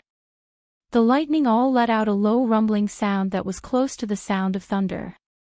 A ball of bright light emerged from the awl and flew towards the Mola Pearl. When it flew closer, the ball of light suddenly dispersed and turned into hundreds of smaller balls of light. Between each of the balls of light, there were thin lines of light that connected them. It was like a net. At the same time, Daoist Vast Cloud brandished his raging flame flute. A ball of raging flames spurted out from the end of the flute, drawing an arc as it flew towards Grandmaster Yuan Dao's shoulder. Daoist Vast Moon was even more arrogant. He flew in the air and activated a small hammer in his hand with his magic power. He struck it towards Grandmaster Yuan Dao's head. With a thunderclap, a lightning-like brilliance emerged from the hammer and flew towards Grandmaster Yuan Dao. good timing. Grandmaster Yuandao did not panic. He waved the demon-subduing pestle in his hand. The demon-subduing pestle that was as light as a feather immediately stirred up a wave of air. The rich heaven and earth yuan qi passed through the talismans carved on the demon-subduing pestle and made a soul-stirring sound as it swatted towards the raging flames. The raging flames that Daoist vast clouds struck out were the same as the sparks that burned old man Shang to death. However, it was made up of many sparks gathered together. At this moment, the heaven and earth yuan qi was abundant, and the raging flames gradually grew bigger. However, when the gust of wind from the demon-subduing pestle that was flickering with Buddhist light blew over, the raging flames were like ordinary flames, flickering. Without waiting for the demon-subduing pestle to hit the raging flames, a light poof sounded and the raging flames were extinguished. At the same time that Daoist vast clouds struck the raging flames, Daoist Hao Yu's lightning hammer also struck Grandmaster Yuandao's eyes. Lightning was known for its speed, and Daoist Hao Yu's strike could be said to have arrived first, which was out of Grandmaster Yuandao's expectations. Fortunately, the demon-subduing pestle in Grandmaster Yuandao's hand was as light as a feather, and he casually waved it in front of his eyes to block it. Cha-cha-cha. A few blunt sounds rang out, as if a few blunt knives had struck an iron rod. The sound was enough to make one's teeth ache. Grandmaster Yuandao's body slightly trembled, and his arms also trembled as if he had exhausted all his strength. The demon-subduing pestle that was as heavy as a mountain also paused in the air, and the Buddhist light was also dimmed by the lightning. Daoist Hao Yu was even more unbearable than Grandmaster Yuandao. Although he had only struck out the lightning was extinguished when it came into contact with the demon-subduing pestle. As for Daoist Hao Yu, it was as if he had been struck by the demon-subduing pestle, and he flew back more than 3 feet. Seeing that the demon-subduing pestle's attack was effective, Grandmaster Yuandao was overjoyed, and he angrily shouted, "Attack!" Suddenly, Grandmaster Yuandao's eyes widened into the shape of an angry Vajra. His slightly stooped body suddenly expanded, causing his monk's robe to flutter. His arm that was holding the demon-subduing pestle also became much thicker. The demon-subduing pestle regained its radiance after receiving Grandmaster Yuandao's power. With a wave of the demon-subduing pestle, the Buddhist light flashed in the air, and it rubbed against the dense spiritual energy of the world, creating bursts of explosive sounds. The sounds rang out continuously, and the demon-subduing pestle charged towards Daoist Hao Yu. Daoist Hao Yu was 3 feet away, and had just stabilized his body. He looked at the demon-subduing pestle in amazement. Indeed, he never thought that the demon-subduing pestle would have such power in Grandmaster Yuandao's hands. Unconsciously, he became angry and shouted, "The Dalan Temple is only a so-so. Watch as I destroy you." After saying that, he clenched his teeth and poured the spiritual energy in his meridians into the lightning hammer. With a flash, a shadow twice the size of the lightning hammer appeared around the lightning hammer. Daoist Hao Yu held the lightning hammer and waved it extremely slowly, as if the lightning hammer was extremely heavy. The shadow was also driven by the lightning hammer, and it drew a string of afterimages in the air. When the lightning hammer stopped, the shadow left the lightning hammer, and with a slight whimper, it faced the demon-subduing pestle head-on. Thang! With a series of chaotic sounds, the demon-subduing pestle's wave of energy was broken by the shadow of the lightning hammer. It rose several feet, and the surrounding spiritual energy of the world became chaotic. At the same time, a 5-colored brilliance flashed, and the shadow of the lightning hammer was also broken by the demon-subduing pestle. It turned into countless tiny specks of light, and with extreme brilliance, it dissipated in the air. "Great Master Yuandao, be careful." Nun Shuqing's voice sounded. Great Master Yuandao was startled. Just now, he used all his strength to wave the demon-subduing pestle, and put all his attention on Daoist Hao Yu. He neglected Daoist Hao Yun, whose flames were destroyed by him. Without looking back, Great Master Yuandao's divine sense swept out, and he was slightly startled. He saw that the raging flame flute in Daoist Hao Yun's hand was now very close to him. It was like a live loach, and it swam to his back. Daoist Hao Yun was not in a hurry when he heard Nun Shuqing's shout to expose his sneak attack. He only made a hand seal, and his fingers moved slightly. A faint red brilliance suddenly shot out from the raging flame flute, and quickly pierced into Great Master Yuandao's back. The faint red brilliance in the bloody night sky was very dark. If one did not look carefully, they would not be able to see that it was actually an extremely thin fire needle. Amit Ba Buddha. Great Master Yuandao was slightly angry. He chanted Buddha's name, and his whole body flashed. A Buddha's light appeared on his body, and after a few flashes, it disappeared again. Chi! The fire needle pierced into the Buddha's light on Great Master Yuandao's body. It was like snow touching fire, and gradually melted, hee. Daoist Hao Yun sneered. His left hand secretly made a hand seal for a long time, and suddenly, a faint cold light appeared in the middle of the melting fire needle. A black needle that was even thinner than the previous light needle pierced into the Buddha's light. It was different from the previous light needle. This black needle was very eye-catching in the Buddha's light. Paw! The Buddha's light was like a bubble, and the black light disappeared. The black light directly pierced into Great Master Yuandao's chest. Daoist Hao Yun was overjoyed when he saw this. His fingers moved slightly, as if he was controlling the black needle. But this joy only lasted for a moment, and his face revealed a slight surprise. Good thief! Great Master Yuandao's words were like spring thunder, and he angrily said, "You are really bold. Even if senior brother Yuandao died, it was under such a sinister hidden weapon. How could this old man not notice? You actually used this kind of method. Are you really confessing without being pressed? Quickly return my senior brother Yuandao's life." As he spoke, Grandmaster Yuandao took out his left hand that had been hidden in his monk robe. He held a purple and green box in his hand.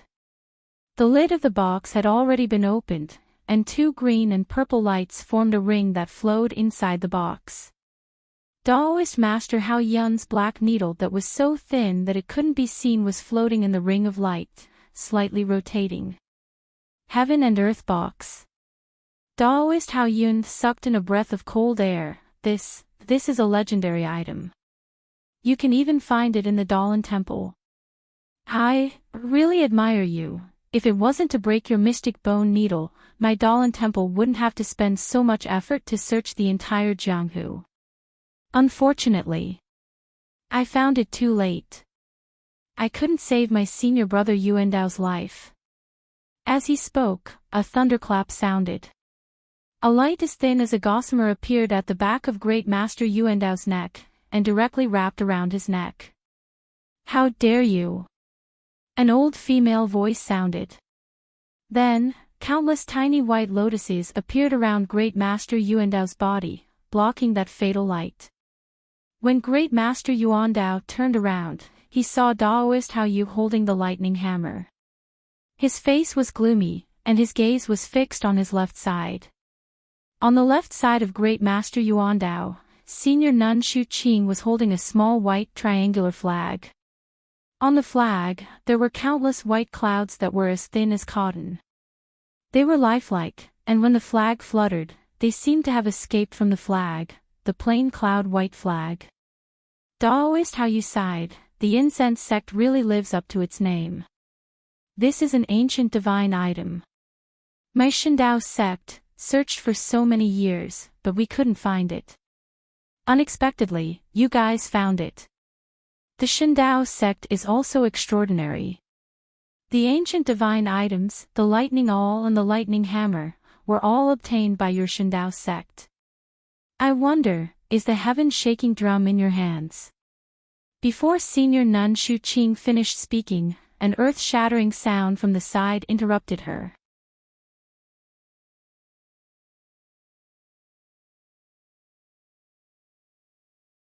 Chapter 1164. Speaking of which, in the air below Ya Mountain, the battle was divided into 3 areas. The one closest to Ya Mountain was the Dalan Temple's Master Yuanwu and Abbess Shu of the Fragrance Cult. Due to accumulated grievances in their early years, they wielded their magic tools to fight. One used the Dalan Temple's famous weapon, the demon-slaying sword, while the other used the Fragrance Cult's inheritance, the Peach Blossom Whip. The two of them fought enthusiastically, urging their magic power to maximize the power of the magic tools in their hands. The demon-slaying sword was more than twice its usual size. Talismans faintly flowed on the sword, flashing with different splendor. The splendor radiated to the edge of the broad sword, turning into a faint Buddhist light. This Buddhist light was like a burning flame, growing by a lot.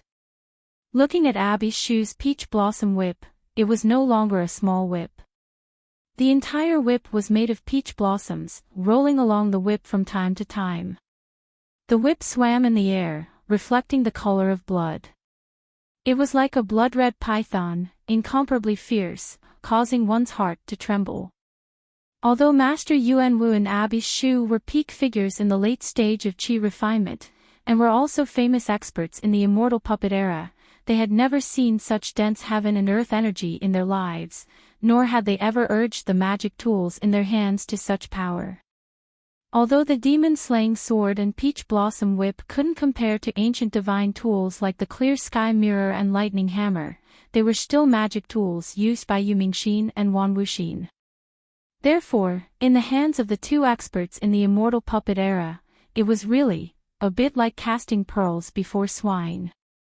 Therefore, seeing such dense heaven and earth energy that was almost like the ancient immortal Tao recorded in ancient books, and the magic tools in their hands also exerting power beyond their imagination, the two of them couldn't control their emotions.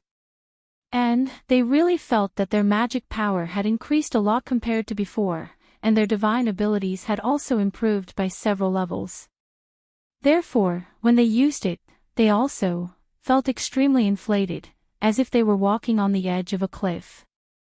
If they weren't careful, they would lose control of their magic power.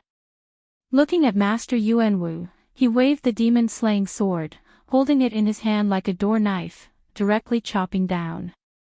It was an absolute martial art technique. As for Abbess Shu, she even forgot to form the incantation, and only held the main body of the peach blossom whip. With a swoosh, she pulled it out. With a loud rumble, the main body of the demon-slaying sword collided with the main body of the peach blossom whip. The peach blossoms were like splashing waves, flying to various places in the air, and the demon-slaying sword also disappeared in an instant, turning into a sword that was much shorter than an ordinary sword, slowly flying towards Master Yuanwu. However, if it was only the collision of these two magic weapons, it wouldn't be enough to attract the attention of Master Yuan Dao and Master Shu Qing. At the same time that the demon-slaying sword collided with the peach blossom whip, the Dalan Temple's Master Yuanming's Mola Pearl was like a round moon that was hidden in the sky, suddenly expanding, absorbing all of Master Yuanming's magic power in one go.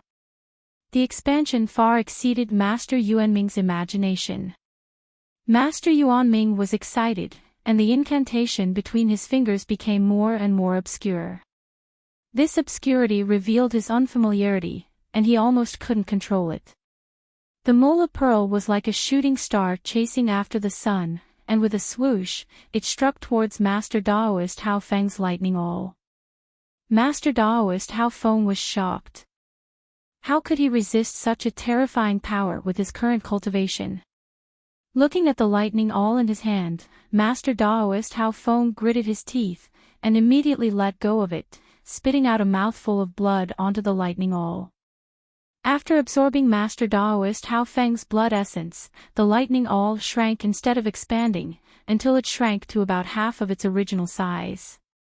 Then, it flew in the air, and like a phoenix nodding its head, slightly trembled 3 times, and 3 layers of thin lightning flashed, wrapping around the Mola Pearl. Unfortunately, these 3 layers of lightning were still unable to stop the Mola bead's attack. With 3 puff puff puff sounds, the Mola bead pierced through 3 glistening holes in the lightning net and directly struck the body of the lightning owl. And this collision coincidentally happened at the same time as the demon punishing sword and the peach blossom whip.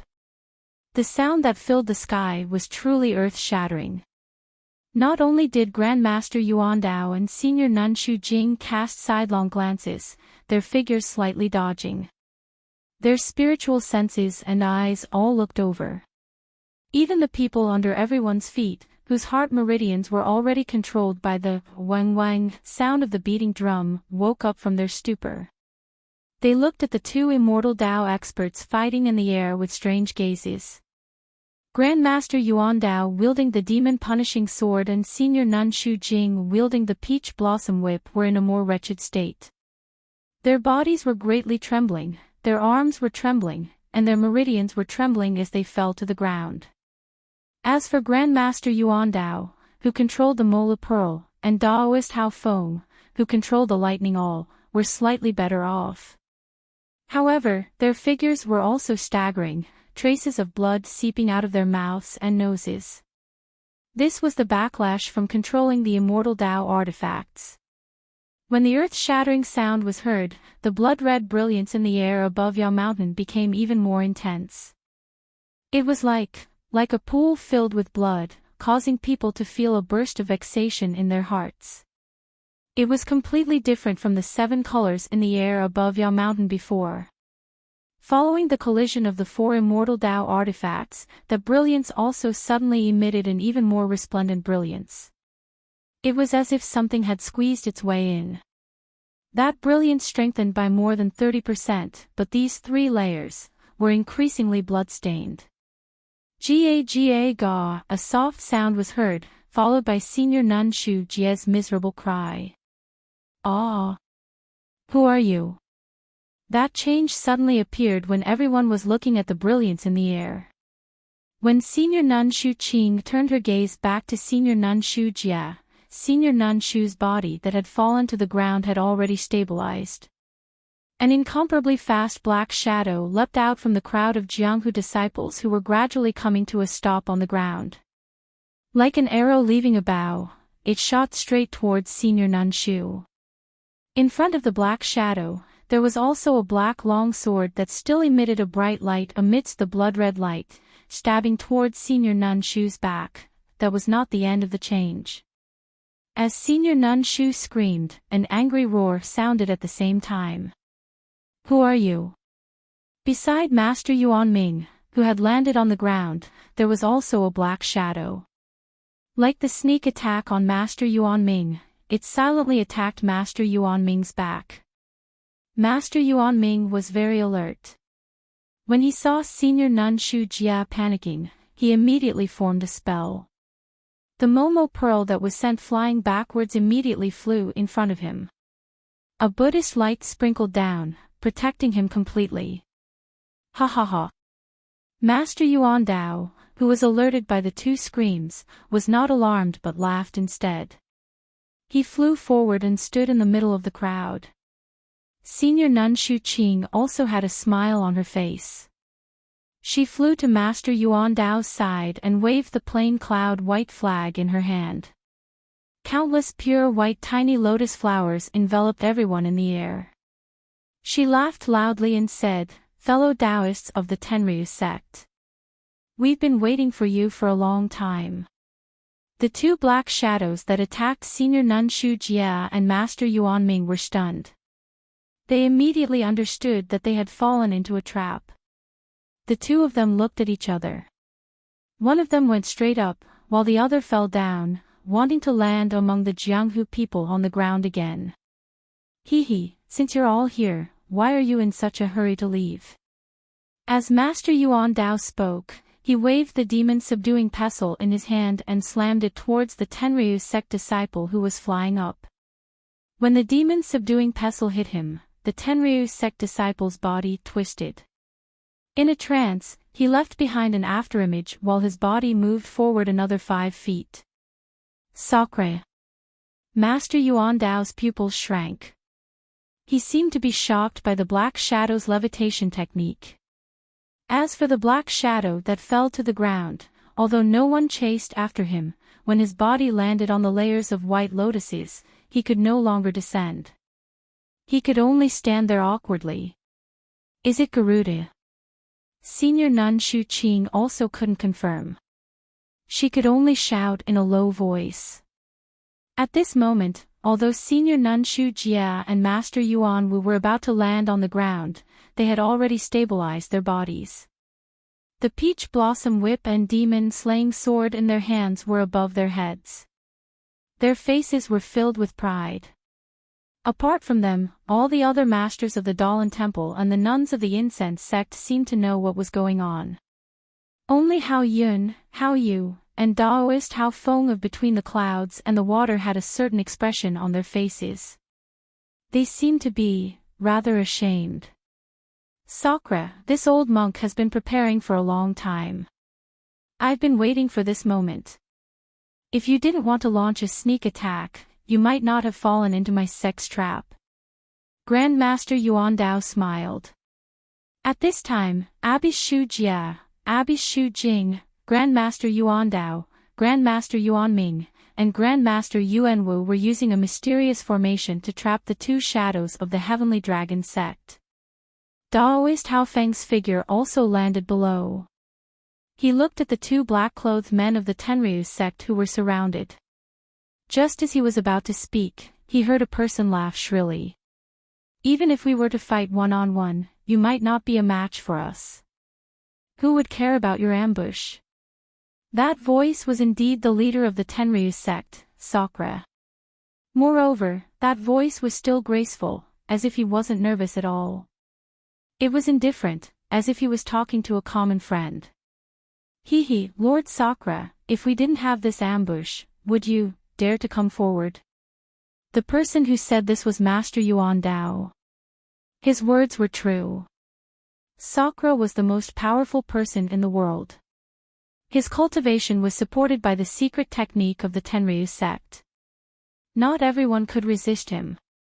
However, when faced with Master Yuan Dao, Senior Nun Shu Qing, and the others, he might not be able to win in a single battle. Moreover, the Dalan Temple and the Tenryu sect were gathered here.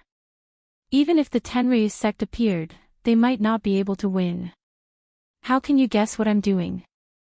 This kind of boring array formation of yours is nothing more than a small trick to deceit. Di Shirtian smiled and extended his body. Like a sparrow hawk soaring into the sky, he charged towards the ground diagonally. The Dalan Temple and the Tenryu sect seemed to have a tacit understanding. The five of them should be using some kind of formation. When Sacre moved, Senior Nun Shu Qing and Master Yuan Wu also moved. The two of them approached Sacre's back. The two of them made a hand gesture and the peach blossom whip and demon slayer sword that had gone out of control earlier instantly shrunk to an extremely small size. They attacked Sacre's shoulders from both sides. At the same time, Master Yuan Dao and Master Yuan Ming attacked together. The demon subduing pestle and the Mao Pearl attacked the other Tenryu sect's shadow from above and below. You! That shadow exclaimed. He had just dodged the demon subduing pestle and was blown by the hurricane brought about by the demon subduing pestle. Before he could stabilize himself, the Mao Pearl hit his back. Instantly, a ray of colorful light flashed on the shadow's back. That shadow directly spat out a mouthful of blood. His body was hit by the Mao Pearl and rolled a few times in the air. You're tuning into the LoveLore Library YouTube channel. We're so grateful for your support and don't forget to subscribe to join us on this incredible journey through captivating stories. Your generosity through donations truly makes a world of difference, as it's the primary source of revenue that allows me to expand and enhance this channel for you. Thank you from the bottom of my heart for being a part of this adventure.